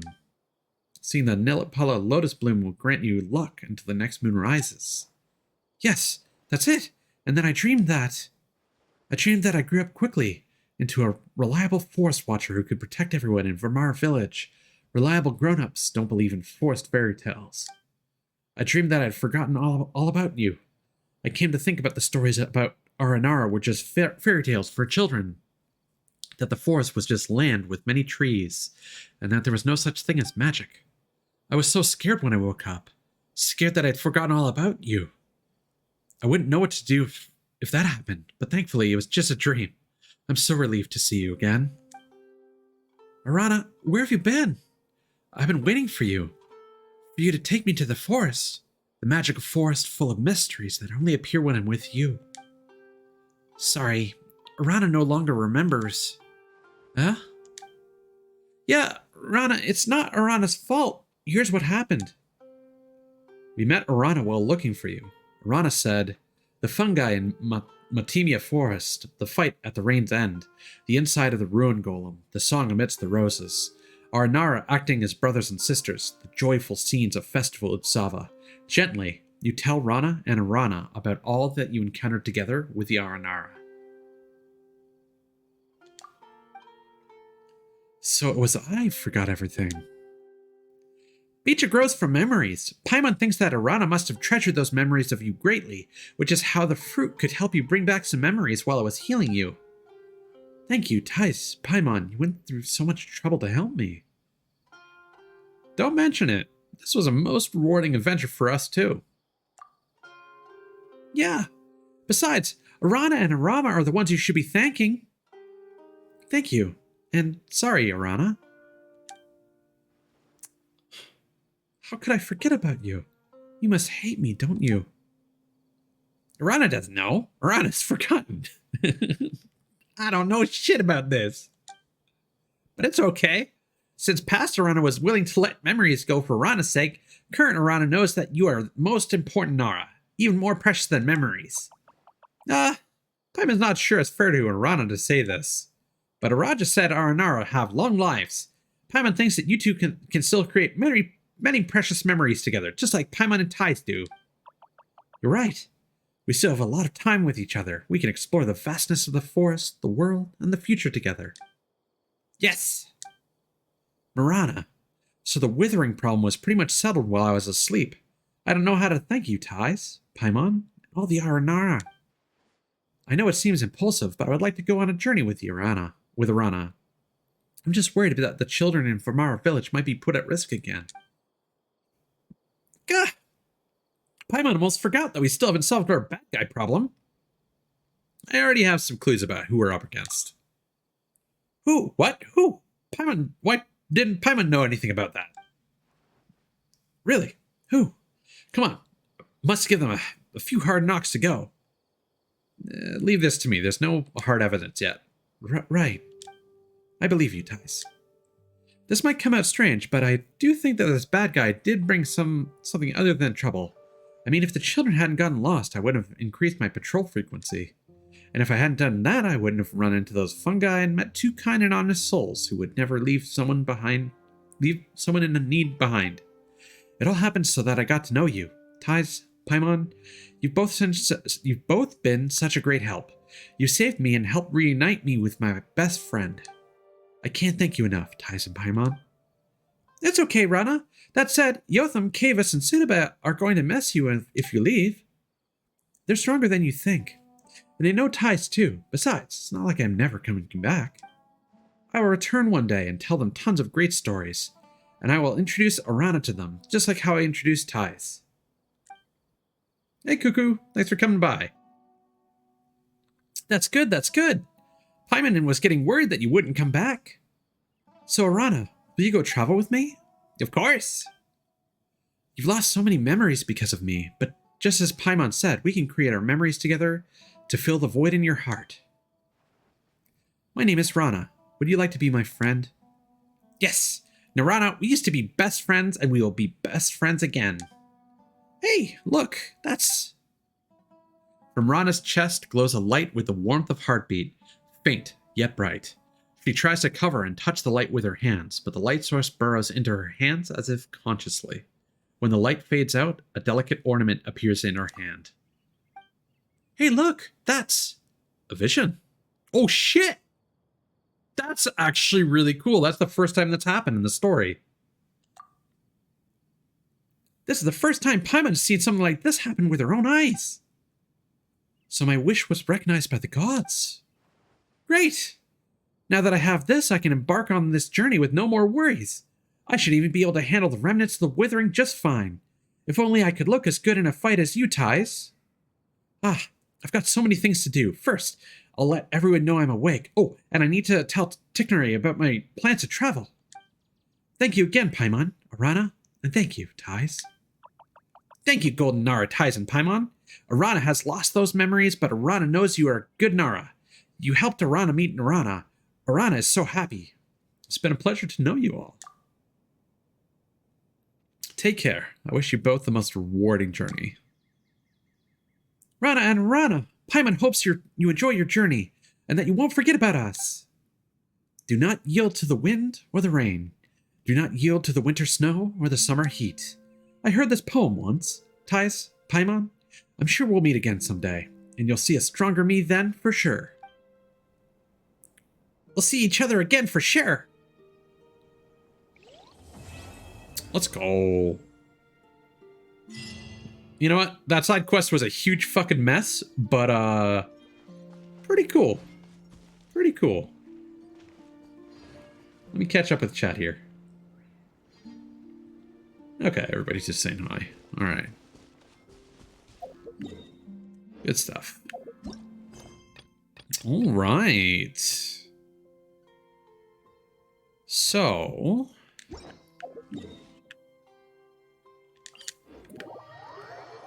got a few loose ends I want to tie up and bookmark before we head to the deserts. So first we've got the mysterious clipboard. And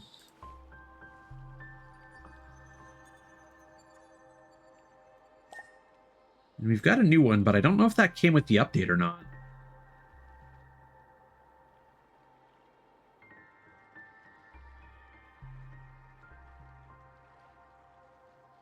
Yeah, no, that keeps going, so I'm not going to worry about that.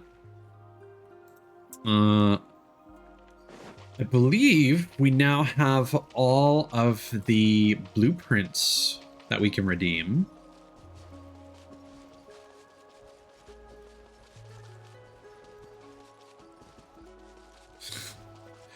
What did you have for dinner, Raptor? Must have been good if you ate that much.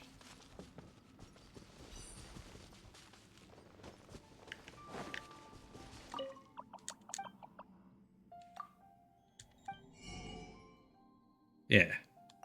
Got all these. Perfect. Blammo.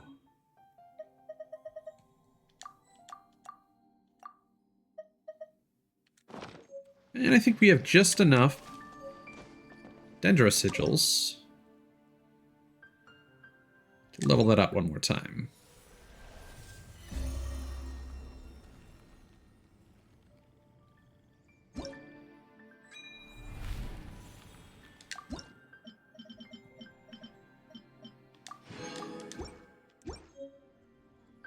Okay. So I think the last loose end I have here is the fact that we're missing a teleport waypoint. Oh, also,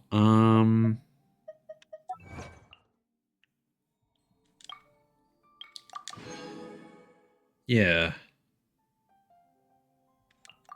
This is gonna take me a second. I'm gonna have to get a map on screen and look at these side by side. No, not the party menu. I want to take a look at the archive. And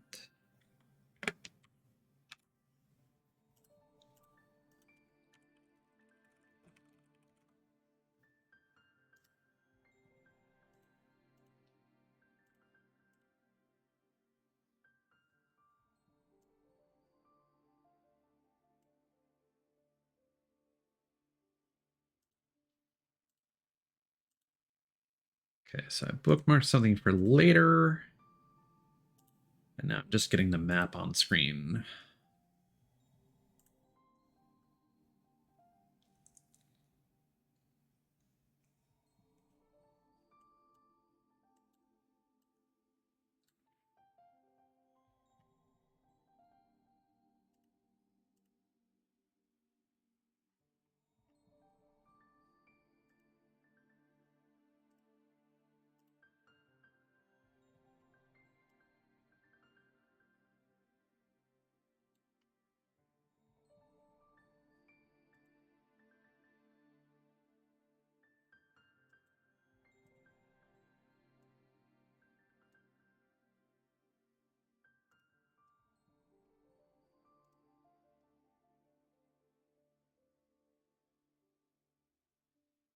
No.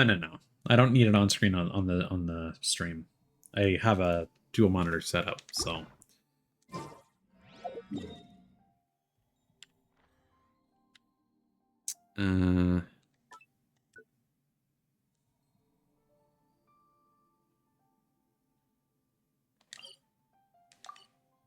Wait. I got all the Shrines of Depths. That I forgot to clear that one.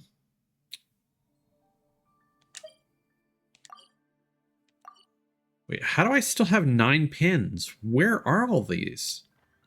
Oh, it's because of the fishing. Okay, so 1, 2, 3, 4, 5, 6. So we got the target, we got the gate, and then we got these chests here. Okay. So let me just zoom that out.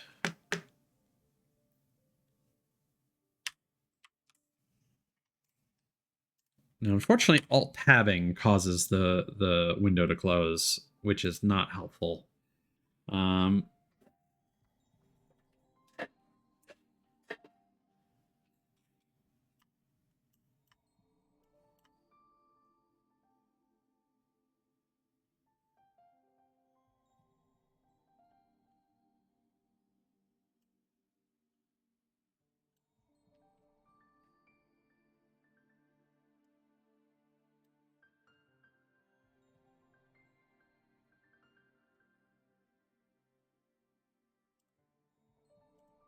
I won't be able to read chat while I'm doing this, so just be patient with me here.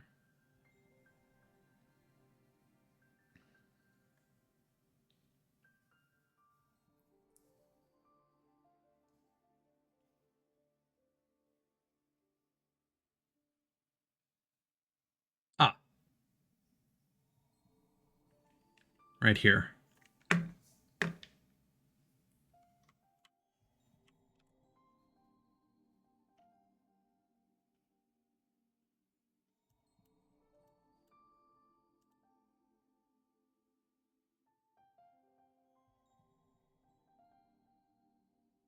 Underground cave. Activate all Dendro monuments to unlock the waypoint. Hey, Silent. Thanks for coming by, dude.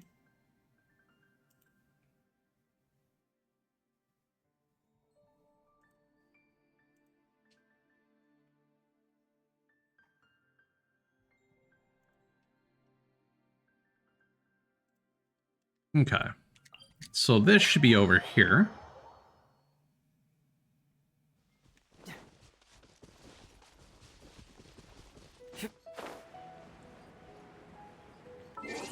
We're going to need Dendro.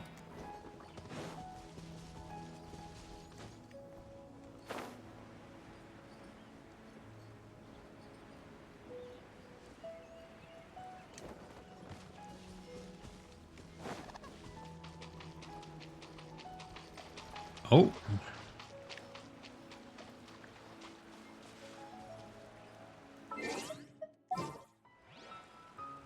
So yeah, after you complete the main quest line, there are some little side bits.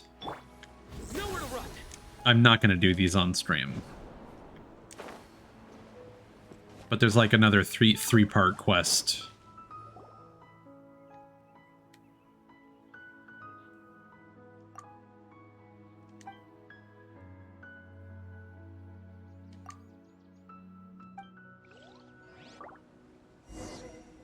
There we go.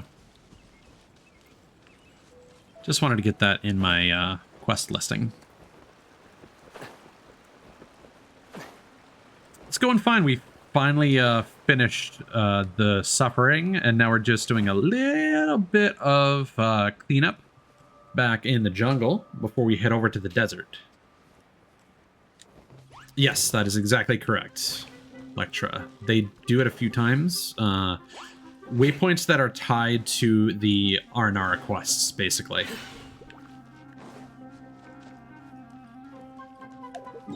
And just for the sake of my sanity, I'm gonna put that here.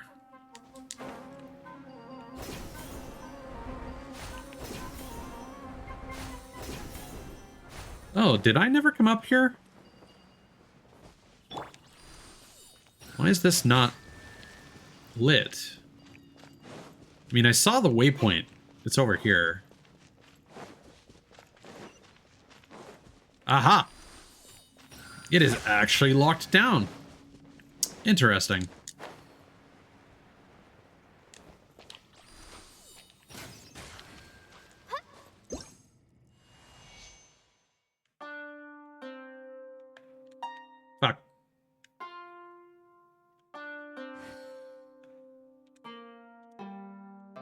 There we go. Yes, Raptor. Oh. Yeah. Let's go. Glad there weren't any poisonous mushrooms inside. Yeah. There we go.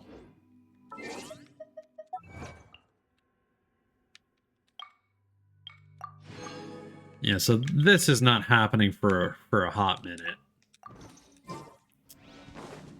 Because we got a desert to explore.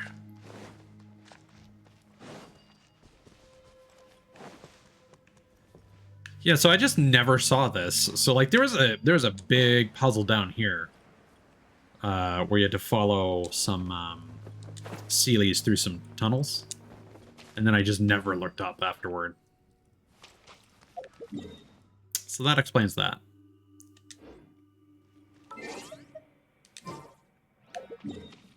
So...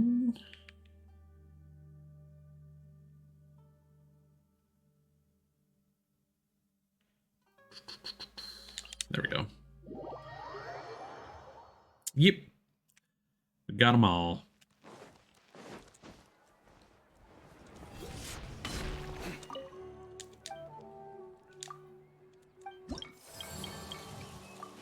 The entire quest line is worth 20 reputation points. That's maddening. Oh, hello, Sino. Kind of busy right now. Let us become fast as fuck, boy.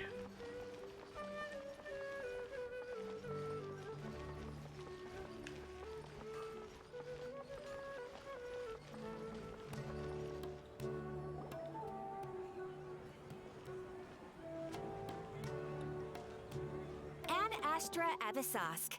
We meet again, you two. Hi, Catherine. Do you have any commissions for us today? Commissions, huh? Let me think. Oh, how about this? Please attend the Academia's Academic Symposium this afternoon and recite a love poem on stage. Wait, say what now? And if possible, please also use your camera to capture the reaction of the audience upon finishing the poem. Huh? What kind of commission is that? Oh, I know what this is. The audience should definitely have a reaction. I see. It appears that you're not interested in this commission.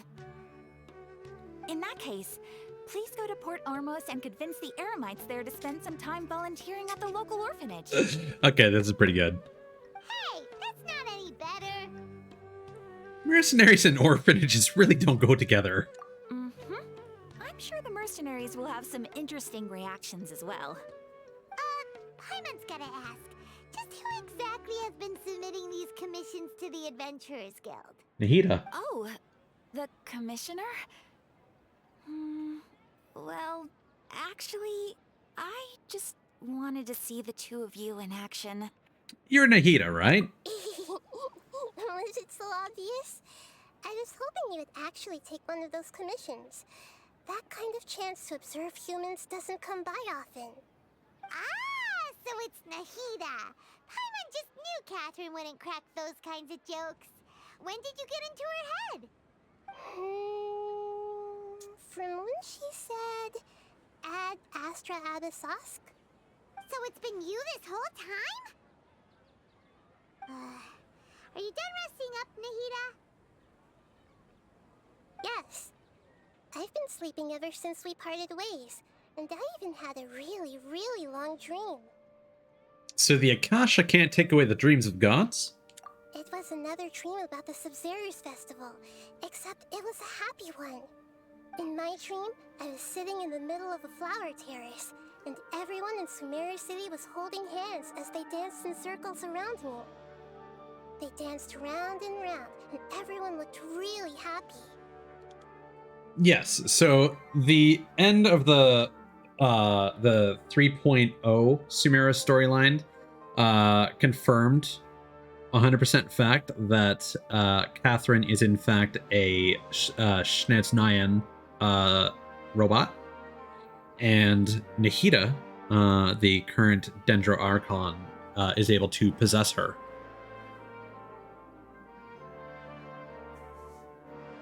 I also got to sit on a gigantic flower carriage. Ferris, the Knight of Flowers, raised me really, really high above the ground, and I was throwing an endless amount of Yalda candies at the children. You know, Nahida, maybe your dream is how the Sub-Zero's festival really should be. It's meant to be a joyous time where everyone gets together to celebrate your birthday. Yeah, but in reality... Huh? Wasn't I describing a really happy dream? Why are you both looking at me like that? Wait, could this be an example of the emotion known as pity? No, we aren't pitying you. That would only make everything worse. We just don't want you to feel too sad. By the way, have you had a chance to visit Dunyarzad? How's she doing? The Homianis haven't allowed any visitors after the festival, so we haven't been able to check on her. Yes, I paid her a visit right after I woke up. She was resting at the time. Her condition is stabilized. However, since Elazar is a manifestation of the withering on the human body, we can only cure it by finding a way to take care of Irminsul's own withering. They haven't confirmed this yet, but I'm wondering if Irminsul's what the Aranara call Sarva. But for the moment, our top focus should still be figuring out what the sages are up to and what they're planning. Right.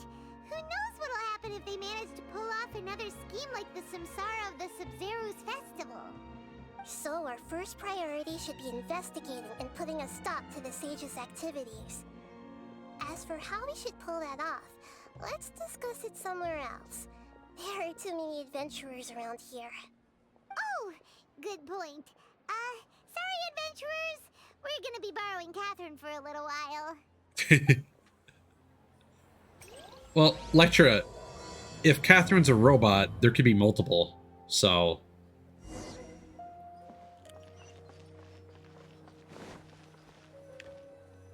Let's continue our chat here. Okay, so do you have any ideas on how we can investigate the sages, Nahida? Actually, I've already done a little bit of work on that. But for now, I want to hear your thoughts.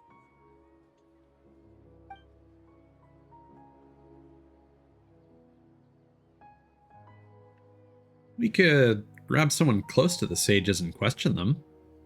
We're in the dark as of now. Since we still don't know anything about their goals, any rash move could tip them off and lead to terrible consequences. After all, every person in Sumeru City is one of their hostages.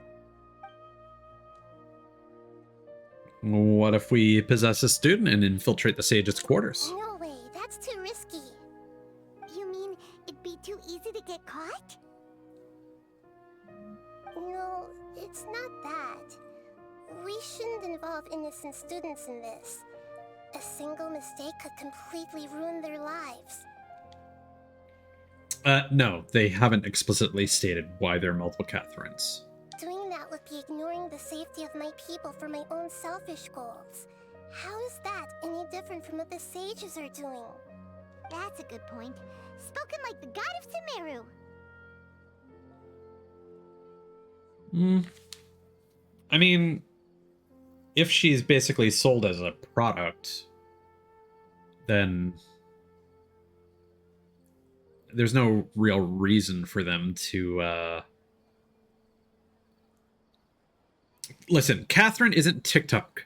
That's all I'm saying. She's not TikTok. I've already tried that, but all the key members of the Academia, even the core 30 guards, intentionally avoid wearing their Akasha terminals. It seems that from the very beginning, they've been guarding against info leaks from the Akasha. Of course, it could also be because they're wary of me. Have you already caught the sage's attention? I'm guessing not yet, but distrusting me would make perfect sense if they've ever paid attention to the urban legends about me. In any case, I probably can't take over their minds directly. I can't think of anything else. Are we really out of ideas? Nahida, you're super smart, so you already have something in mind, right? Don't keep us in suspense. Spill the beans already. According to a popular theory from the Vahumana Darshan of the Academia, rejecting impractical motions at the beginning of a planning session will give more weight to the actual proposal.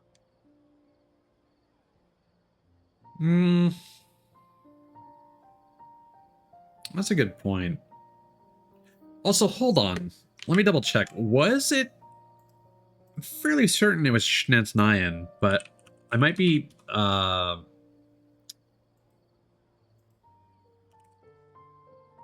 what's the steampunk place?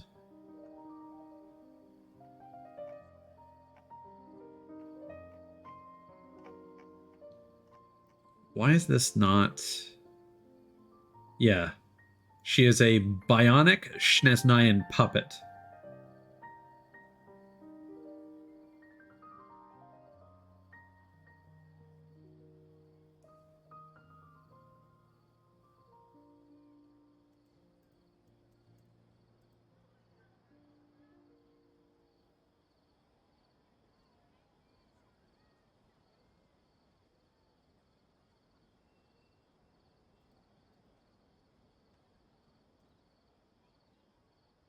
Yeah, Fontaine. Thank you, Raptor.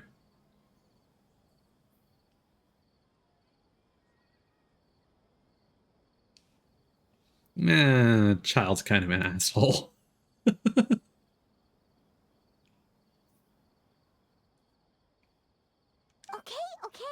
but aren't you the god of wisdom? You don't have to use that kind of gimmick to make us take your ideas seriously. Well, I've been thinking that if I can't directly possess the leaders, and if I can't get ordinary people involved, then I should find someone who's already involved, but hasn't decided to side with the sages. You're saying we should recruit a spy?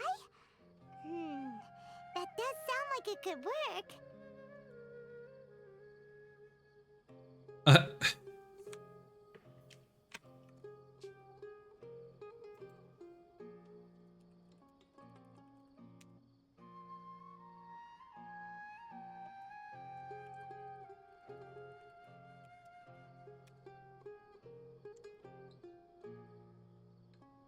Oh, before coming back, we met someone named Alhaitham.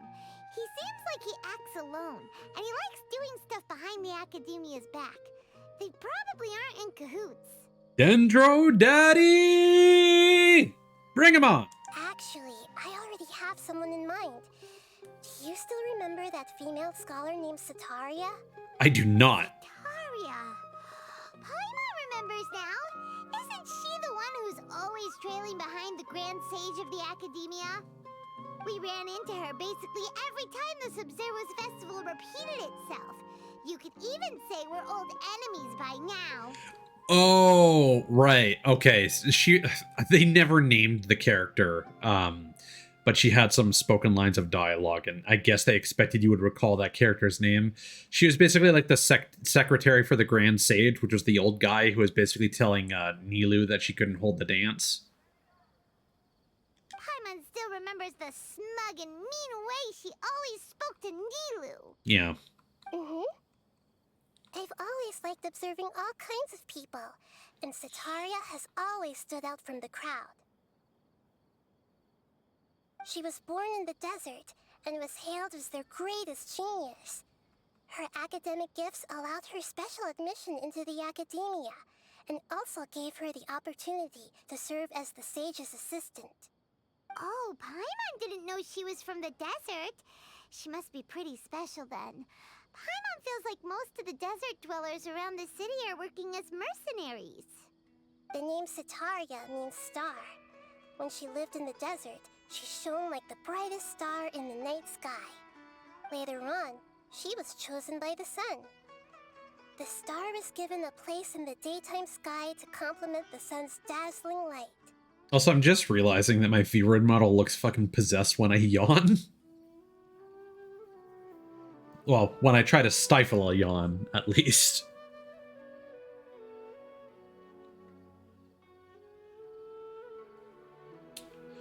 Well, like I said, Shneznayans aren't necessarily evil by default. They're military, definitely. This could just be made by some Shneznayan engineers. Soon after, the star witnessed the sun scorching the earth, which brought forth many disasters. The star began to waver. Instead of staying beside such a sun, wouldn't it be better to return and light up part of the night sky? But in the end, she couldn't give up the radiance of daytime. To cope with her shame, the star buried her guilt and closed her eyes. Because just to be clear, it's the Fatui that are assholes. Shneznayans are unpleasant. Like that guy who's always at like the foot of that mountain who's like, yes, complete my commission in 1 minute or I'm gonna fucking slap you shit up. So he's an asshole too. But yeah, generally I think it's mostly just the Fatui, which to my understanding are the Shneznayan military.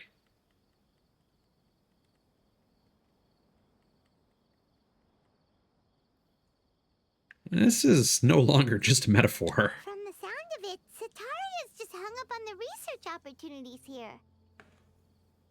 But she doesn't really support the academia. She still feels guilty about not doing more for the desert, right? She's just running away from her problems. Indeed.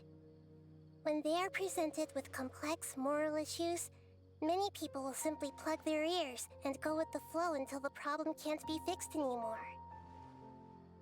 She's suppressing a lot of guilt, but before she realized it, she had already become the sage's accomplice. She can't deny her part in their schemes anymore. Sounds exactly like the person we need. Right. We must somehow make her face her problems again. That way, not only can we get useful intel from her, but she can also use it as an opportunity to redeem herself. From my past observations, Sataria will take a day off from the academia every 10 days to do some shopping in the city. Tomorrow afternoon just happens to be a shopping day for her. That'll be our chance. To prepare, let's go check out some of her favorite spots and have a quick chat with a few of the vendors there.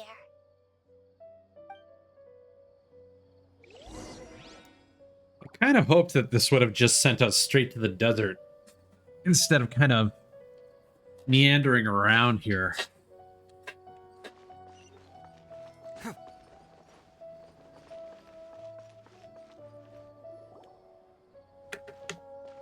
Yeah, I think so as well. Sataria's favorite fortune-telling spot. So should we ask the fortune teller about Sataria? No, I already have enough information on Sataria. The most important thing now is for you to pay attention to the vendor's talking style and key characteristics. Talking style and key characteristics? My poor lost lambs. Have you become troubled over your fates? The divine voice of wisdom often echoes between mine ears. If thou be blessed today by the gods, I may be able to show you the way. Huh? Really? Nahida, you've been whispering things to her? Shh. My friend here has some doubts regarding his future. Can we get a fortune reading for him? Of course, of course. In that case... Meow. It would seem that Harut and Marut are quite wary of you. Perhaps, at some time in the past, you have somehow offended the gods. Hell yeah.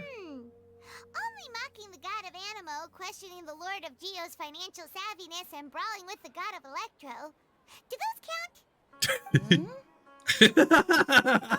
count? Nothing. Go on, pick an aspect for her to divine.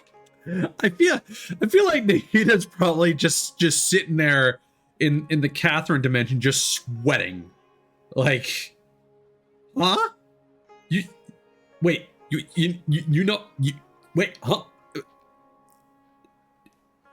Do you have my number? What is this?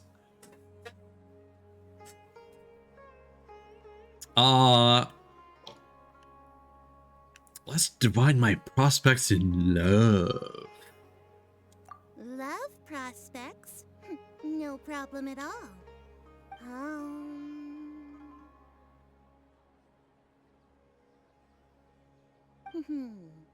The gods have spoken. The truth shall be revealed. One who is fated to cross your path will appear on...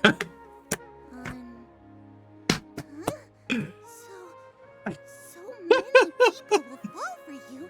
How could that be? Marut, did you two spoil my divination? I've never read a fortune so absurd. This is a good quest.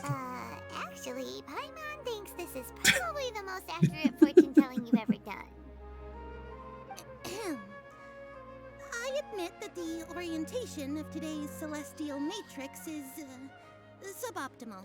As such, there will be no charge. I need an Aether version, and I mean a Lumine version too of the Megamind meme. That's just like all bitches. Is that so? Well, that can't be helped. If you were to bring some food offerings for Harut and Marut on your next visit, perhaps they could help you reverse the wheels of fate. What are we trying to reverse here? I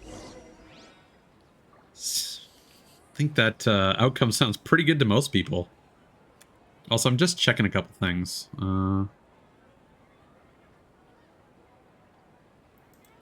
Oh, Raptor's asking me why I'm covering up my user ID.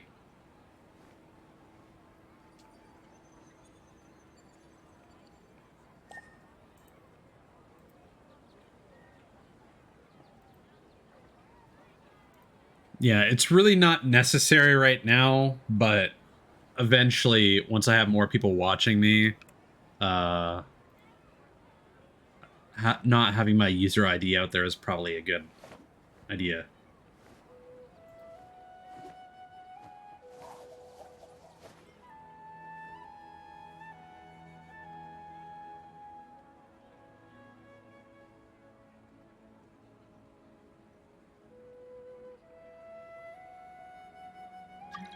Yes, because when you open up this menu, boom, second user ID.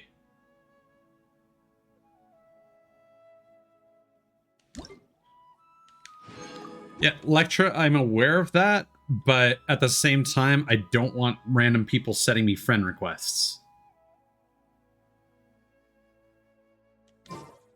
There's something in the air.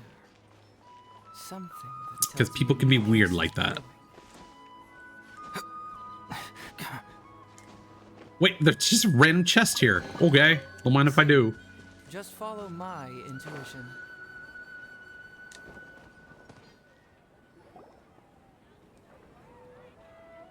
Is this another one of Sataria's favorite stalls? Yep, it belongs to a king. His father helped Sataria a lot when she first moved to Samari City, so she still comes by whenever she has time. When I start talking with him, listen carefully to the details of our conversation. Ah, dear customers, would you like to look at some pottery? We caught wind of your great craftsmanship, so we specifically came to take a look. Oh, I recognize you. Aren't you Miss Catherine from the Adventurers Guild? Sounds like I'm in for some big business. Speaking of, where did you learn this trade? I suppose you could say it all started with my dad. He's a mason by trade, but I picked up an interest in clay while apprenticing for him. I mean, we can, but I think everything that needs to be said has been said. After that, I began making pottery by myself in secret. And I simply changed trades when my works turned out well. Although it's a pity that I'm no longer making much use of the knowledge provided to me by the Akasha. That's nice. You're making a living doing something you love. So is your father still working as a mason? Yeah, it seems like they decided to confirm a whole bunch of things are canon once we got to Sumeru. Yeah, no, I interpreted it like that. I'm sure everyone else is already on it. Oh no, not anymore. A few years back, he fell from a roof and broke his leg. Since he had already saved enough Mora over all these years, he's just enjoying the retired life in Port Ormos nowadays. I see. We wish him peace and happiness in his retirement. I'll have someone in charge of logistics at the guild come by another day for some goods.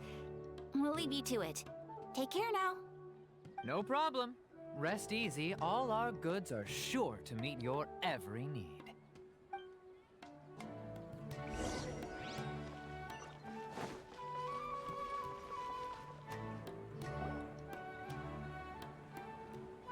This should be our final stop. Sataria's always thinking of this restaurant when she's working at the academia. So she always comes by whenever she's out in the city. Nahida, you've really thought of everything. It's my duty to protect Sumeru's citizens, after all. Hi there. I feel like I've seen you down by the docks before. Huh? Sorry, I don't quite remember. If I recall, you were having a discussion with someone about shipbuilding at the time. Ah, that's right! I've always been really interested in feats of marine engineering. After all, I grew up in Liyue Harbor and spent my entire childhood staring at the ships going in and out of the port. I came to Sumeru to study, but failed to make it into the academia due to my lack of talent. But I'm still discussing all kinds of problems with different scholars, and I'm continuing to study and perform research from the restaurant's basement. I'm sure I'll get to the academia after their next round of exams. What an admirable spirit for learning. Amazing. Sure, but you'll find hardworking people wherever you go. So this restaurant has a basement as well? Huh. First I've heard of it. That's right. It's not usually open to patrons. Most of the time, employees use it for breaks or to hold private events. I see. Yes, that makes sense. Well, good luck with your studies, Miss Chishan. Thank you so much. As long as I can make it into the academia as an official student, I'll be happy.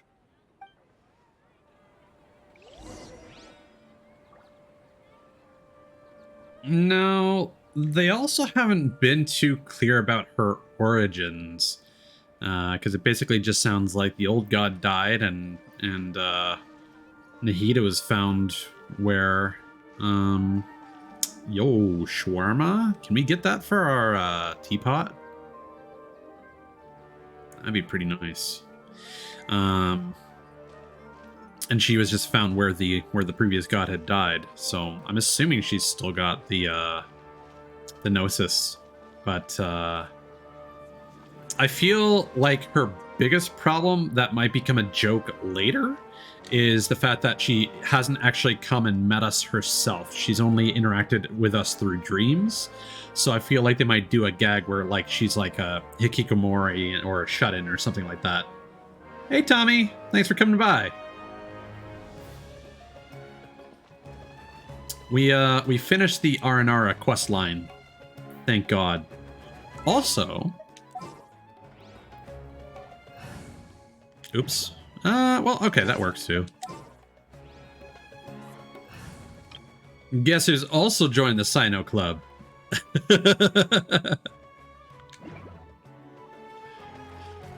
It's gonna be a while before I can level him up, though. So, was that everybody? I kind of doubt that, Lectra. 3 familiar faces should be enough for Sataria. What's the point of all the information Nahida, you still haven't told us how you're planning to make Sataria face her problems. I mean, that could be the case, Lectra, but I kind of doubt it.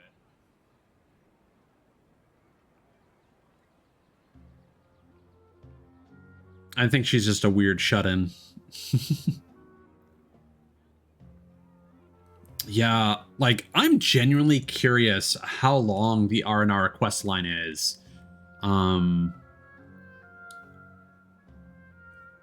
Here, hold on. Because the last third of it has taken this entire stream. I technically have like another 40 minutes earlier when we were looking at characters. But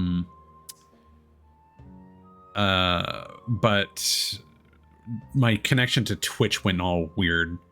My first stream of the Aranara.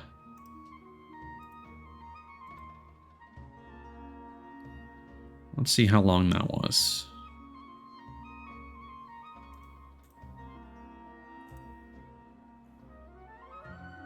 Uh, 6 hours, and this was at least 4.5, and then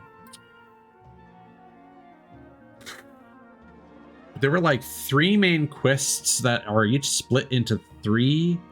Each of them was probably about an hour to 2 hours. So I think the Aranara quest line is like a 15-hour quest line, unless you're just mashing through dialogue. And that's wild to me. It's a major time investment.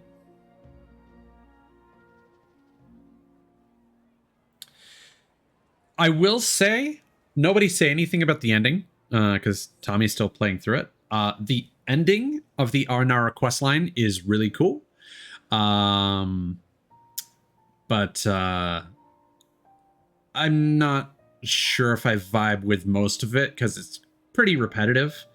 And I kind of wish the Aranara had voice acted dialogue, because they have so much personality, kind of, sort of.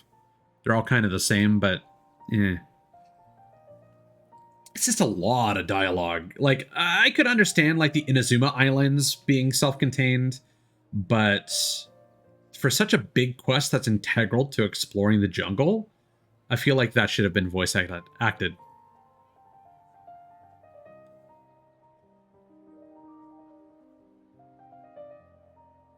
Sataria is already used to avoiding her problems, so we must find a way to break through her usual sensibilities. I remember that you mentioned that the Eremites in Port Ormos are all making a fuss about the upcoming resurrection of the Scarlet King. So that's something new that they added. Previously, they didn't mention King Deshret. Although it's all just a boatload of nonsense, the fate of her homeland may turn out to be Sataria's soft spot. Oh, Paimon gets it now! You want to take advantage of the guilt Sataria feels about her homeland. Although she knows she should return home to help the people of the desert, all she's done is conspire with the sages. If King Deshret was to criticize Sataria's actions... So, how do we set that up? Well, the Scarlet King is long gone, and Sataria is also too smart to fall for any simple tricks. If we simply engaged her under the guise of the Scarlet King's believers, she would definitely be weary of us, and we may not get anywhere.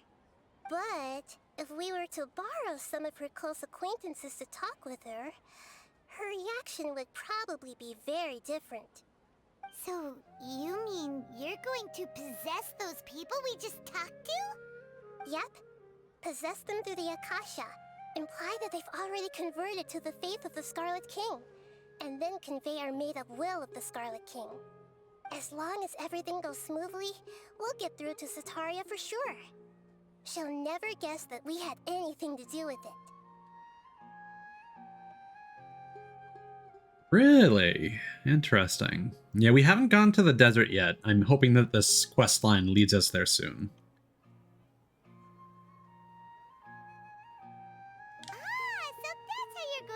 All the info we collected on these people. It's so that you won't slip up and break form. Possessing them will only work if you can manage to pass off as them. Exactly. So, best of luck with impersonating them. Huh? Best of luck? But we don't know how to possess anyone. That's no problem at all. I'll just share all their senses with you once I've possessed them. As long as you're also wearing an Akasha terminal, the effect will basically be as if you've possessed them yourself. Huh. That is pretty convenient. But why does he have to do this? Can't you do it yourself?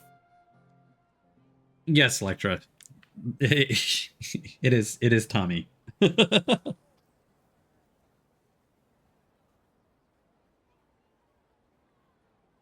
Nice. I could definitely do with more exploration, and I'll show you why in a second.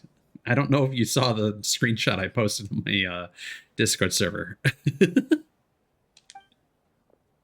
Although I've been observing humans for a while, I've never been good at imitating them. You're not wrong. It's always been painfully obvious whenever you try to pass as Catherine.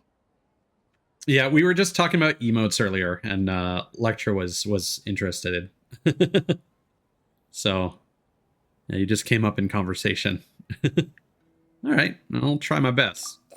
If it was at all possible, I would have preferred to leave these people alone. But seeing how things are now, I probably should just accept it and push on. Yeah, don't beat yourself up over it. We're only doing this to help everyone, and we'll only be borrowing them for a little while anyway. Alright, then let's give it a go tomorrow afternoon. Yeah, so as I was saying, could kind of do with some more stuff to explore.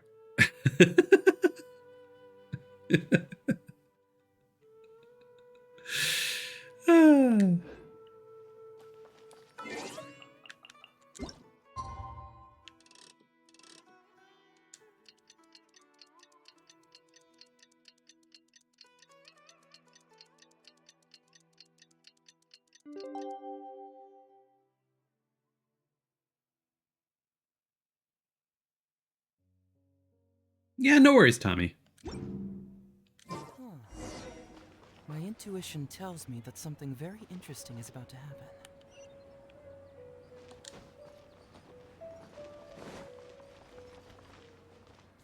I didn't think they would get approved anyway, this weekend. Because Twitch can be fickle like that. Satari is here! Let's quietly follow her. Once she starts talking to her acquaintances, we'll find a safe spot to begin possessing them. As for how we'll sway her to our side, I'll leave that to you. I trust you'll know what to say. Paimon's starting to feel kinda nervous. Okay, let's go. Oh, hell yeah. Looks like they've already started talking. Let's find a hiding spot and get started. We get to be a suspicious fortune teller.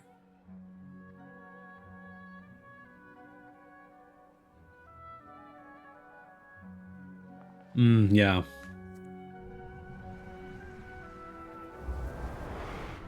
Uh-oh. Bye, Electra. That's right. You really can't force anything when it comes to love. And besides, everyone around me has a very different background and outlook. Are you still listening to me, Nabia? Oh, of course I'm listening. You were talking about troubles with your love life, right? I heard everything you said. Okay then. You just seemed a little distracted for a moment there.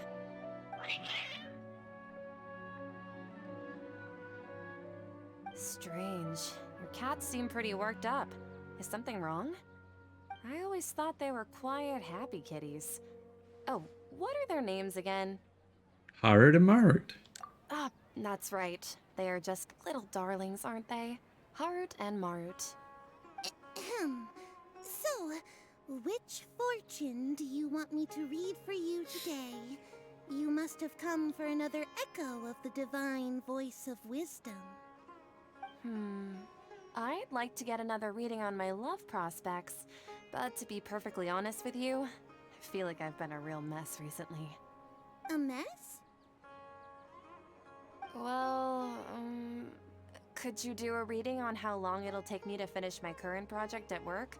I really just want to get it over with. I hear you. No problem at all. The gods will reveal the truth.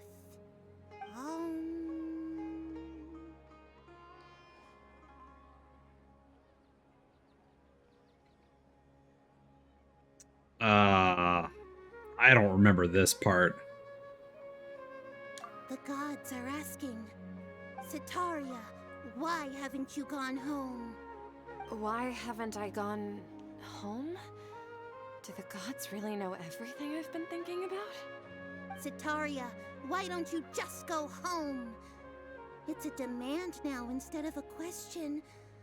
The gods seem to be truly upset. I'm sorry. I know I failed the gods. Please pass on my most sincere apologies and ask for their divine forgiveness. And if I may ask, Nabia, is there a specific god who's speaking to you right now?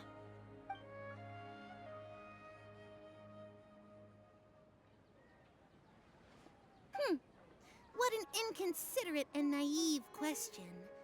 The god who is speaking to me is, of course, the wisest and mightiest of all, the Scarlet King. The Scarlet King? No wonder he would make such a demand of me. Oh, wait a second. The Scarlet King passed away a long time ago. Even though news of the Scarlet King's resurrection has been spreading like wildfire, it's all just a misinformation campaign from the academia. How can the Scarlet King still exist in real life? King Deshret's resurrection is a misinformation campaign. What insolence! I am the Scarlet King's most loyal believer. Do you wish to refute his voice of wisdom? Oh, no. As a child of the desert, I am only reveling in his power upon learning that his divine glory has touched even this city. I will think very carefully about his demand of me. I'm sorry. I must go now. Wait!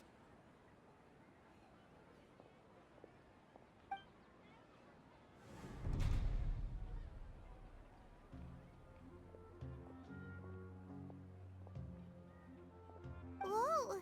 She just ran off in a hurry. She looked pretty upset, too. Well done. Sitaria didn't seem to suspect anything amiss. To have something she's been trying desperately to avoid show up out of nowhere and berate her, that must have shaken her to the core. Aw, Nahida, it seems like you understand human emotions really well after all. All I know are some abstract Harava-taught theories. And in any case, my time with you has shown a lot of them to be utterly useless. I'm still trying to make sense of everything. Anyway, enough of that. Let's hurry and catch up to Sitaria. She's out of Keems now, right on cue. Let's get ready to possess him right away!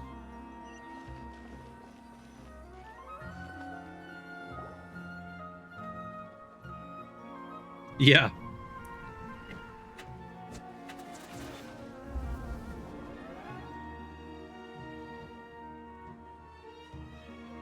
It's okay. I just got caught up in something. Oh, actually, didn't you ask me to help you look for work? What kind of work were you looking for again? Masonry work. Oh, right. Your old man's craft. How could I forget?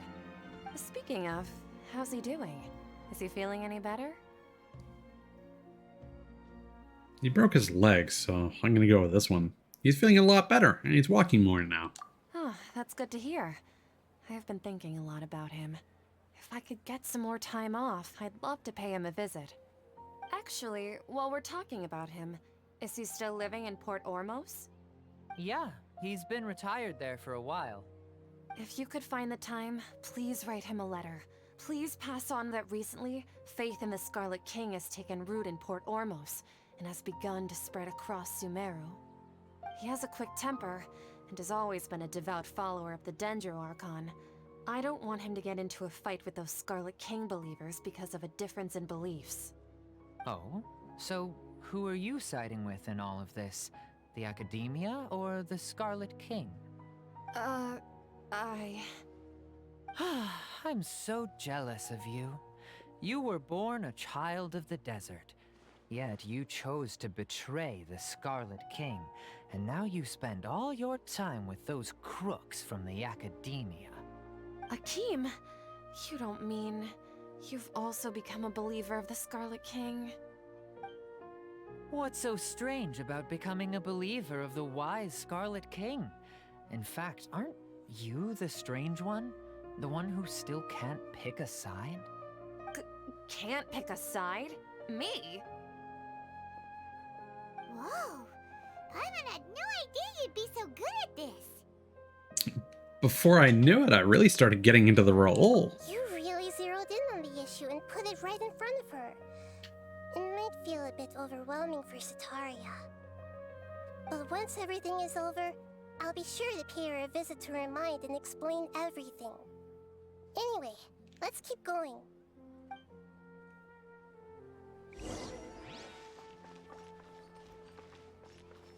There she goes. Sataria's already started.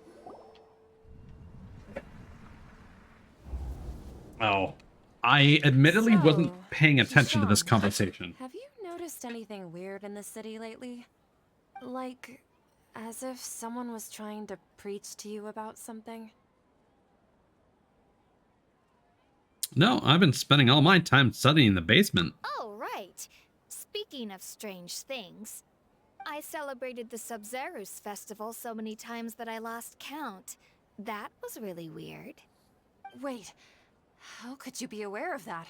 That should be impossible. Nothing in the report indicated anything like that. Oh, this is Are fun. you still failing to realize that the Academia's lowly tricks could never deceive all of Sumeru's citizens? Jishan, don't tell me that you've converted to the Scarlet King as well. What an absurd question.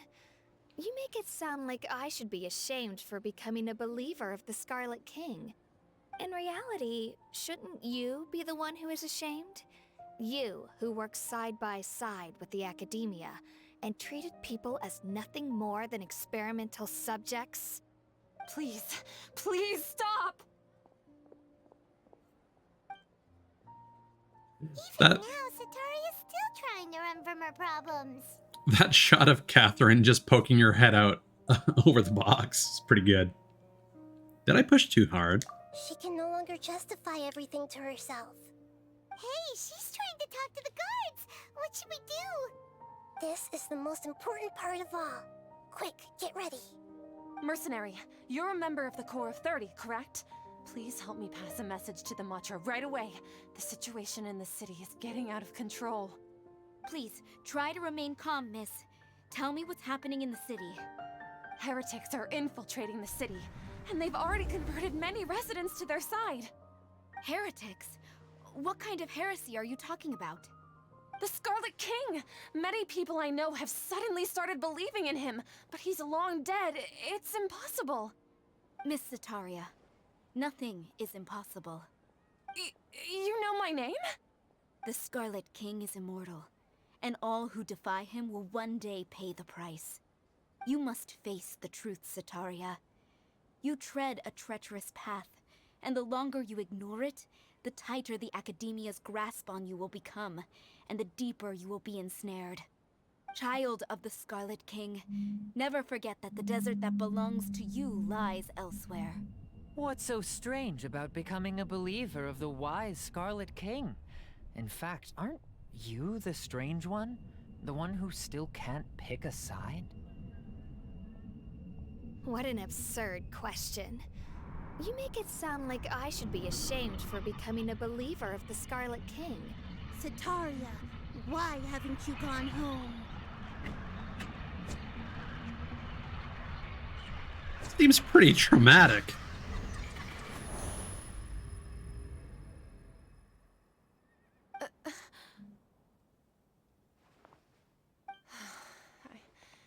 It seems that no matter where I run, I only keep finding more believers of the Scarlet King.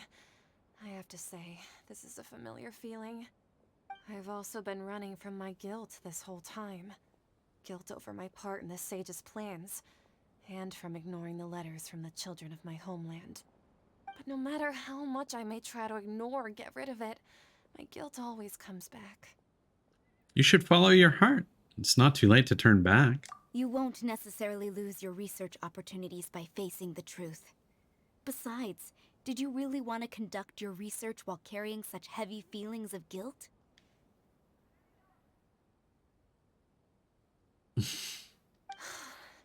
How do you know me so well?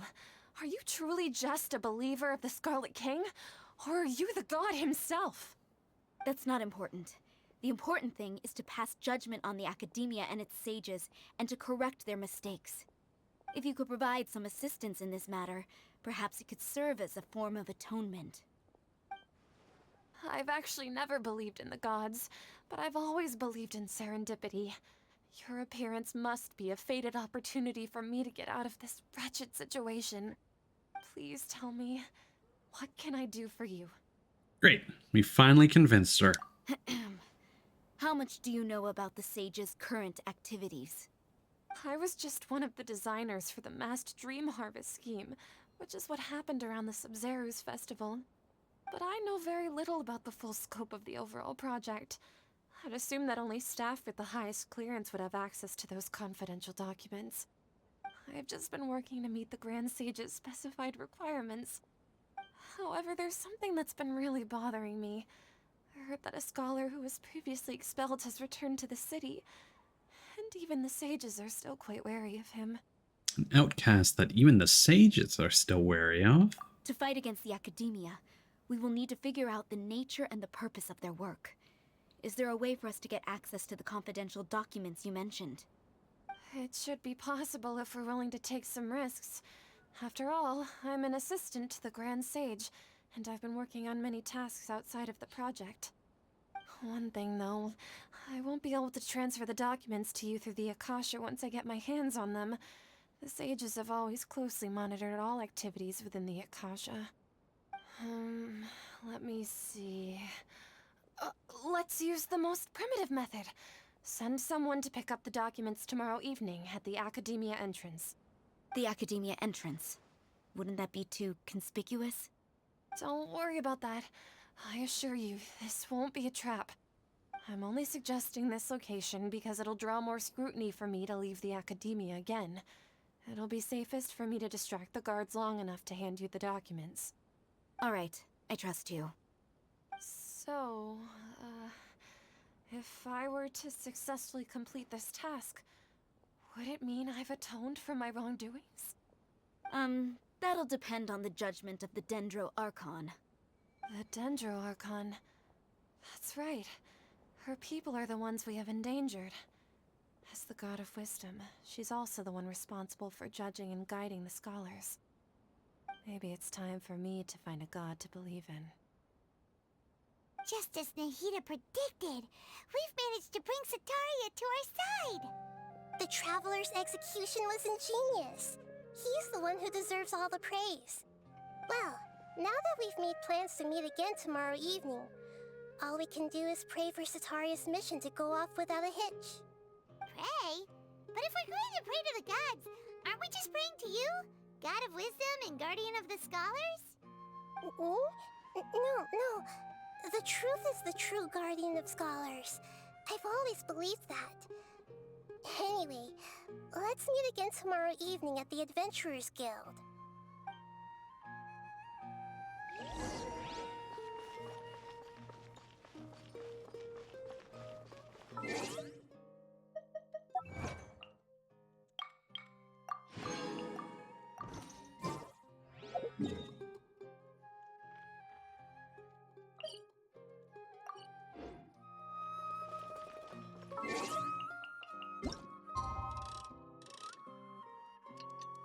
I'm curious if this outcast is going to be a major character, if they're just another random NPC. Because I'd like to meet more Sumeru characters. Oh, the following night.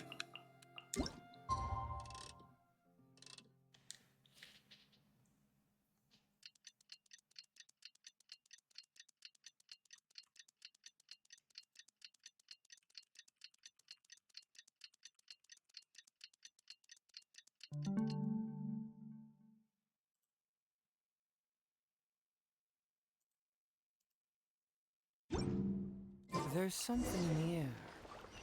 Something that tells me a new case is brewing. Catherine, we're here! Oh, you are the other Catherine, right?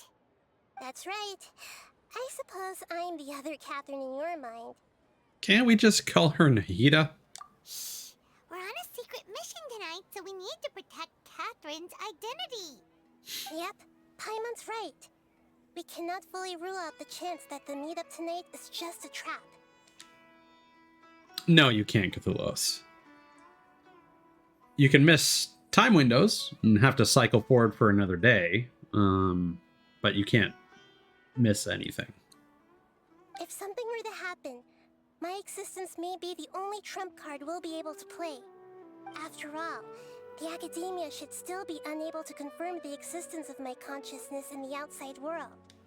Oh, there you go. She literally doesn't exist in reality. Yep, exactly. Just what Paimon was thinking. I think it might be a thing where she's like dreaming herself, like she's just always sleeping. I forget. Anyway, I somehow doubt that. Anyway, enough about that. Let's just make sure to be on our guard. Speaking of which, don't you feel like something is off? Off? What do you feel is off? It's just a little too quiet around here. It's the middle of the night. Of course it's quiet. You're not getting paranoid, are you? No, I think he's right.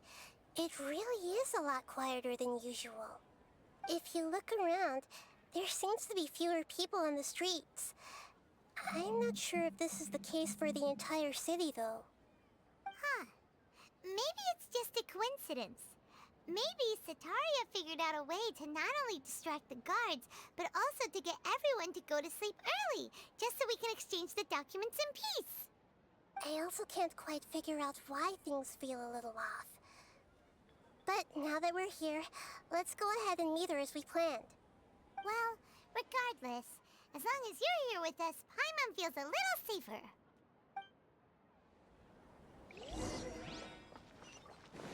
Huh. There really aren't many people out right now. Let's hope it'll be this quiet in front of the Academia, and that Sataria managed to distract all the guards.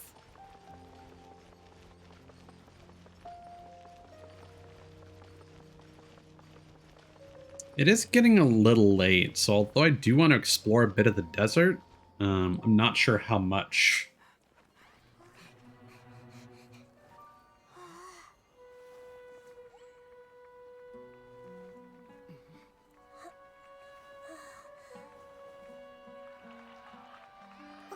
What are all these people doing here at this hour of the night?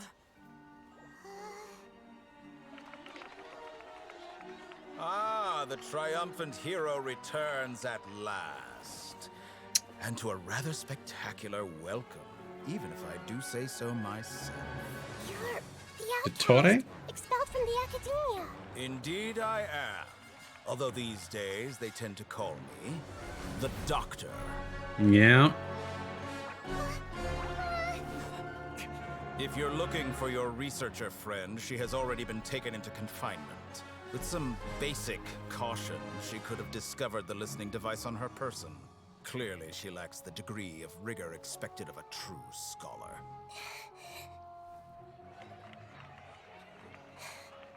The people of Sumeru City. What have you done to them? I simply made some minor adjustments to their Akasha terminals. Now they can deposit information directly into the subconscious. As you can see, all these lovely people now believe this traveler is a hero who has just saved the world. My experiment is a success. And now it seems they can no longer hold back their sheer adoration. No, what should we do? These are all just regular people. Leave now. You need to get out of here. What? That guy's a Fatui Harbinger! We can't just leave you here! Nor can I abandon the people of Sumeru!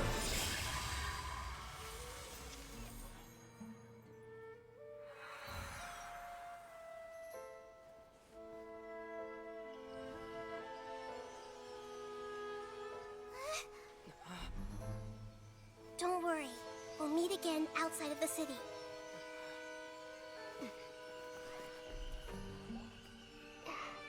I see. You appear to have overridden their mental faculties with your own consciousness. To possess such a powerful mind, you must be the god of wisdom.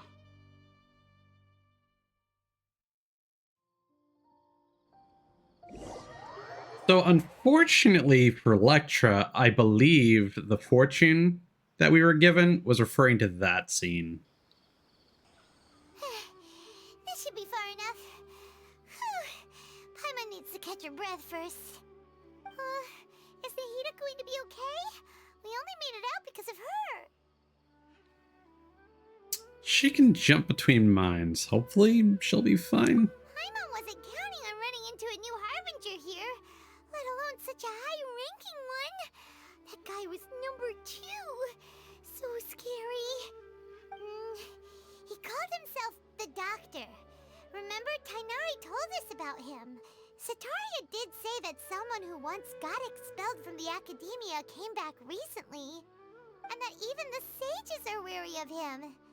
Yep, sounds like she must have been talking about the Doctor. We underestimate the scale of this problem. Yeah, now that the Doctor's in the picture, we're no longer just dealing with the Academia. They're in cahoots with the Fatui. But what are the Fatui after this time? Another Gnosis? We need to find a way to reunite with Nahida. Yeah, things would be a lot easier with Nahida's help. Nahida said we'll meet again outside of the city. But we can't just keep waiting around, right? Let's start our own investigation. Let's go find someone else who might be involved. You mean? Let's go find Tighnari. Oh, right! Wasn't he invited by the sages to work on some project when we were staying with him in the Vidia Forest? That has to be the same project. Even though he turned it down at the time, he might still know something. There's no time to lose. Let's go to Gandharvaville.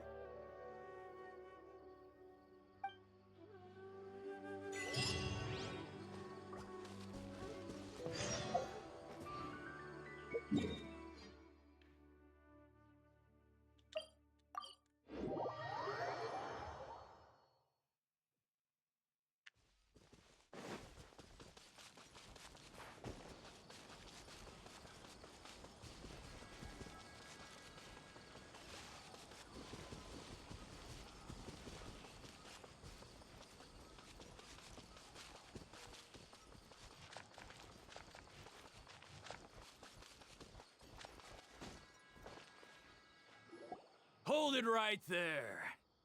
A blonde-haired traveler and a floating fairy. We've got you all right. Take a look around. You've fallen right into our trap. Are you mercenaries from the Corps of 30? Did you come here to arrest us? Corps of 30? We're nothing like those government lapdogs who don't even get scraps for their work. We are an elite brigade that commands the highest commission rate in all of Sumeru. We're here on the orders of a client known only as the Outcast. The Outcast? An outcast from the Academia? Sounds like the Doctor. But why wouldn't the Doctor just send the Fatui after us? Local mercenaries might have an edge over the Fatui. Still wasting time on idle chit-chat. We'll shut you up soon enough. Get them! You're up, Traveler! Following orders. A new punching bag. Oh. I assumed we would have been flanked, but oh well.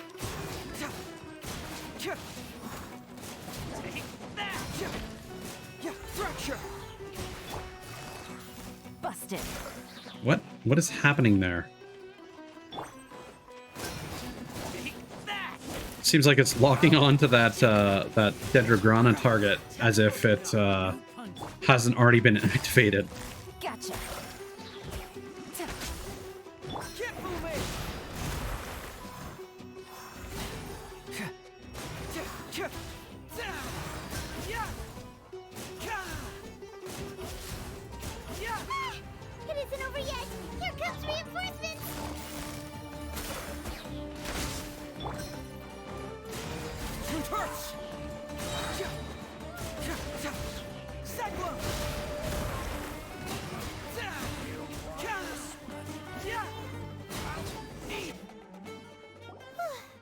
That was pretty rough. Is that what elite mercenaries are like? It probably won't be long before we see more of them. Yeah, looks like we'll have to keep our guards up. But this doctor guy seems like a pretty tough opponent. He knew exactly where to set up an ambush. Did he predict that we would try to find Tainari? Going up against smart people is tough. Anyway, let's keep going.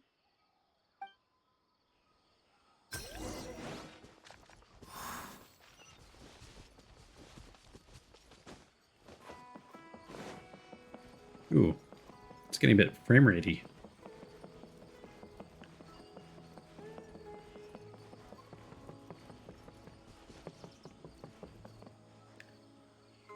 Oh, it's the Traveler and Paimon.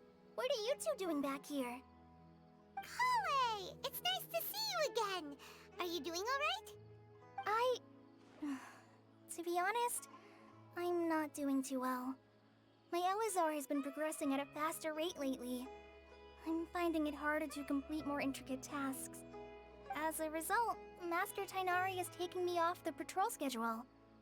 He will only allow me to stay here and coordinate other people's tasks. Oh, Kale. It seems that curing Irminsul's our only chance. Speaking of Tainari, did he go off on patrol? We're here to talk to him. Oh, Master Tainari? You just left the Avidia Forest a little while ago. He was headed to Party's DI. He left? What? Isn't Tainari always saying that he never wants to leave the Avidia Forest? He even turned down the Sage's invitation. I thought it was weird too. Master Tainari always prioritizes his work as a forest watcher above everything. He almost never leaves his post. He left in a hurry this time, though. You didn't give a reason? No, I only found out that he left through a message he left behind. He also made sure to delegate all his tasks using a schedule. To leave in such a hurry? I'd guess he had something urgent to take care of. Master Tainari originally studied in the Amorta Darshan of the Academia, and Partis DI is something like the Amorta's research base. Many rare shrubs and grasses have been planted there for research. I know that before he became a forest watcher, Master Tainari once spent a long time conducting research at Partis DI. A research base, huh? Gotta wonder what kind of research Tainari just decided to work on all of a sudden. Oh, we don't have a lot of time, so let's go look for him at Party's DI. Please take care of yourself, Kale. Don't worry, I'm fine. I'm used to living with Elazar by now. If you run into Master Tainari, please send him my regards. Got it. Will do. See you later, Kale.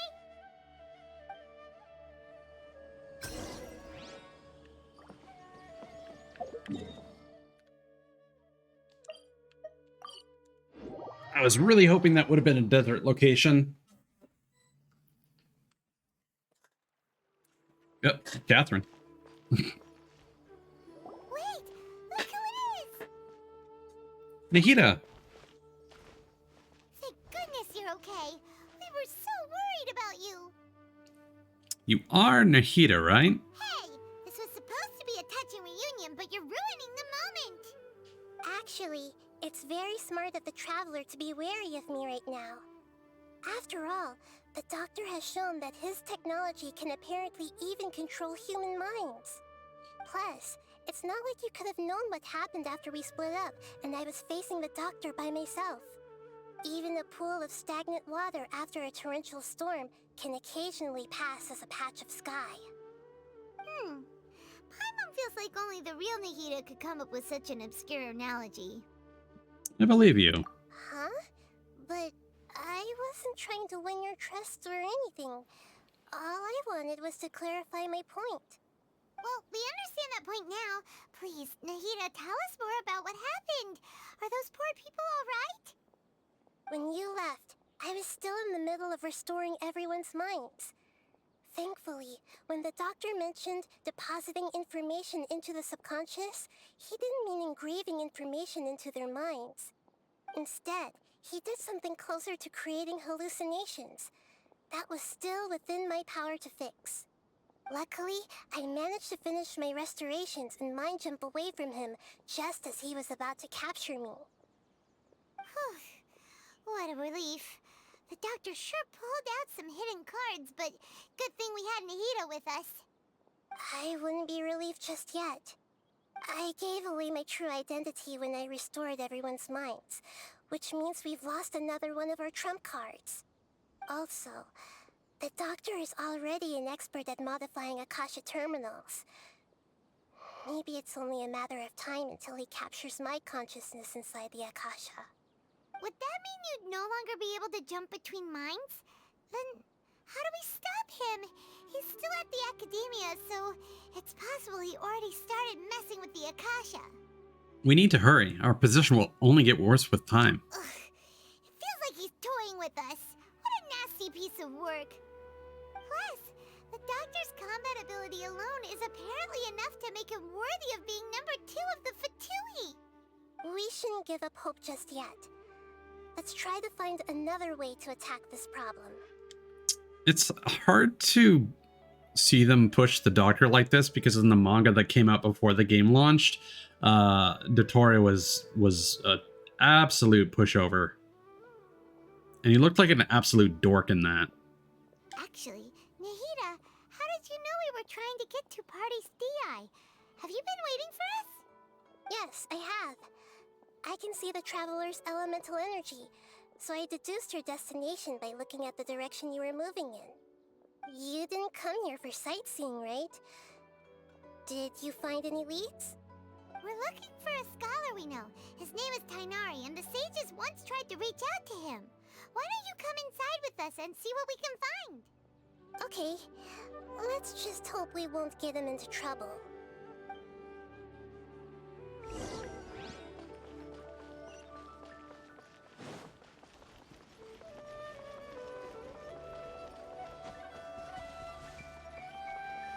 Ooh.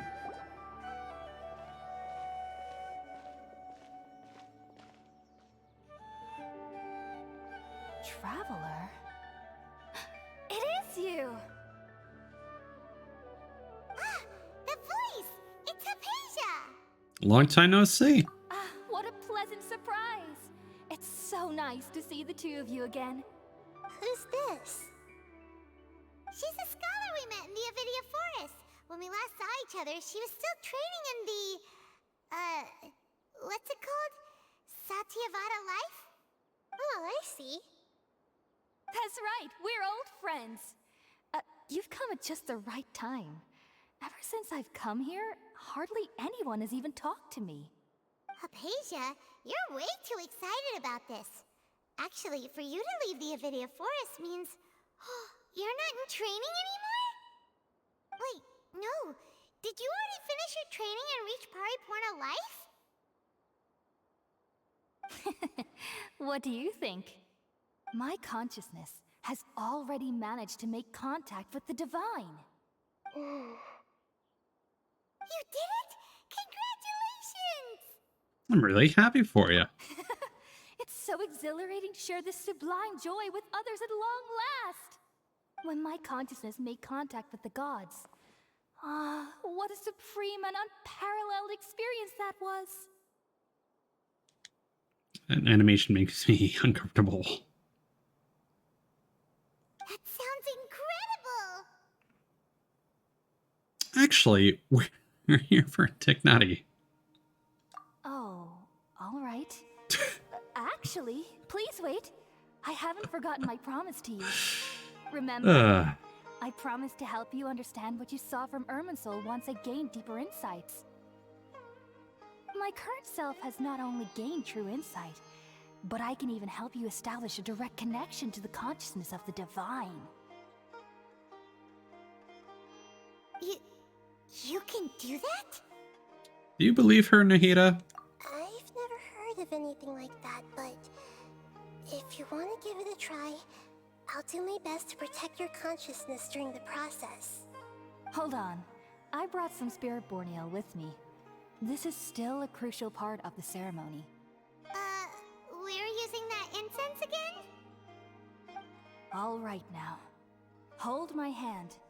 I'll help you establish a pathway to connect your consciousness. Okay. Ready? Yeah, and Peja brought out her magic bomb.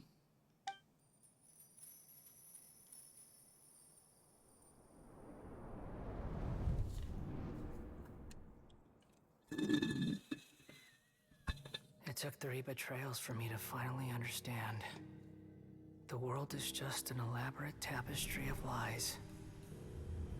My fury will never be quelled. The first to betray me was a god. My creator. My mother. Valuing strength above all, she saw no worth in me and I was discarded. The second was a human. My family. My friend. Consumed by fear, he saw me as an abomination. The third was one exactly like me. A hope for the future. A fledgling barely out of the nest.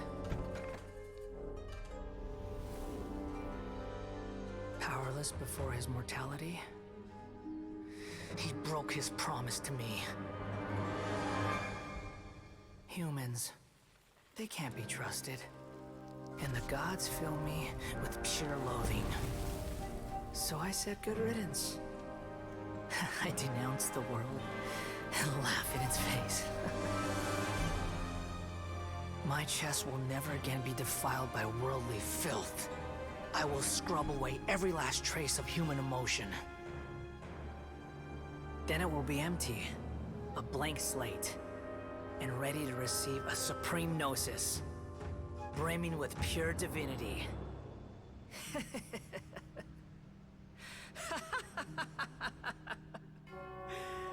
There is no need to fear. The pain will be brief. Your era is coming to an end.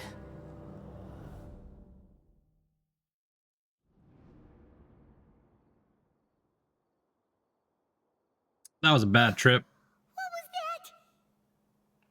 This is neither the Great Lord's consciousness nor King Dashret's consciousness.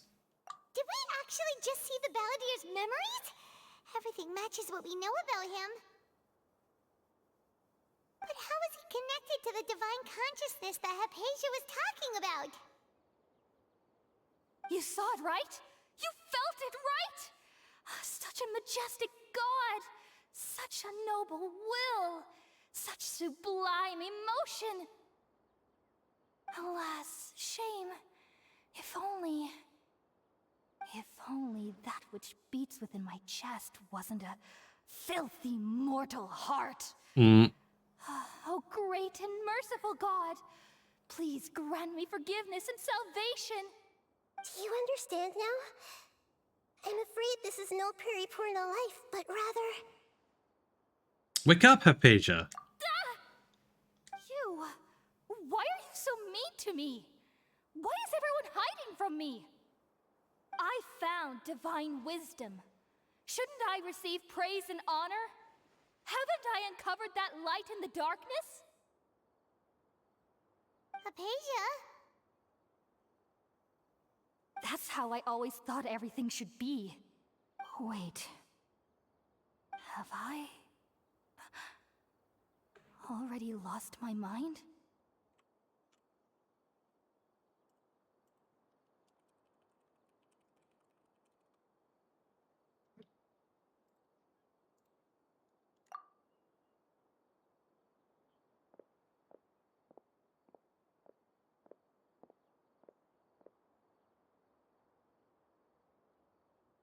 Wait, something isn't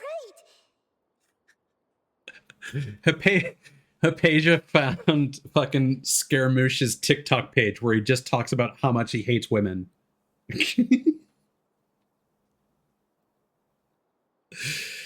Oh no!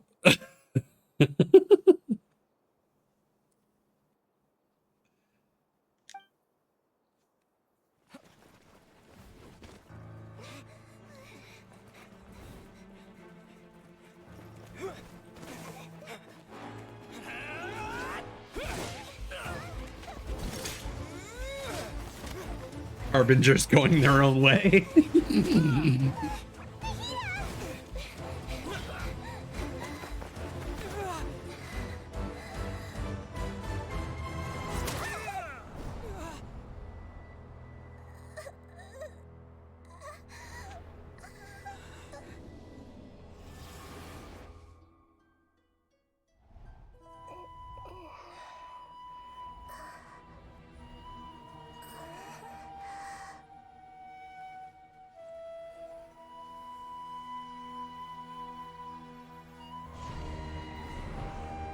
Ooh, who was that?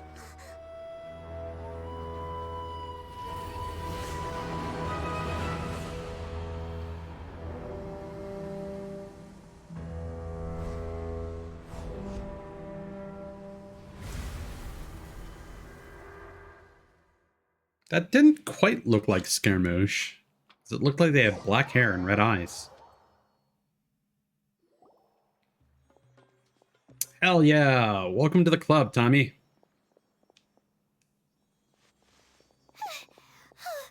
Okay, we finally lost him. I love these dialogue choices. Oh, gasp! Are you okay, Nahida? Wait, no. Something feels different. You're back! Oh, the Traveler's back? It's me. What just happened? Nahida was controlling your body for a while. It seemed like she jumped over to you as an emergency measure right before the Catherine puppet was destroyed.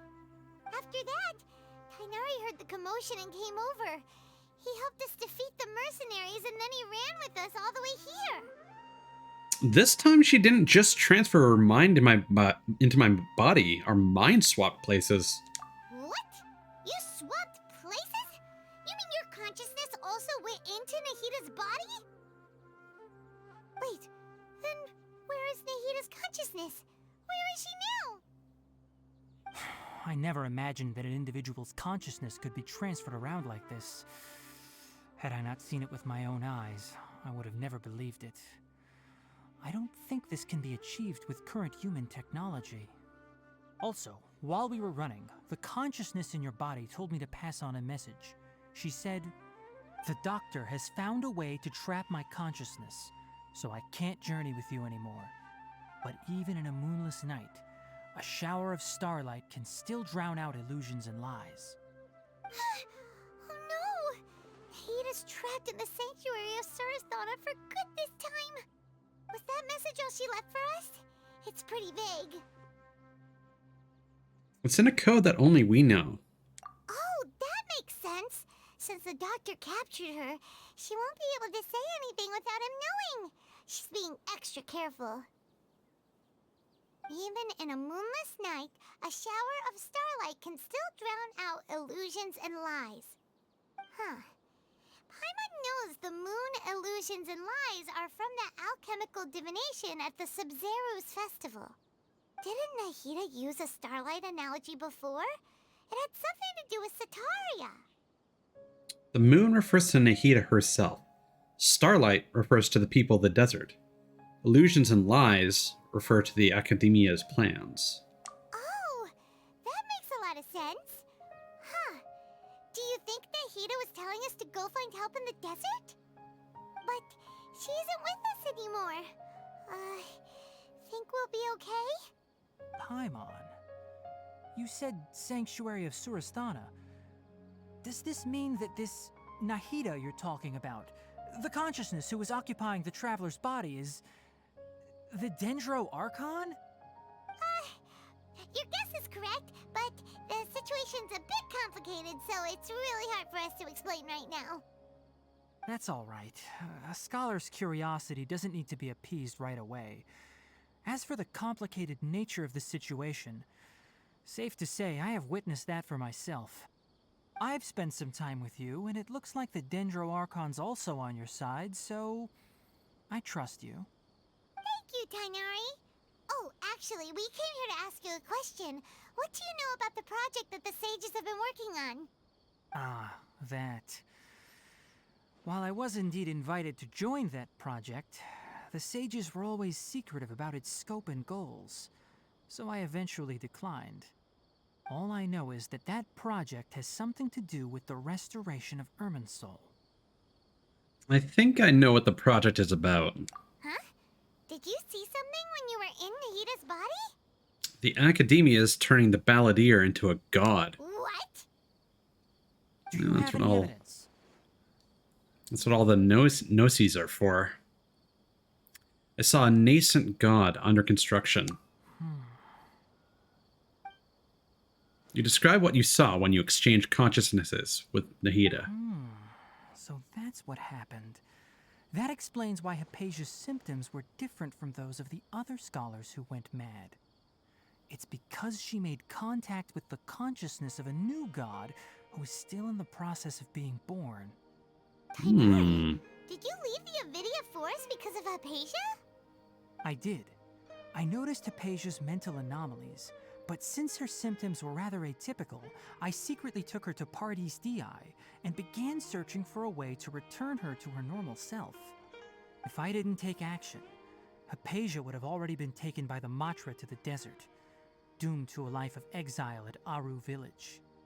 Now that you mention it, I knew the Academia has never thought particularly highly of Lesser Lord Kusanali, but I still didn't expect them to do something as arrogant as creating a new god.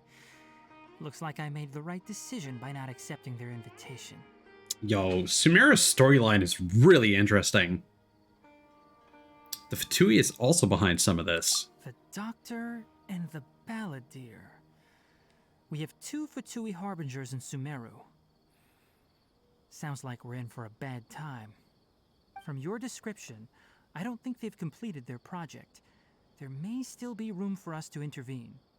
But then, what is the connection between creating a new god and restoring Irminsul? Yeah, it feels like we're still nowhere close to figuring out the sage's goals. Let's head to the desert for now. Right. We've pretty much gone over everything we need to know, so we should head out. How about you, Tainari? What are you going to do? I'll stay here for now. I still want to try a few more things to help Hypatia. If you're planning to go into the desert, start by heading for Caravan Rabat. That'll be your fastest route. Come find me here if there's anything else I can do to help. May the spirit of wisdom go with you. Thanks, Tainari. Hopefully Hypatia will feel better soon. We're off then. Hell yeah. So, I'm gonna head there and see if the next quest starts automatically. Because I want to get to a point where I'm not going to accidentally trigger the next story quest. But I think I've had my fill of the story for now. This is a pretty good stopping point. I do want to check out some of the desert, though. And I want to get some scarabs for Sino. So we'll get our foot in the door. But let's just make sure. I don't know how much more of this I'm going to do on stream, honestly. But I want to make sure I don't miss anything. We finally made it to Caravan Rabat. It's pretty lively here. So, just past this wall is the desert, huh?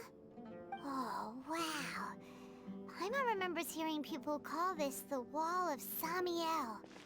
It's made to block sandstorms from the outside. Oh, if it's this tall, it's gotta be the divine work of Greater Lord Rukkhadevata, right? It is indeed quite impressive. Enough gawking. Come on, follow me. Dendro Daddy! Huh? I'll hate them. Over here. Let's go. Oh, Haytham went that way! Let's hurry up and follow him. Wonder what he's up to. I can't get him soon enough.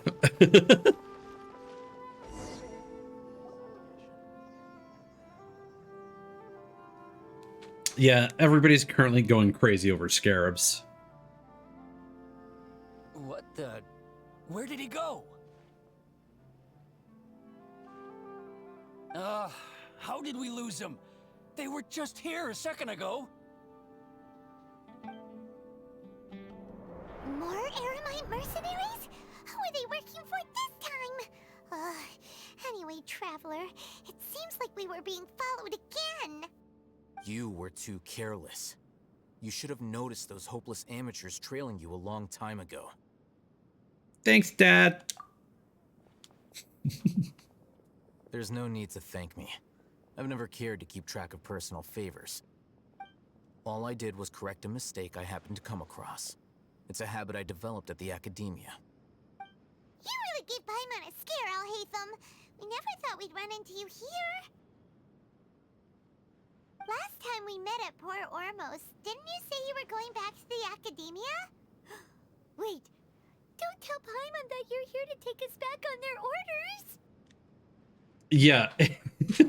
Hitting adventure rank 60 and literally dreaming about the scarabs. Yeah, I have to second what you suggested earlier about touching grass. Oh, so you've already landed yourselves on the academia's hit list. I can't say that I didn't expect it. However, had I wished to turn you over to the academia, don't you think you'd already be the Eremites' honored guests by now? Oh, right. You do have a point. Did you participate in the Sage's big project? I have no interest in running errands for that project. As a scholar, I've always belonged to the camp that promotes researcher autonomy. And these days, you're more fascinating than anything the Sages can offer. So you were actually looking for me? Not quite. To tell you the truth, I'm still investigating the Divine Knowledge Capsule. Unfortunately, I've run into some difficulties. Problem is, you're gonna go down the rabbit hole of seeing like a beetle on the street and be like, "Oh wait, gotta get it." Everyone says the capsule originated in the desert and was eventually moved to Port Ormos. If I am to get to the bottom of this, I must understand how the capsule first came to be. Which brings me back to you and why you're so interesting. The leader of Ain al-Ahmar used the Divine Knowledge Capsule right in front of you. And upon seeing him, your expression became perplexed, and you were lost in thought for quite some time. To have that kind of reaction, I think you must have realized something. Are you interested at all in sharing what you've been hiding from me?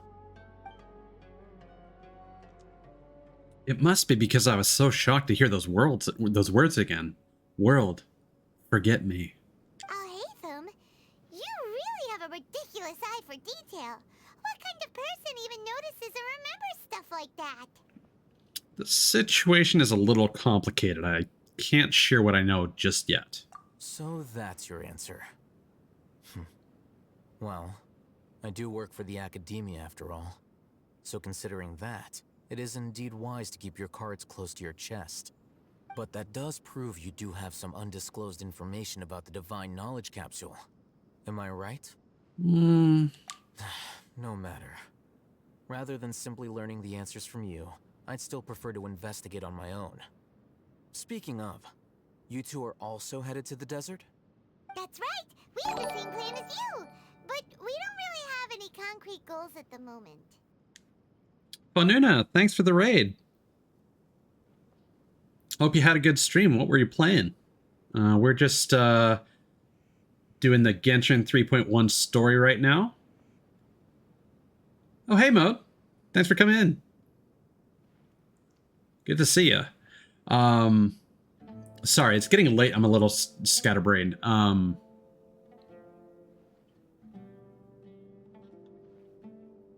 Yeah, we're just about to enter the desert, which I haven't actually touched yet. Admittedly, we're probably gonna end stream soonish, probably within the next hour. We're just trying to find a good exit point for the story. I don't know, but now you are. So order has been restored. Thanks for the follow. Also, I've been meaning to ask. It's easier to ask this through voice than with text. Is your name pronounced Mode or Mod? Just say one or two. Mod. Okay. Just making sure.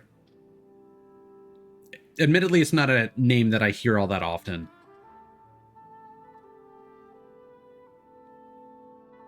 Nice. Did you roll for Sino?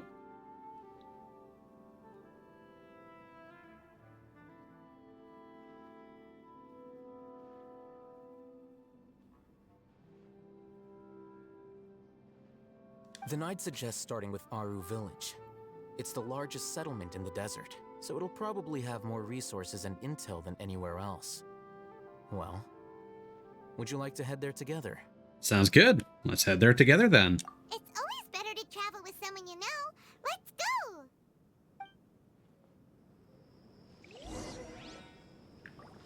go! On the road with Dendro Daddy. Hell yeah.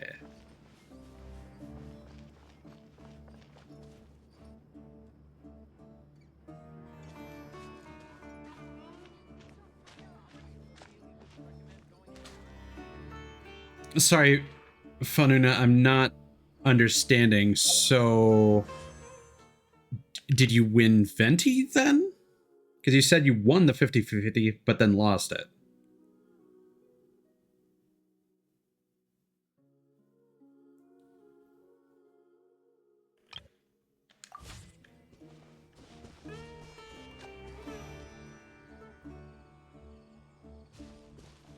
Ah, yeah.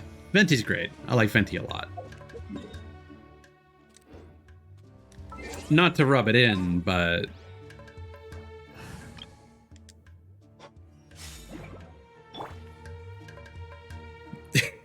Anyway.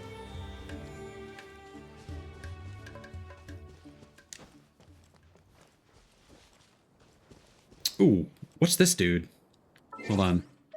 Something I forgot to check earlier. Also, I just noticed we're locked out of co-op again. I don't know if that's tied to this quest or maybe one of the Aranara. Okay, so we got a couple birds. We want to capture that fox. We got a weasel. We've got two big boys. No new fish. And we got another type of eel. Maybe some type of glowing buddy. So, let's equip our Omni-Ubiquity Net. And bad. Get back here. In the end, Damn it. all will be placed upon the scales. Hold on. That Sealy can wait for a moment. Ah. Oh, the cooldown on that is so long.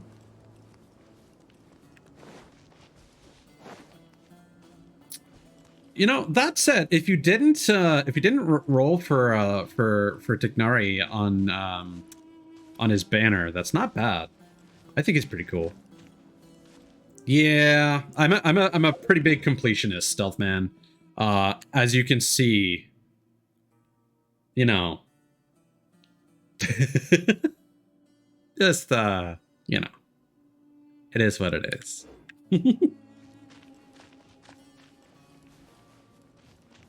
I'm just curious if it's gonna respawn behind me. Oh, is that it? No. We got... okay.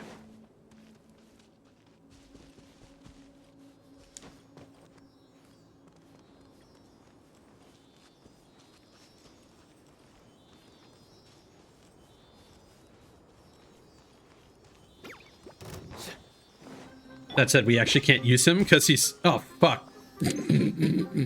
Can't catch those guys.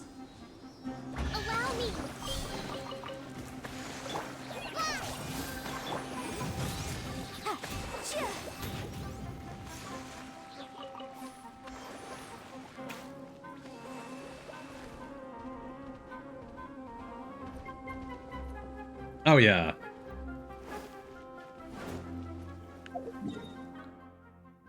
Like, I'm pretty thorough.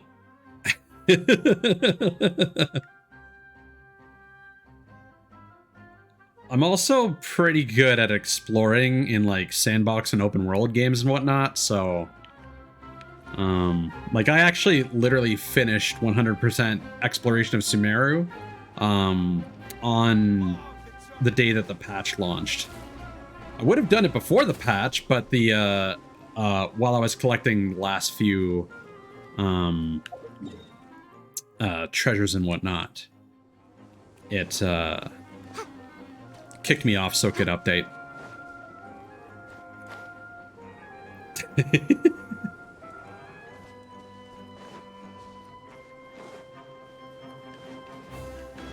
It's good to feel appreciated. Thank you. Now, that said, I might be annoying some of you by not collecting that right away. That's just kind of how I do things. I tend to collect... Hold on. Oh no! Oh no, no, no. Oh no. Oh no. They're all mad. They're all mad. Did I get him? Yeah! Alright. What? Is that just a tumbleweed? The animation on that looks like a Geobishop. Ooh. What are these buddies?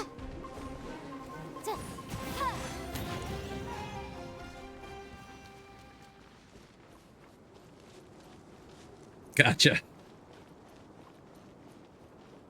Yeah, the only, like, money I've spent on this game was back at launch when we didn't know how reruns were going to work. I spent the absolute bare minimum to guarantee Venti. I farmed and did as much grinding as I possibly could. But I had to spend a little scratch. But I got them. And then since then, I've only bought, like, a handful of Welcome Moon Blessings and Battle Passes.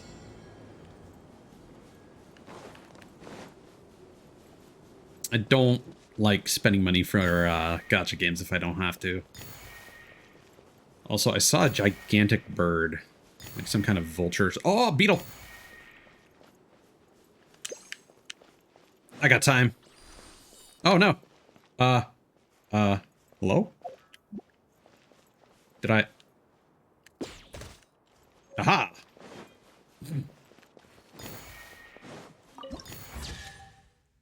Ooh. This is... It's important to replenish your supplies often when you're out in the wild. Oh, the weather changed. That's cool.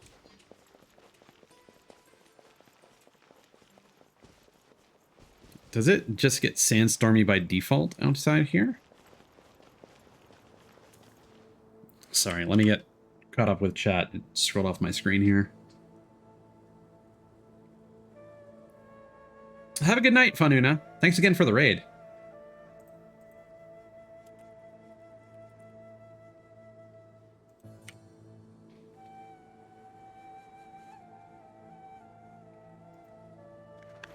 Yeah, I could not imagine spending money on a weapon banner, to be honest. I think I've gotten 2 5-star weapons from the standard banner. Oh, the bird's gone. I see, the thing is, part of me is wondering if you can actually capture the tumbleweed.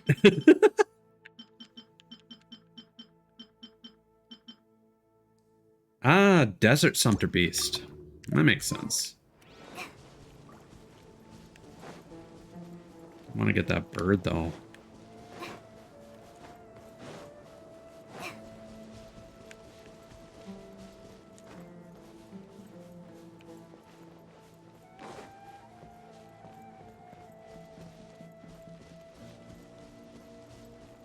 Oh, did it fly off?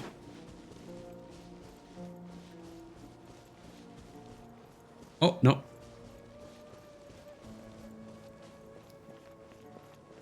Those don't look capturable. Hey. Oh. Oh no. You're angry. Hello. Boom boom! Rest and rebuild! Oh, what the? Scorpions.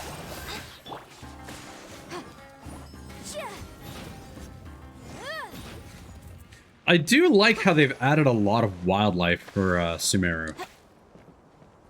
Now here's the question. Do I actually whoops, not the party. Do I actually have to kill one of those guys to get them added to my my list here? Scorpion. Okay, yeah, don't have to worry about you. Yeah, looks like I have to kill them.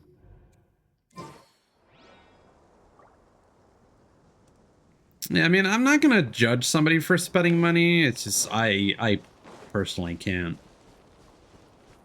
One thing I will judge, particularly streamers and VTubers for, is spending money on stream for gacha pulls.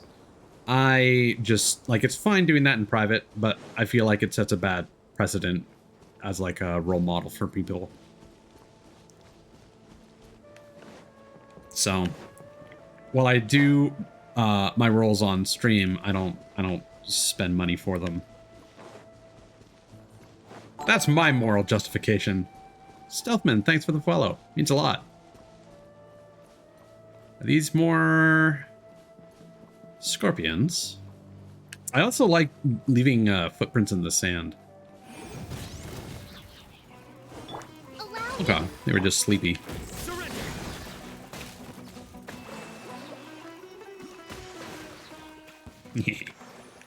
Look, guys, my level 40 Sino actually killed some dudes. He's growing up so fast.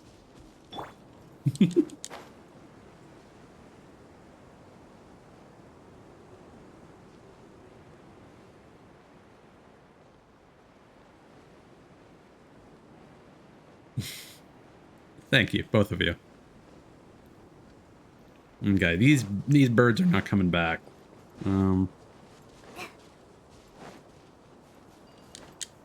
Oh, Sealy, hello.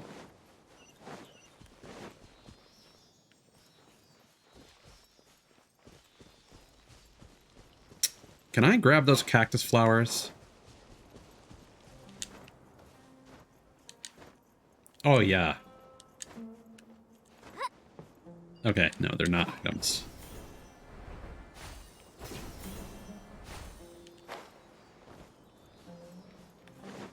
Oh! Little dudes.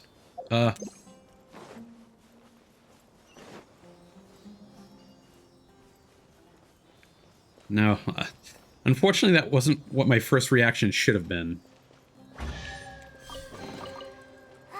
Glad there weren't any poisonous mushrooms inside.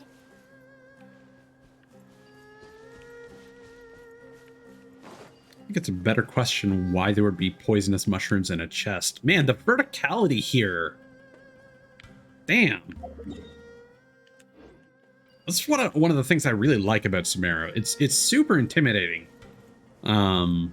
But like the verticality of these areas is just constantly impressing me. Oh, hi.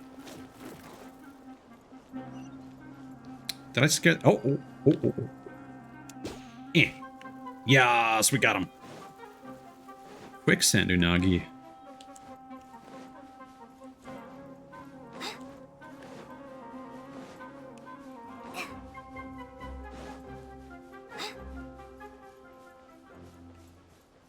I kind of want to see what's at the top here before I go check out the village. Is this another Aramite base? No, it's just... Oh, hello. I see. Now we need Animo. Ah.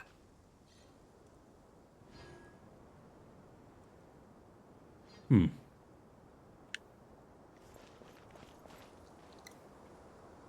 just trying to think.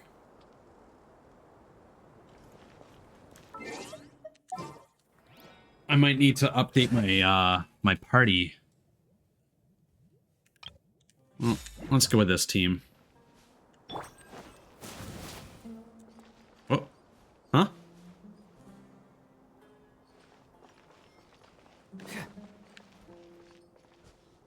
Did I miss something? Oh, have a good night, Mod.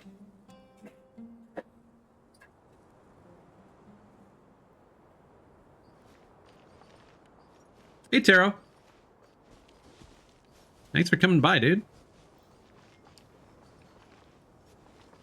Honestly, now's probably the best time to get back in.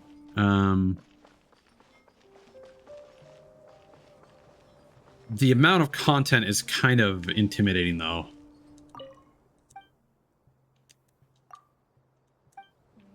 All right.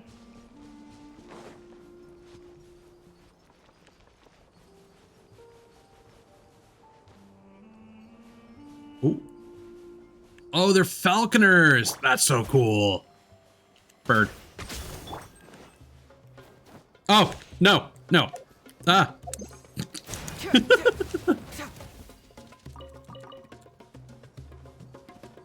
Hello? No, they're just fine. Chill on the mountainside there.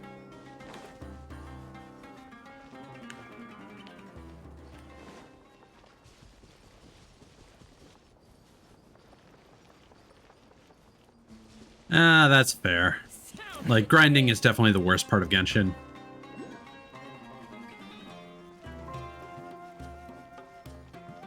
Okay. Thanks for the clarification, Stealth Man. I wasn't sure if I was just crazy or what.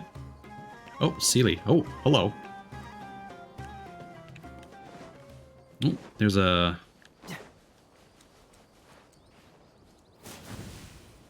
Oh. Oh, oh! Yeah! It's quick on the draw that time.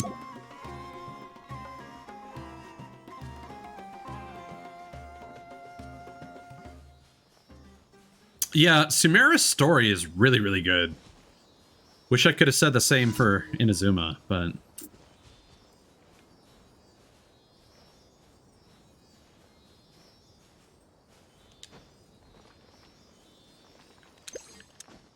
wait.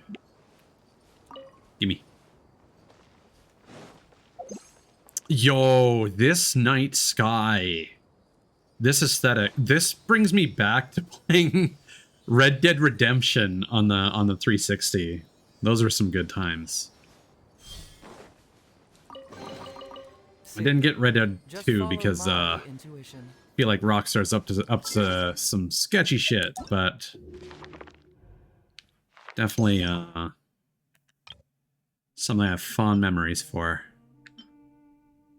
Yeah, so those are just aggro birds. We got this dude. And again, there are no new fish. We got this guy and the scarab. So I think the only one we're missing is that other bird, right?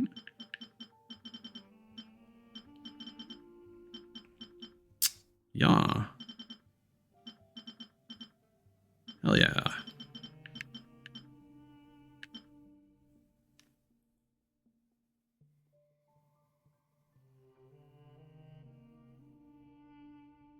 Yeah, I've been openly critical about Inazuma in general.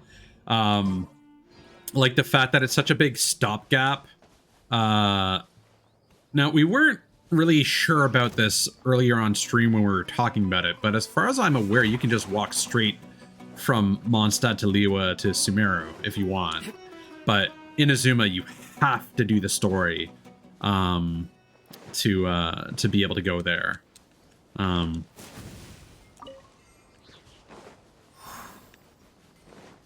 that I feel is a real buzzkill.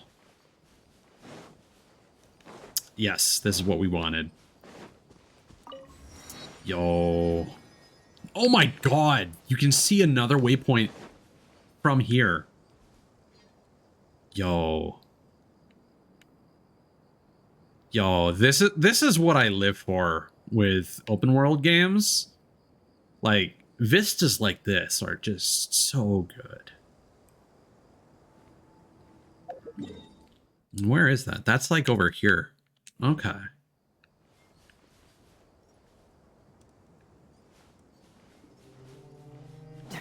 Yeah, no, Sumeru's storyline is the high point. Like, I've been watching a few of my VTuber friends starting over on fresh accounts for obvious reasons. And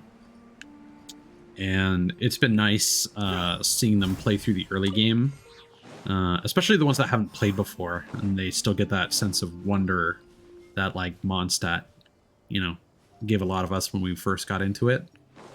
It's really, really good. And Liwa, when you first get into there, is really cool. I don't remember how much I liked Liwa's storyline anymore. I think it was Oh, Scarab. Sino needs his dinner.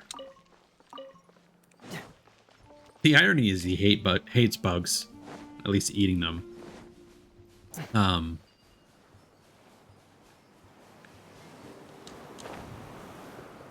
think the thing that bugged me the most about Liwa was just I'm not a big fan of Child. Oh god. Okay. This is fine. What are we using this for, though? Is this just for the Blossom of Wealth?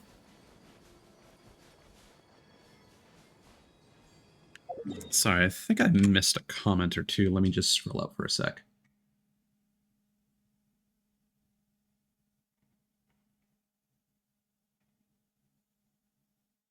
Yeah. Like, I definitely feel that it sounds weird to say this, considering how long the game's been out for, but Inazuma was definitely a low point for the game. And I feel like both of the underground areas have been disappointing as well. I'm a big fan of learning more about, like, Ainu culture, you know, the native tribe of Hokkaido. And the fact that they just jammed a whole bunch of Ainu names into, like, one island and... what's it called again? Enkonomiya. Was a real bummer for me. Because it had, like, literally nothing to do with Hokkaido. I guess maybe the sunbird or whatever from that one island kind of is related to some of that folklore, but it didn't feel like it was in a meaningful way. And the chasm was just kind of whatever. Unless you can tell me that, like, China has, like, a really big, like, mining culture, I just feel like it was a complete waste of an update.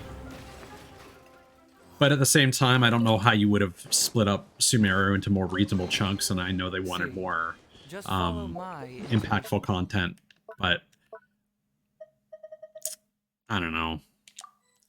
I honestly would have rather they focused on making more characters, even though I realize environment artists are not necessarily going to do the same as character artists on the dev team. I feel like it would have been more interesting if they focused on making more Inazuma characters before we move on from Inazuma basically forever. Unless you count Scaramouche, I guess. Considering that a lot of the Inazuma characters were also super underwhelming, like apart from Heizo, who's like my favorite 4-star, and he's like amazing, I feel like a lot of the 4-stars in Sumeru were really, really bad. Like their characters are fine, but gameplay-wise, they are all really underwhelming. Even some of the 5-stars like Yoimiya and Ito, I felt were really underwhelming. So I feel like it would have been nice to have more of those characters. And then, like, in between we get, like, Yelan and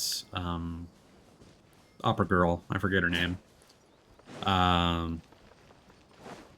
And it's just like, okay, now we're back to the Chinese characters. I feel like Inazuma really got the short end of the stick.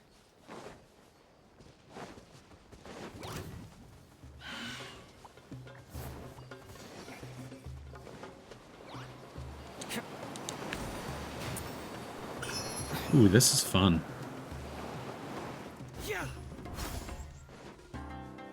Where does this lead us? Is this just an extension off of our village? Yeah.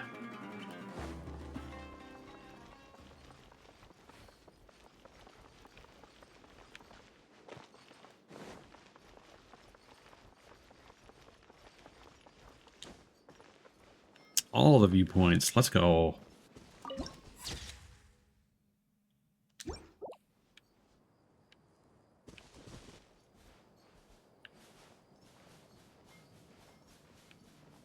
Sorry, I just want to check out that chest real quick.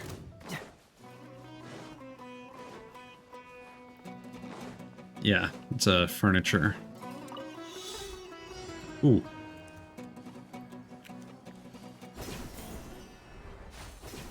I tend to prioritize those ones because I like, uh-oh. You okay there, Hazel?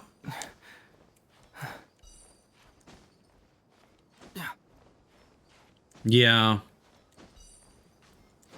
I mean, it was also like smack dab in the pandemic, so that could have also been a major issue for it.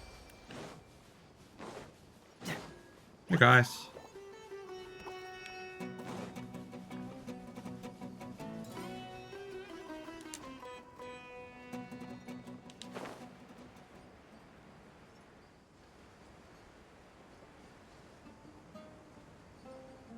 Yeah. New punching bag. Where do you think you're going? Law of the jungle. Law of the jungle. Yeah, law of the jungle in the desert. Yes. No more tricks up your sleeve. I also feel like Inazuma in general was not a good send-up, like... Despite the localization issues, I feel like this is an amazing, like, desert and rainforest tribute. Even if it's not so much a cultural one. Like, Liwa...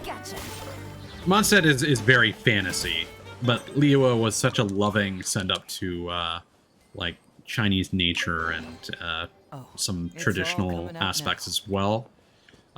Inazuma, I feel, it's just like, welcome to fictional Purple Land. We have all the electricity to go around. And all this alien purple foliage that would never exist in reality.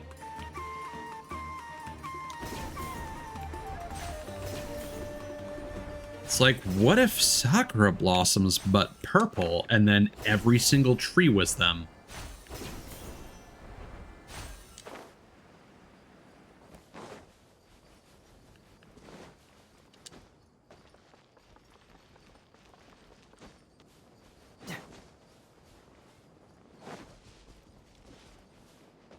Man, these sheer cliffs are something else. Ooh, want to get that Sealy. I'm going way off the beaten path here.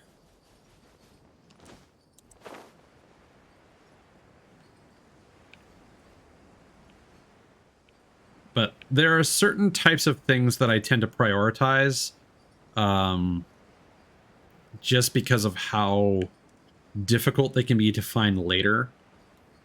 For whatever reason, the remarkable chests are up there for me. Oh my god, there's two of them.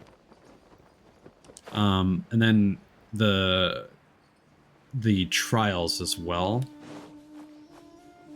Hold on. I need to know. I need to know. Please. Stop, sir. Following orders. Okay.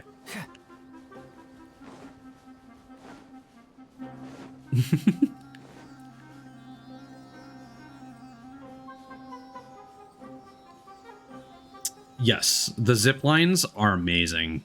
It's like the best thing they've added to Genshin.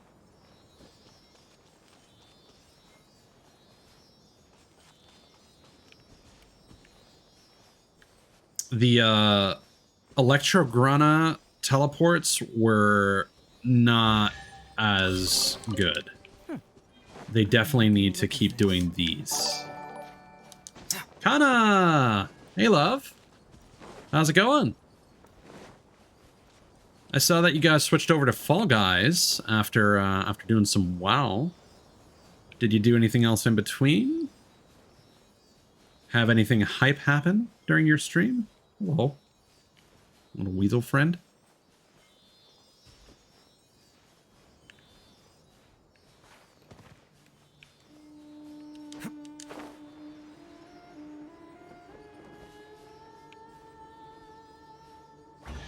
Thanks everybody for coming by through Kana's raid there. We're just getting massively... Holy crap, that's impressive. We're getting massively sidetracked right now in the new desert that they added for Sumeru. We also finished a very large side quest earlier. Oh, and there's an oasis? Hell yeah.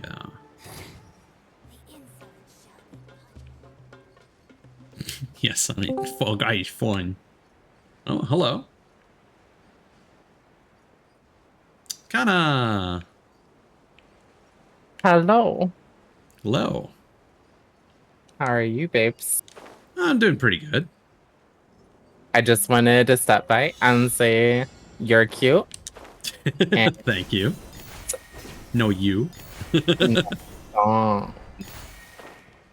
Yes. So we played some WoW, and then we played some Fall Guys. I can't take WoW with a long period of time, so It's all I have to switch. Is it because of the game itself, or just the content? No, just the leveling process. Oh, you were doing some grinding, or are you starting like a new character over for streaming? No, I still have to do some grinding for my main tune. Sad face. I see. And I just don't like the questing process. So, gotta put some space in between it. Hell yeah. No, that's totally understandable.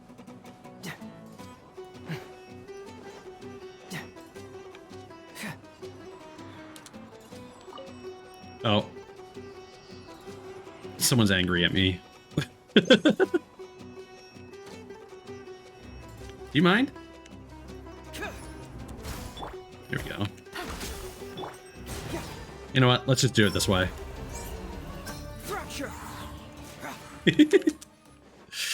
Oh, I'll never get tired of that. So, do you think you're going to be staying up for a bit longer, or are you pretty tuckered out?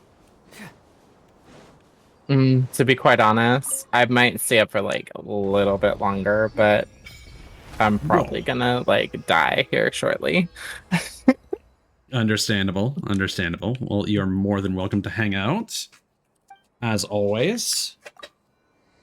Honestly, I'm probably going to be ending stream pretty soon as well. Just want to... Oh, hold on. No. Trying to see if we can catch a tumbleweed as a pet. Gotta love those tumbleweeds. There was actually an achievement for running into one, so that was funny. Ooh, this is cool. Anyways, as I was saying, I'm getting super sidetracked with the sort of cursory exploration right now. Just sort of prioritizing certain collectibles before we get back to the last little shred of the story that we're going to check out tonight. Basically, I have this thing where I'm not sure how much more of the story I want to do on stream necessarily before just like going off on my own and doing it on my own, but I want to make sure I get to a point where more of the story is not going to trigger automatically when I'm just going around exploring, as I tend to do. So I'm fairly certain that as we walk into the town that we just came across a few minutes ago, we're gonna trigger a cutscene automatically. So I just like to try and hit a dead end before I wrap things up. I got you. But if you're down to stick around, I promise you that there will be a hot daddy in the near future. I already have one. And his name is Styes. Aw. Well, I will say that if you tomorrow insist. is gonna be my last stream for like 2 weeks, and I'm planning on playing like some Fall Guys and just having a chill, relaxing stream. So if you wanted to collab tomorrow and be a part of that. I do, actually. Thank you for mentioning that and not just dropping that on me tomorrow afternoon. Because I was originally planning on doing Solstice, but I was thinking that I might cancel tomorrow's stream anyway, just to relax some more. And now that you mentioned that, I would rather spend the day with you. So thank you for bringing that up.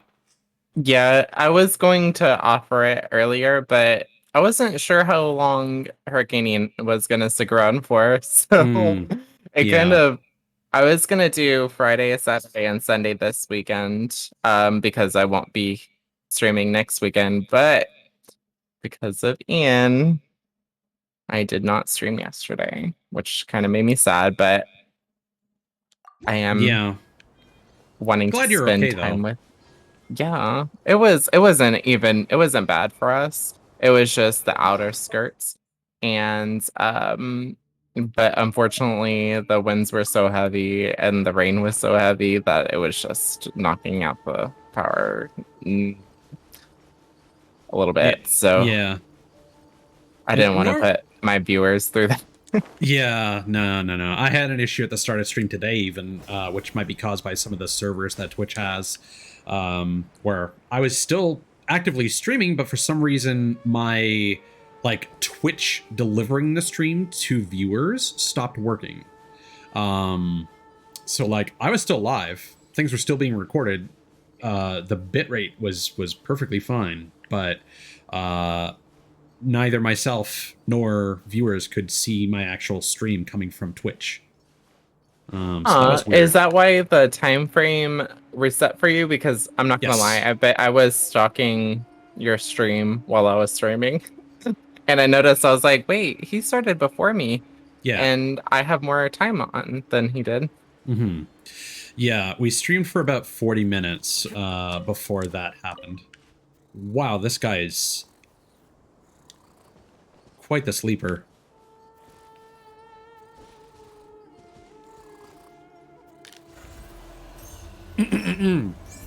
I'm actually surprised because we hit the 147 followers this last stream. I didn't think that I was gonna get there so quickly, to be quite honest. Hell yeah. Well, I'm not surprised at all. I am. I don't think I'm that interesting. Oh, that's not true at all. Gotcha.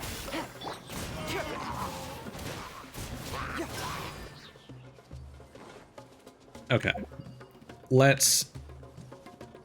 We're going all over the place right now. I'm gonna leave this little... actually, you know what? Screw it. It might be cool to see this oasis get purified. We'll get that on stream. Do one last quick cleanup near the town, and then check out that cutscene, and then we'll probably wrap it up. Also, sorry, Stealthman, I wanted to comment on what you said. I didn't get around to it, but yes. Genshin has a really bad habit of not making its... What am I trying to say here? Let's talk about the fact that if you look at the top left-hand corner of my stream, I'm not allowed to do co-op right now. I cannot join other people's multiplayer games or check out anybody else's teapot. In fact, I don't think I could even go into my own teapot because something is blocking co-op right now, and I don't know what is. it could be a loose end from a side quest that we did earlier, or it could be the main story progression, which doesn't really make sense because we basically just told Dendro Daddy, like, hey, let's go check out this town together. And he's like, sure, meet you there. And we're just doing this. And we can do everything else, but if we want to do co-op, the game's going to say no. And anything else that is tied into that that infrastructure, such as the Animal Crossing teapot mode, that's going to be a no-go. So that's another reason why I want to get this done on stream, just in case we need to do some emergency figuring out why we're not being allowed to do that. But since we've got some extra people here, I think I've done this before while you were on stream, Kana. If we turn it to like midnight and just check out this vista here, like, oh, it's very beautiful. It's crazy. Like being able to be so high up and seeing that waypoint off in the distance, the pyramid from hell that's going on there. And just like being able to see all the greenery back in Sumeru. You can still see Celestia off in the distance there. You're seeing some trees. In fact, is that, hold on, let's point our camera. Is that the inn? Or is that's Sumeru City? Yeah, no. Well, you could probably, oh, and there's Dragonspine Mountain all the way over there. I'm sure you probably could get a good camera angle to see both Wangshu Inn and Sumeru City at the same time. Oh, and there's the Jade, whatever the fuck. I always forget the second word. The Jade Chamber. There we go. Yeah, it's really impressive what open world game designers can do with this stuff.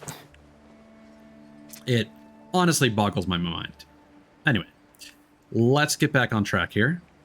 We're just going to go down this hole here and grab the waypoint before the cutscene. Just casually break our legs. I think there might have been... Oh, yeah.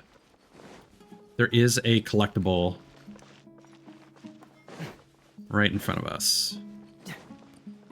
Tyus, I also wanted to ask you... Oh, yeah?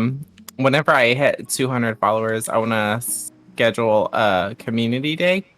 Oh, yeah? And I wanted you to be a part of that. Of course. Just keep me in the loop on that.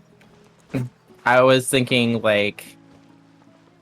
well, I was honestly thinking about, like, having Dead by Daylight and also Fall Guys as one of the community day events.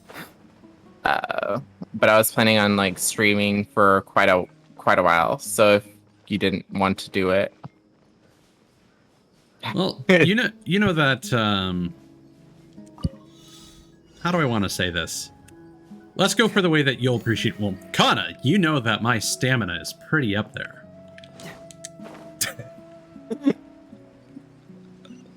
I know. I would like you to be there. And I'd love to be there. Co-host the event. And we can also have it as like a dual stream. So you stream and I stream, but we like take one of each of our like viewers. Does that make sense? So like there's 4 people in a group. So I take one of my viewers, you take one of your viewers, and then we alternate.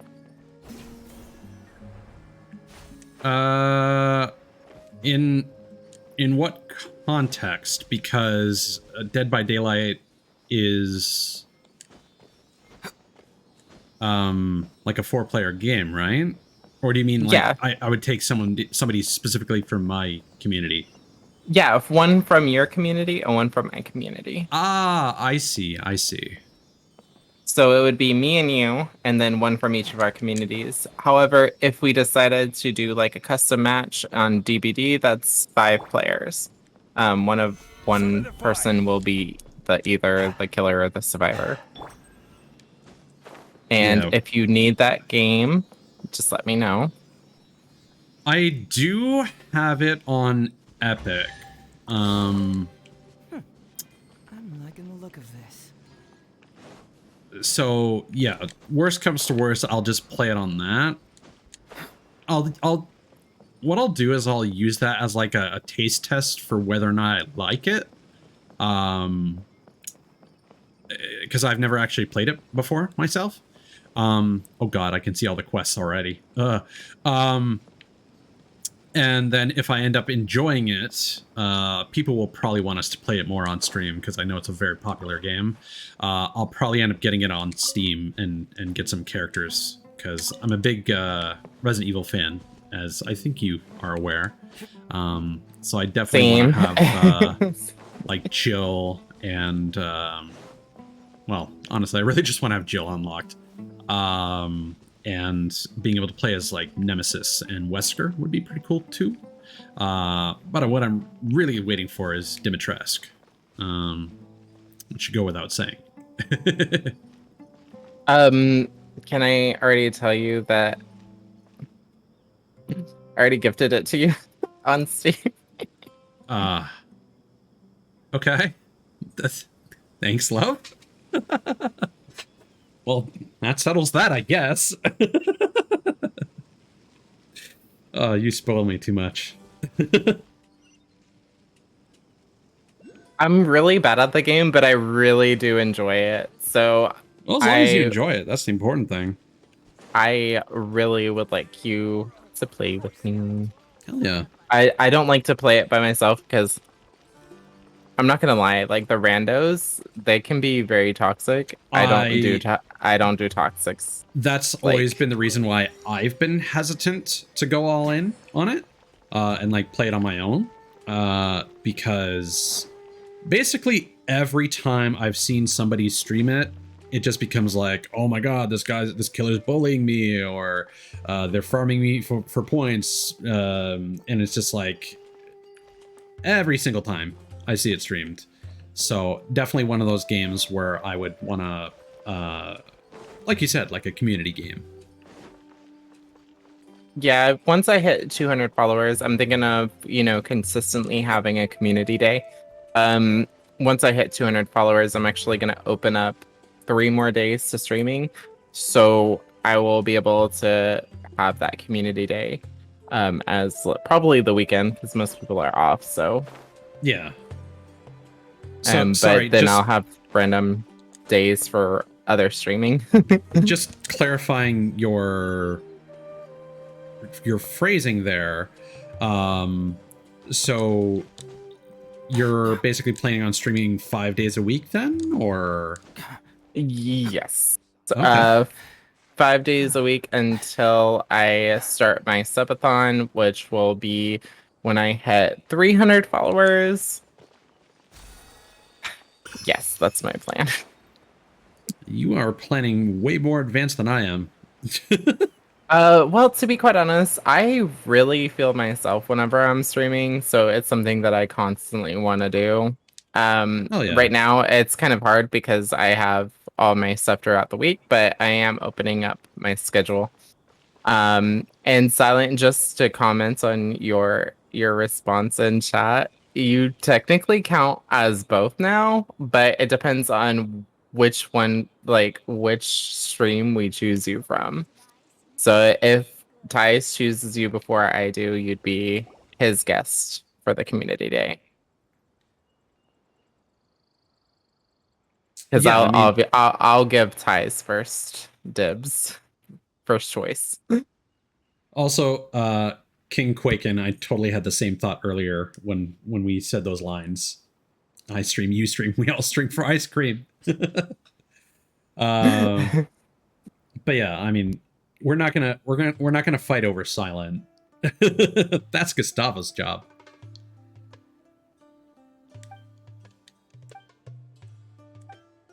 I'm dead. David said, "For my life, I will not flirt with you." Basically, in my stream. Wait, what? So funny. He said, "For my life, I will not say anything." When I was streaming, it was great. I see. It was funny. So that's probably a good choice. I mean, listen, I already have to deal with Becca. I don't need this coming from two sides. You might have more than just David to worry about. With the speech. The speech? Huh? Yes. There's a lot of flirtation. There was a lot of flirtation in my stream chat. Just pointing that out. Oh, you mean people in your stream that you just had that were flirting with you? Yes. I see. Well, I mean, that's gonna happen. Because of how VTuber fans are, so it's just, I don't know. I don't feel that threatened by other people. David and Becca, however, they were there pretty early on, so. And yes, I understand. Also, Becca is literally threatening. Yes, really. She's doing a very good job on my art piece. I'm so excited. Me too. I mean, as far as the art's concerned, you're excited in more ways than one. Always. Don't I know it? What do you mean? What could you possibly mean? Oh, gee willikers. I guess they'll just have to stay tuned to twitter.com/bunnyonikana to find out. Alrighty, Silent and Stell. You guys have a good night, okay? Thank you for joining. Yeah, guys. Have a good night. Thank you both for coming by. Thanks again, Stealthman, for following. Really appreciate it. Always nice to meet more Genshin fans that I can have a conversation with. I'll admit that I'm barely paying attention to this story, but it's a world quest, so nobody cares. One day, I will. I've already started, but I haven't gotten very far in it. Mm-hmm. One day, Ties. One day. One day. I'll be your Padawan.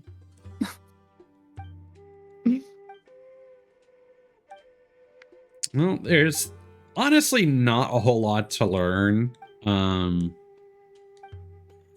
don't think it takes a lot of effort to get to a point where you kind of understand like how everything fits together. But by all means, if you ever need some assistance with like a particular boss or something, I can always drop in and help you out with that. Especially if it's to keep like the stream going by leveling up your characters and whatnot.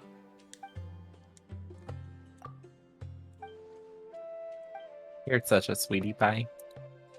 No, you. Stop. Oh my god, I maybe should have been paying more attention to that. Because that had a big...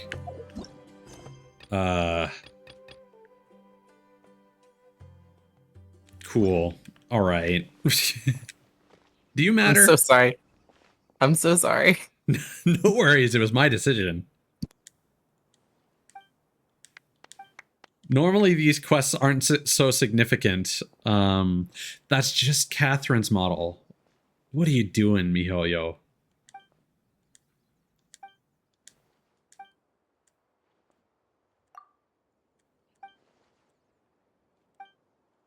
Sorry, I read quickly, so I apologize if anyone's actually trying to read this. But after we're done with this conversation, we can see Dendro Daddy.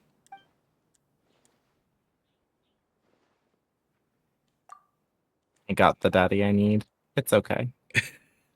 It's more for chat.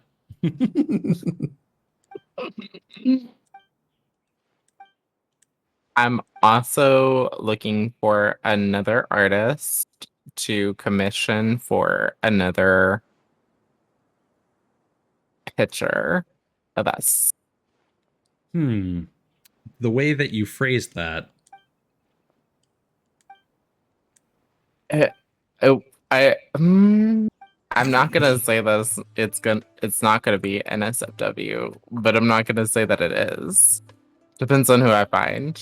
I'm very particular when it comes to my the art style of my Abby. Okay. I just thought that you might be referring to the conversation we had the other night when we were hanging out with David. So, I'm not gonna lie, that's like something I'm looking for, but if I find an artist that their art style is something that I really, really like, and they don't do NSFW, I will commission them. Right. But I get it. I get it.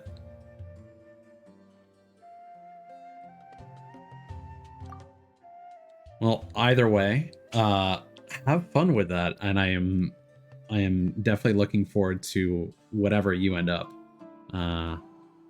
whatever ends up coming out of your beautiful mind there.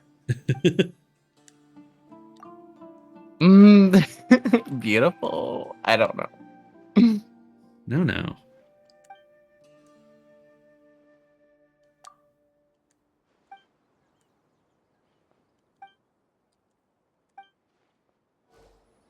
I can't believe I did 6 hours though. I'm pretty proud of myself. 6.5 hours.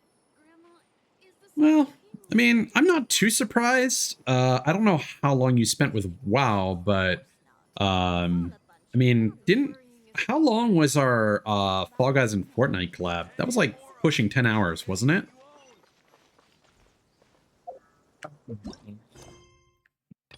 I don't know. I had so much fun that day. It was like time just flew by. Yeah. So quick. What is our quest again? There we go. All right. If you ever need me to just shut up, just let me know. Oh, never. It would be a different story if I was reading dialogue out loud, but oh god, I'm triggering other quests.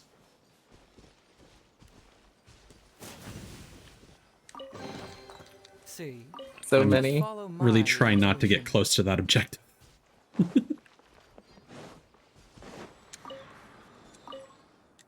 Let's go.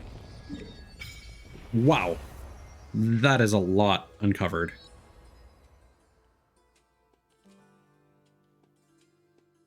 It's a lot of progress for not a lot of time investment, to be honest.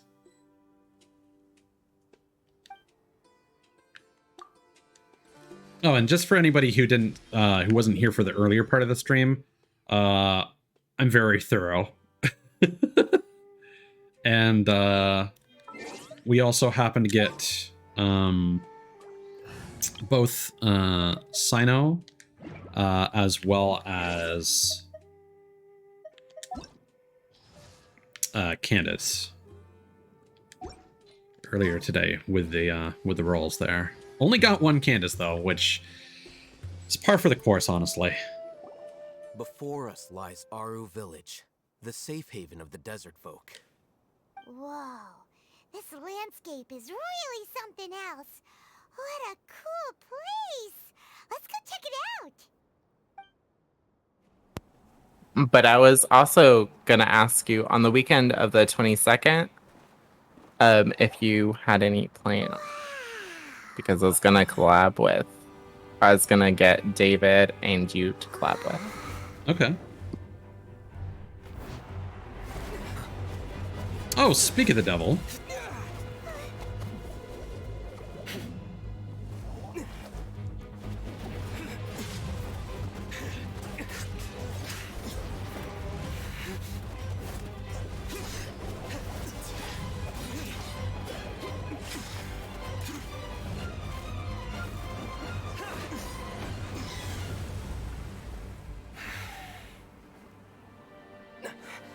Sino.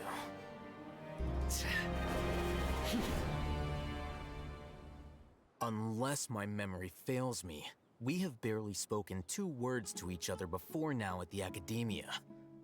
Would you care to enlighten me as to when and how I invited the General Mahamatra's wrath? I'll get back to you in a second, Kana. Thanks again for coming back, Tommy. Hope you're having a good breakfast. What you eating, by the way?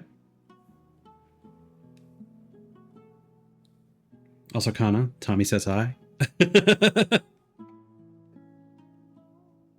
Hi, Tommy. Oh, Hatham. Do not think you can escape my judgment just because you managed to escape my attack. Judgment? So that's how you'd characterize your actions here, is it? Or would elimination perhaps be a more accurate description? Had I used my full strength, not even this traveler would have been able to stop me.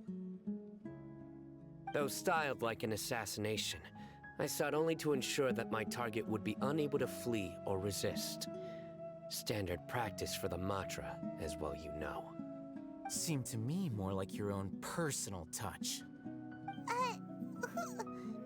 is that, Alhaitham? Did you call him General Mahamatra?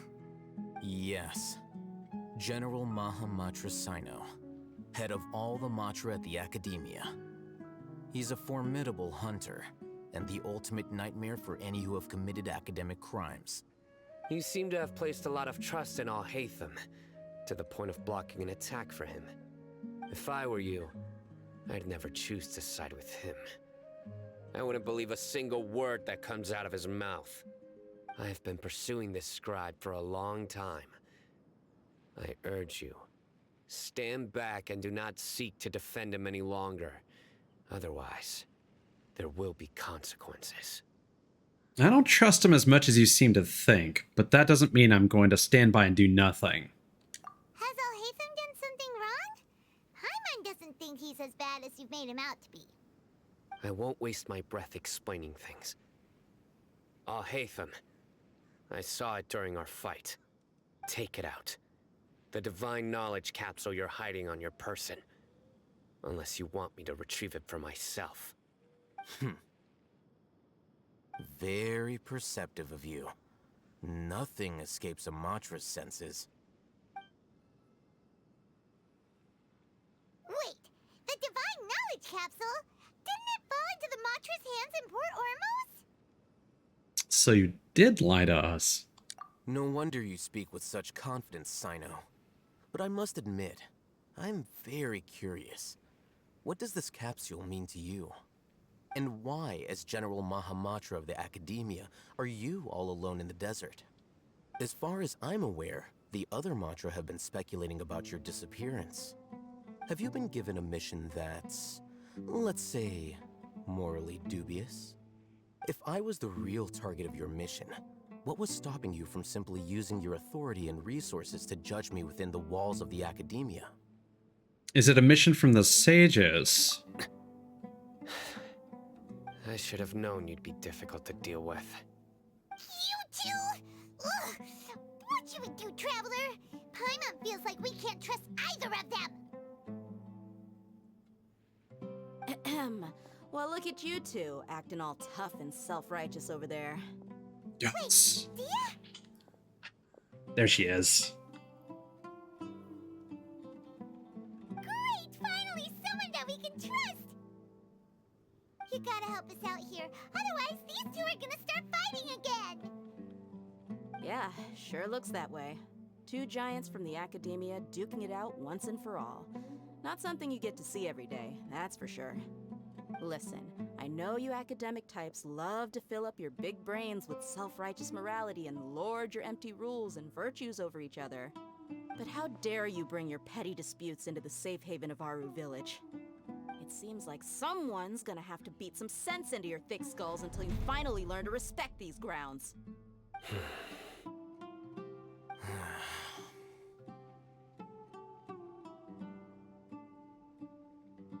Neither of them can afford to be distracted by a Dia. They're still looking for an opportunity to attack. Hey, did either of you hear a word I just said? Whoosh. Guest appearance from the wind. Whoa, what's going on? The wind's so strong. Is this a sandstorm? Paimon's gonna get blown away. Another sandstorm? What's up with these recently? Hey! All of you, over here, quickly! We have to take cover. Someone's calling for us. Oh, this wind is too strong. Let's get over there. That sounded like Candace. Come on, you two. Jeez, are all of you academia folks such hard work? Move it! All right, stop yelling. All the badasses in this cutscene. Holy shit. No, Cthulhu's. Dia isn't until like 2 updates from now? 1 or 2.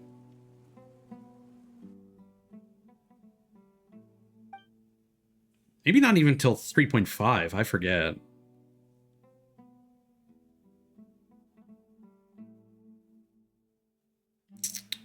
That's a long pause.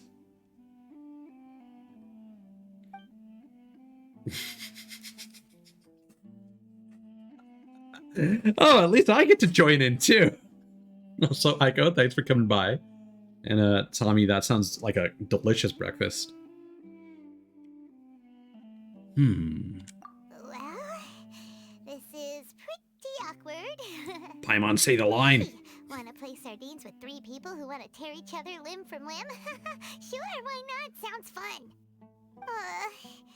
The air is so thick and heavy. Paimon can hardly keep floating anymore. My sincere apologies, everyone. This is the home of our village chief. I will have to ask you to make do with this small room until the sandstorm dies down. Please, let me introduce myself. I am Candace, protector of Aru village. Our savior has come at last! Nice to meet you, Candace. The name's Paimon. Thank you so much for helping us. You have my gratitude. There's no need to thank me. It's only right to help each other when the weather gets rough. Wow, she's so gentle and caring, like a nice older sister. Unlike those guys over there. All right, now that we're all better acquainted, we should return to the topic at hand. As a guardian charged with the responsibility to protect my fellow villagers from harm, I was observing your conflict from afar, even before the sandstorm started. And now that you have set foot within our village itself, it is all the more my responsibility to make absolutely sure that you pose no threat whatsoever to us. So please, have an honest and sincere conversation with one another, and put your hostile feelings to rest. If anyone dares to start anything again while they are under this roof, I will not hesitate to send them out for some quality time with the creatures of the sandstorm. One thing that's kind of bugging me a bit about Candace's line reads, it sounds to me like she might be recording this from home and her pop filter or de-esser or whatever is not doing a good job. Her S sounds are very hissy. Oh, on second thought, Paimon may have misjudged Candace's character. And that goes for you too, Miss Dia. Do I make myself clear? All right, we got it, Candace. That's what I like to hear. So, which of you will begin? I was supposed to be a mediator, but I might have gotten a little too involved just now. Anyway, one of those two should probably start talking. Wait, that was you trying to be a mediator?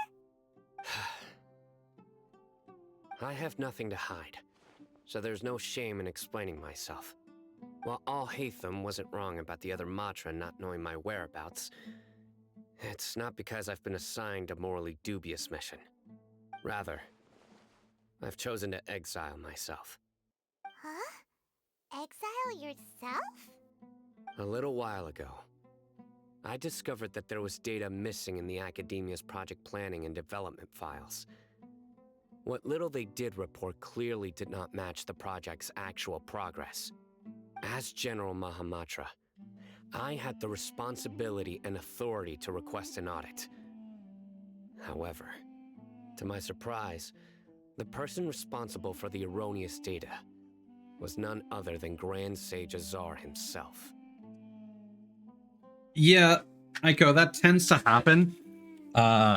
We spent a lot of time side questing earlier. Technically, it's almost been 8 hours because there was actually 40 minutes before Twitch had outage issues, and I had to restart stream. I did wish for Sino, and I got both him and a single Candace. I really wanted to get her to Constellation 4. Instead, we just got Constellation 0.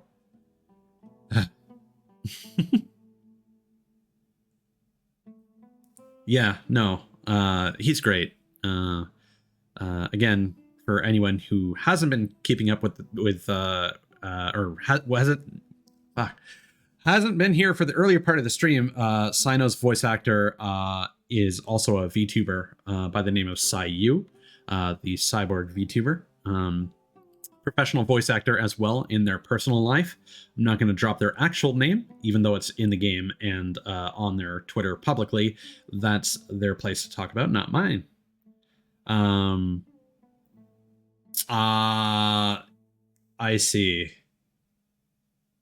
Well, hopefully you can still get Nilu. Just because you got him doesn't mean you won't get her, but does make it a bit more difficult. Anyway, let's quickly wrap up this cutscene, and I think we'll wrap up stream after that. We'll probably talk for a couple minutes afterward, but... I tried to investigate the issue myself before submitting a formal audit request, but I soon found that all leads and potential pieces Pretty of incriminating ties. I'm gonna evidence head out. I'm were sleepy. carefully concealed from me. Okay, so I actually did want to talk with you specifically. So just to be clear, tomorrow you wanted to do Fall Guys. When are you planning to start that? I'm thinking like 5 p.m. EST. Okay, let me update my alarm then.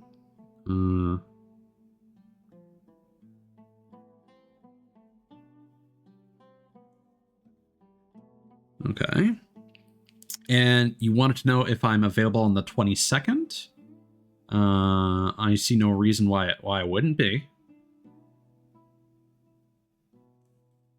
That will be the stream when I return. Yeah, so sorry, when this week are you heading out? Is it just, are you heading out Monday or? No, I'm gonna still be in town, but I will be gone on the weekend, which is normally when I stream. Gotcha. So basically from either Friday night or Saturday. Okay. Yeah. And then you'll be back on the 22nd, and you wanted to collab with David and I playing what? That is a good question. Okay. We'll figure it out later. But yeah, I'll hold on. Let me make a quick note for myself.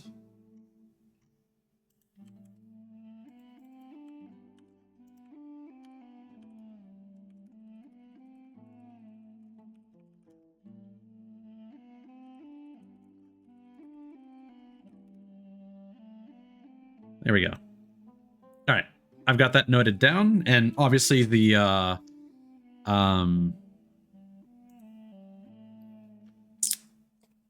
words, brain, work, please. The 200 follower thing is going to be dependent on when you actually reach that milestone, so just keep me posted on that, and we'll definitely arrange that when the time comes. Yeah, I'll start putting it together whenever I get closer to the marker. Mm-hmm. I honestly didn't expect to be 147 right now, so I didn't really think too far ahead. Well, I think we're I totally forget what I was about to say. Also, Ryu, thanks for coming by. But yeah, definitely hit me up whenever, and I will see you tomorrow, love. And have you invited anybody specific to play Fall Guys besides me? I'm pretty sure Jiggy's gonna be there. Okay. But no, nobody has really given me 100%. So I see. So silent. Got it. All right. Probably. You can sense a disturbance in the force. Somebody's playing Fall Guys, and I'm not there? I can smell it. Somebody's playing Fall Guys right now. Smells like falling. I'm in. I'm done. That is so funny. But yeah, I'll text you whenever I get up and let you know. For sure. I don't know if I'll get that before I wake up, but we'll see. It's okay. At least I've set my alarm, so I will be there. I always make sure to set an alarm at least an hour before stream.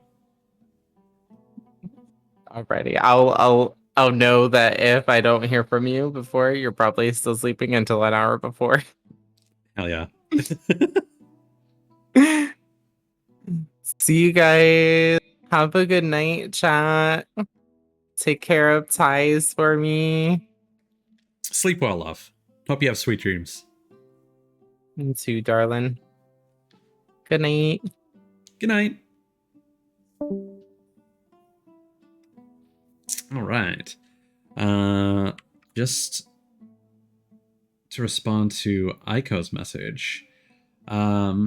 Nahita's cool, and although I have every other Archon, I don't really feel a need to complete my collection. Quite frankly, I'd rather have Alhaitham, even though I have no idea how he's going to work. But for my Dendro character, he has definitely captured my attention. Honestly, I have no idea how Nahita works, even though there are leaks now. So we'll see what she's like soon enough. But yeah, basically, I want everybody in this room right now. I'm like, now that I got Sino, I am saving up for Dia and Alhaitham, whatever order they come out in. I think one of them is coming out in 3.3 and the other in 3.5. I do not remember the order.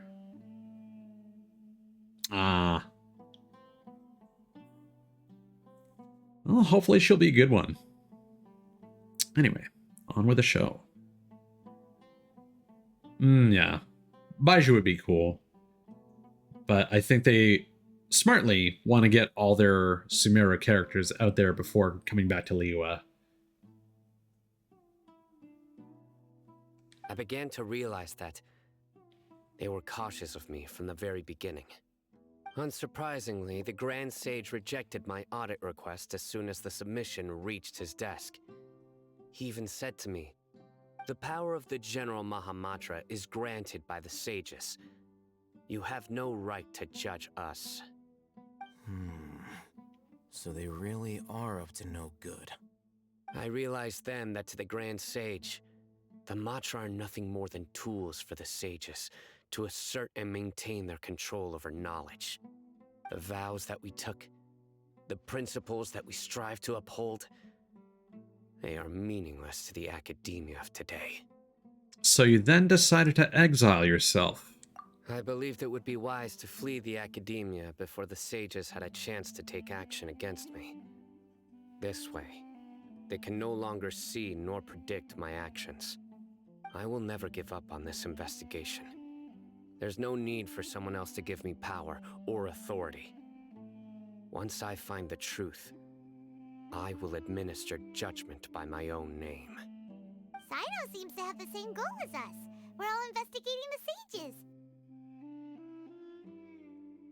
Plus, now that he's no longer the General Mahamatra, he somehow feels a lot less scary. Yes, Cavillos, the power of just talk. Yeah, so if you have your Genshin account linked via Twitch,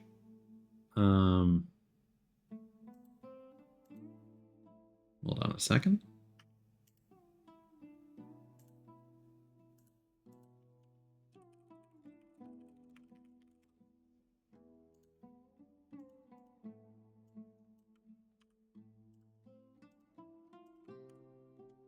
So you can use that link to connect your Twitch and Hoyoverse accounts. And by watching Genshin streams during a promotional period, which is usually like 3 to 4 weeks, you will gradually earn drops for some, honestly, pretty mediocre rewards for the most part, like, ooh, 4 sanctifying unctions, ooh, 5 experience gems, or weapon experience gems, ooh, 3 purple books, oh wow, busting out all the riches. But you do get primo gems after watching like 5 or 6 hours. So if you're going to be watching Genshin anyway, you may as well have your accounts linked together and earn some stuff in the background. Anyway, it's still too early to trust Sino completely. What if the whole story was just made up? Well, Sino, if that's your story, then why did you see Alhaitham as a target? When I was investigating the matter in the academia, I overheard a conversation between Alhaitham and a sage. The sages asked you to investigate a blonde-haired traveler. Do you dispute this, Alhaitham? What? Like many parts of the project, this assignment was undocumented. Now throw in your suspicious behavior with the divine knowledge capsule, and I think we deserve an explanation. Hell yeah, Tommy. I got all my drops from this stream. Because having my stream manager open counts as watch time. Hell yeah. From the very beginning, Alhaitham was... Yes. I was indeed tasked with investigating the Traveler. Alhaitham! After all, the promised reward was so great that hardly any scholar could have refused. The sage told me, once you've completed this assignment, I can give you a glimpse of divine knowledge. A most enticing offer. Unfortunately, those academics don't know me at all. Their words contained one key piece of information, namely that divine knowledge indeed exists. That gave me all I needed to know. From my perspective, the sages are far from trustworthy. Think about it. Isn't it a little strange they're so willing to share divine knowledge with anyone, even as a reward? So, I began my own investigation following the lead of the divine knowledge capsule. In the end, I realized my wisdom in committing to this rather than collaborating with the sages. Had I been less guarded, I probably would have ended up like that Ain al-Ahmar mercenary, incapable of remaining sane for long enough to hold a conversation. I don't like how the voice director, presumably, insisted on Alhaitham's actor pronouncing the word capsule. I just say capsule.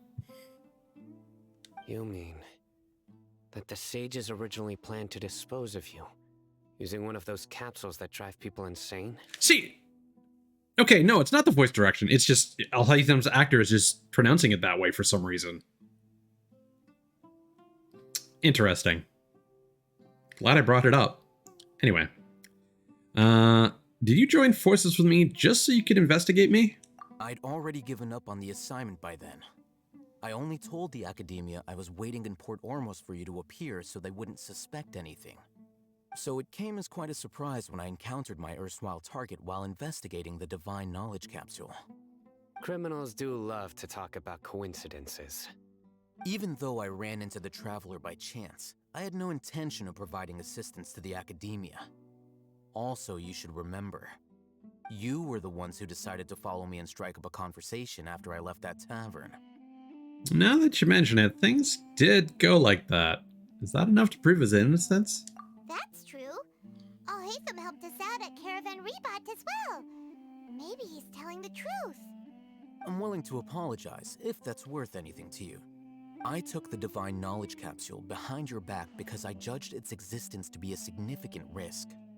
I felt that it would be best for no one to interact with it before it had been properly studied.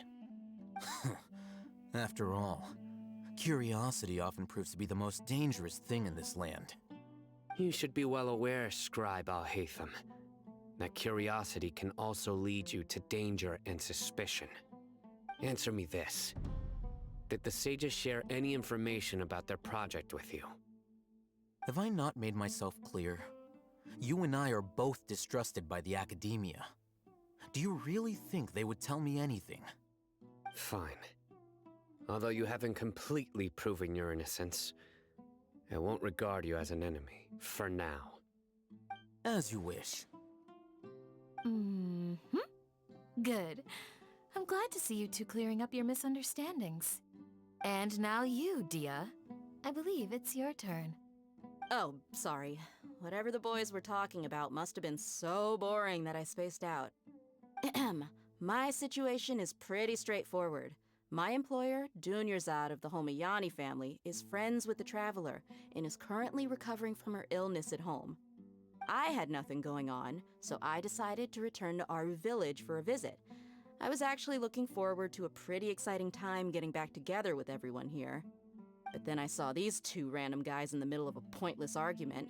It ticked me off, and things went downhill from there. Is that all? Well, I will admit that definitely sounds like your style. In that case, welcome back, Dia. That's more like it. I missed you all so much, Candace. Bark. Whoa! What was that sound? No need to worry. Now that you're no longer at each other's throats, please make yourselves at home. I'll take a quick trip outside to clear out some of those creatures in the sandstorm. No need to worry. It's just Dendro Daddy fans just barking up a storm out there. Roof. Creatures? In the sandstorm? Are you sure you don't want some backup? Fighting in a sandstorm is not for the faint-hearted. Anyone without extensive training in these conditions is at a disadvantage. You needn't worry. Yeah, just leave him to Candace. Don't worry, she's as tough as they come. After a while, the winds outside begin to calm. The winds died down. That means the sandstorm's over, right? Candace still isn't back yet, though. Is she alright? Maybe we should go out and check on her. When you put it that way, even I'm starting to feel a little worried. All right, let's go. We've been here long enough, and the boys are as chatty as the floor.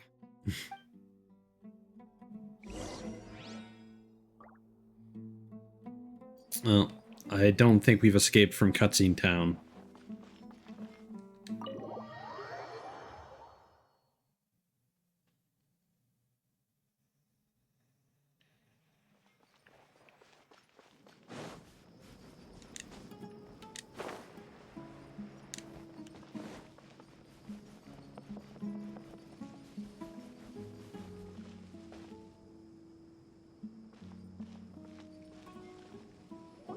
Oh, Candace, you're still fighting? You've been out here dealing with these creatures the entire time? Yes. They just keep coming in waves. I've lost count of how many I've defeated. Before I realized it, even the sandstorm had stopped.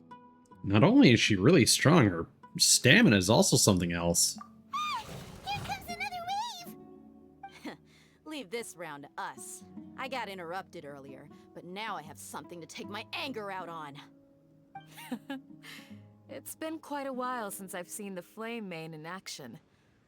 I'll leave these to you then. I'll be sure to put on a good show. Let's go!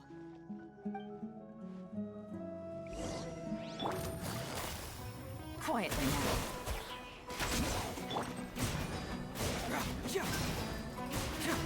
Pressure!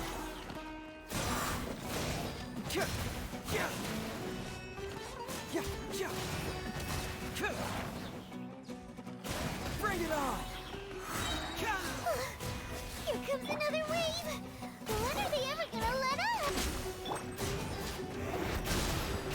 Pressure!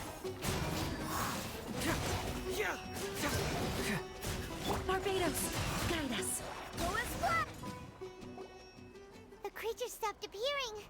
Was that the last of them? What we fought just now was probably the aftermath of the sandstorm. So we should be safe for the time being. Well fought, everyone. No injuries, I hope. Huh? Who are you? Ah, my apologies. I haven't had a chance to greet you yet. I had my hands full taking care of the village's elderly and children. I am the chief of Aru Village. Everyone usually calls me Uncle Anpu. It's a pleasure to meet you. Sir, I am also originally from the desert, but I have not been back for some time now. May I ask if such sandstorms are common? I can't say they've always been common, but recently the storms have become increasingly severe and frequent. Besides sandstorms, we also occasionally get earthquakes. According to an investigator who stayed in the village a while ago, these unusual natural phenomena are related to the withering of Irminsul. Another effect of Irminsul's withering. So, Irminsul's withering causes withering zones in the forest, and sandstorms and earthquakes here in the desert? Everything in the natural world is inextricably connected to Irminsul. These regional symptoms can indeed be a reflection of Irminsul's present state. Everyone in Aru Village needs to take good care of themselves. Speaking of which, why haven't I seen a single village keeper since I got here? Village keeper? Who are they? Village guards like Candace? Does your curiosity know no bounds? Village Keeper is how Aru Village refers to mad scholars exiled here by the academia. Most of them are scholars who lost their sanity after a period of training in the Avidia forest. The academia believes that their crazed mutterings may have a negative effect on the psyches of other scholars. So, they're forcibly exiled to the desert. Though if you ask me, it's all a boatload of nonsense. Tignari also brought this up before. Alas, that's exactly what we've been trying to investigate. One by one, the village keepers have been mysteriously disappearing without a trace. But no one in the village has ever seen them leave. If you're planning to stay around the village for the next few days, I'd appreciate it if you could keep an eye out for them. I've had encounters with those people in the past. I'll see what I can do to help. The Matra are the ones responsible for their exile. Now that you're no longer with them, are you trying to alleviate your guilt and atone for your past sins? I'm fascinated by how you think. Mock me if you will, but if you are guilty, I will eliminate you, regardless of my position or identity. Oh, you're the former General Mahamatra. You must be an expert in these kinds of investigations. Thank you for your help. I'll help too. Is it because you're reminded of Hypatia? Oh, these poor scholars. First they lose their sanity, now this! We need to help get them back home, safe and sound.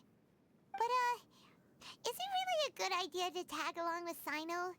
You seem like you really don't trust him. That's why it's a great opportunity to watch him. It'll be fun. Dee and the others are here too. I'll be grateful for the assistance. No doubt you will do a better job than some of my former subordinates. Let's start by finding a spot to share what we know so far.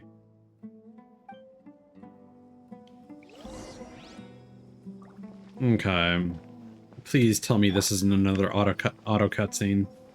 Also, Ryu, I kept trying to come up with a retort for that joke. I couldn't come up with something clever. Oh my god. I'm past the point. I just want the cutscenes to end now. Into exile. I'm still doing essentially the same things as before.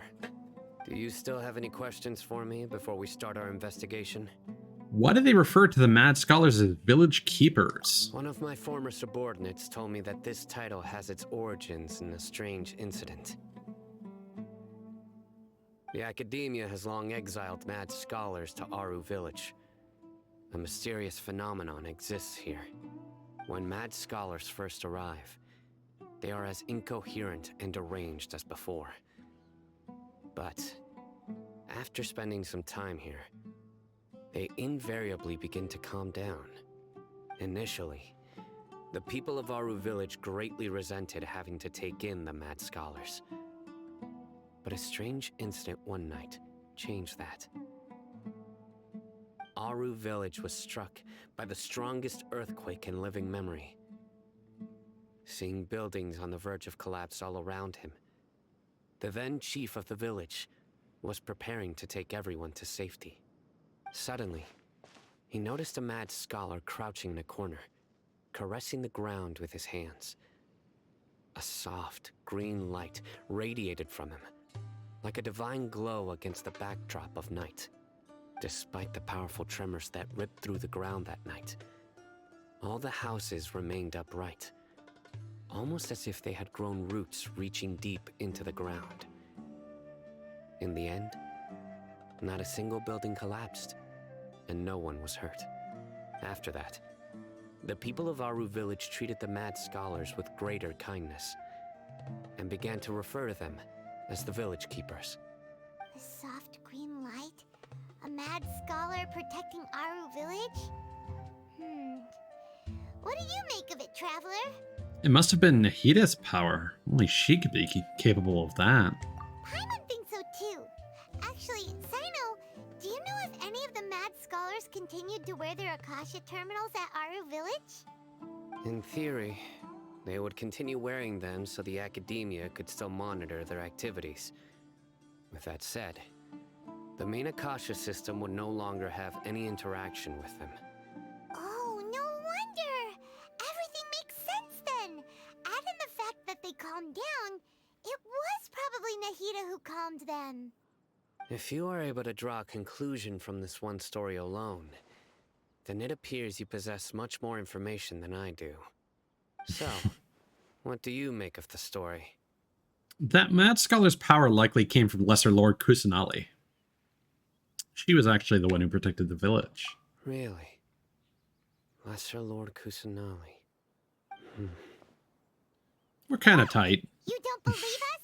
Lesser Lord Kusanali was definitely using the Akasha to give her power to the mad scholars! No, it's not so much that I don't believe you. I'm just struck by your reasoning. Lesser Lord Kusanali, the current Dendro Archon. Is she really active in Sumeru? The Academia has always placed far greater importance on the late Greater Lord Rukkhadevata. They've more or less ignored Lesser Lord Kusanali, and I've never had any reason to doubt their views. In addition, I've never heard any stories about Lesser Lord Kusanali and her deeds. To me, she might as well have been a god that never existed. No way! Nahida definitely exists! She's a... how should Paimon put it? She's a good Archon who's kind and wise. Even if she says weird stuff sometimes. She also saved me once not long ago. We saved Sumeru City together in the not-so-distant past. I've spent many years interrogating criminals, so I can easily tell when someone is lying. Good! Then you should know that we're telling the truth! That look in your eyes. I've never seen that from a liar. You two really must have met Lesser Lord Kusanali. How can this be? To think, our Archon has been amongst us this entire time. Alright, now it's our turn to put our skills to good use for this investigation. But You easier betcha. said than done, especially since we don't have any leads. Maybe we can start by knocking on some doors. Excuse me, are you here to help me find my grandpa? Huh? Who are you? By the sounds of it, a resident of this village. My name is Isak. You'll help me find my grandpa, right? Is your grandpa a mad scholar? Hey, don't say that. Grandpa is just Grandpa. Why do you have to call him that? It's not like he's a bad person or anything. The person you're referring to is not a local, yet you are. Why do you call him Grandpa? Grandpa is just Grandpa. He's my family. I heard everything you said to the village chief. Please, you gotta take me with you. I want to find my grandpa. I swear I'll help. I won't be a nuisance. Ah, so you're the one who was eavesdropping on us around the village chief's house.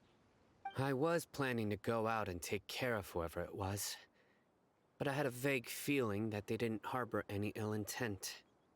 Whoa. Hatham wasn't kidding about Matra having sharp senses. Sino, he's just a kid. All he wants is to find his grandpa. Let's find a way to help him. Sorry. I was only listening in because I wanted to know where Grandpa went. Honest. If you don't believe me, you can ask Miss Candace. Please help him, Sino. All right. But first, let's confirm the facts with Candace. Hopefully in an isolated location that does not require another automatic cutscene to start. Please, please, please. You know what? I'll take it. That's good. We're done.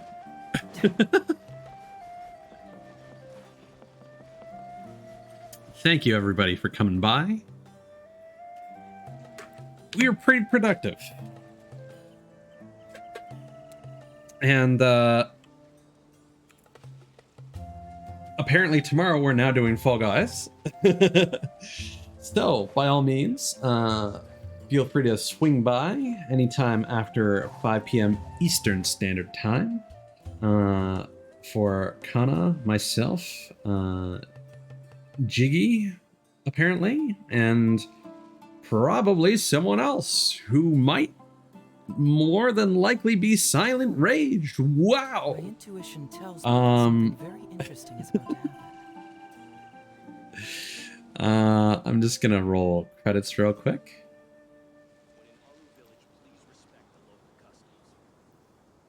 And so I guess we'll put off Solstice for next weekend.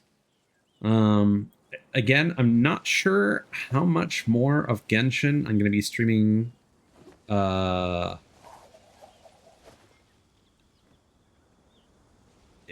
It's really just more of a like what I feel like. So might finish the story on stream, might not. There doesn't seem to be a major side quest that I'm aware of. Mozilla Live, thanks for the follow. Appreciate it. Detective work means you gotta walk the walk. No, I mean literally. I need to search high and low for evidence. No, it's not. It's a graffiti pattern. But feel free to treat the wall of this alleyway as an ink blot, and whatever you see in it, let your imagination roam free. Let's see if anybody I know is currently There's something in the air. streaming. Something that tells me a new case is brewing. Afraid not. Everyone I'm following right now are like pretty massive, so it's not really something that's super kosher to raid. So I think we're just gonna end it here. Once again, thank you everybody for coming by and spending part of your night or morning in some cases hanging out with me. Hope you had a good time and hope to see some of you again tomorrow afternoon. Oh, you're very welcome, Tommy. Hope you have a nice day, and for those of you that are going to bed soon, hope you all, thank you as well, Ryu. Hope you all have a good night and pleasant dreams. You're welcome as well, Aiko. Thanks for the love. All right. You're welcome as well, Cthulhu's. You're all welcome. Everybody's welcome. You get a welcome. You get a welcome. Okay, I'm going now. Peace out, everybody. Have a good one. Huh. My intuition tells me that something very interesting is about to happen.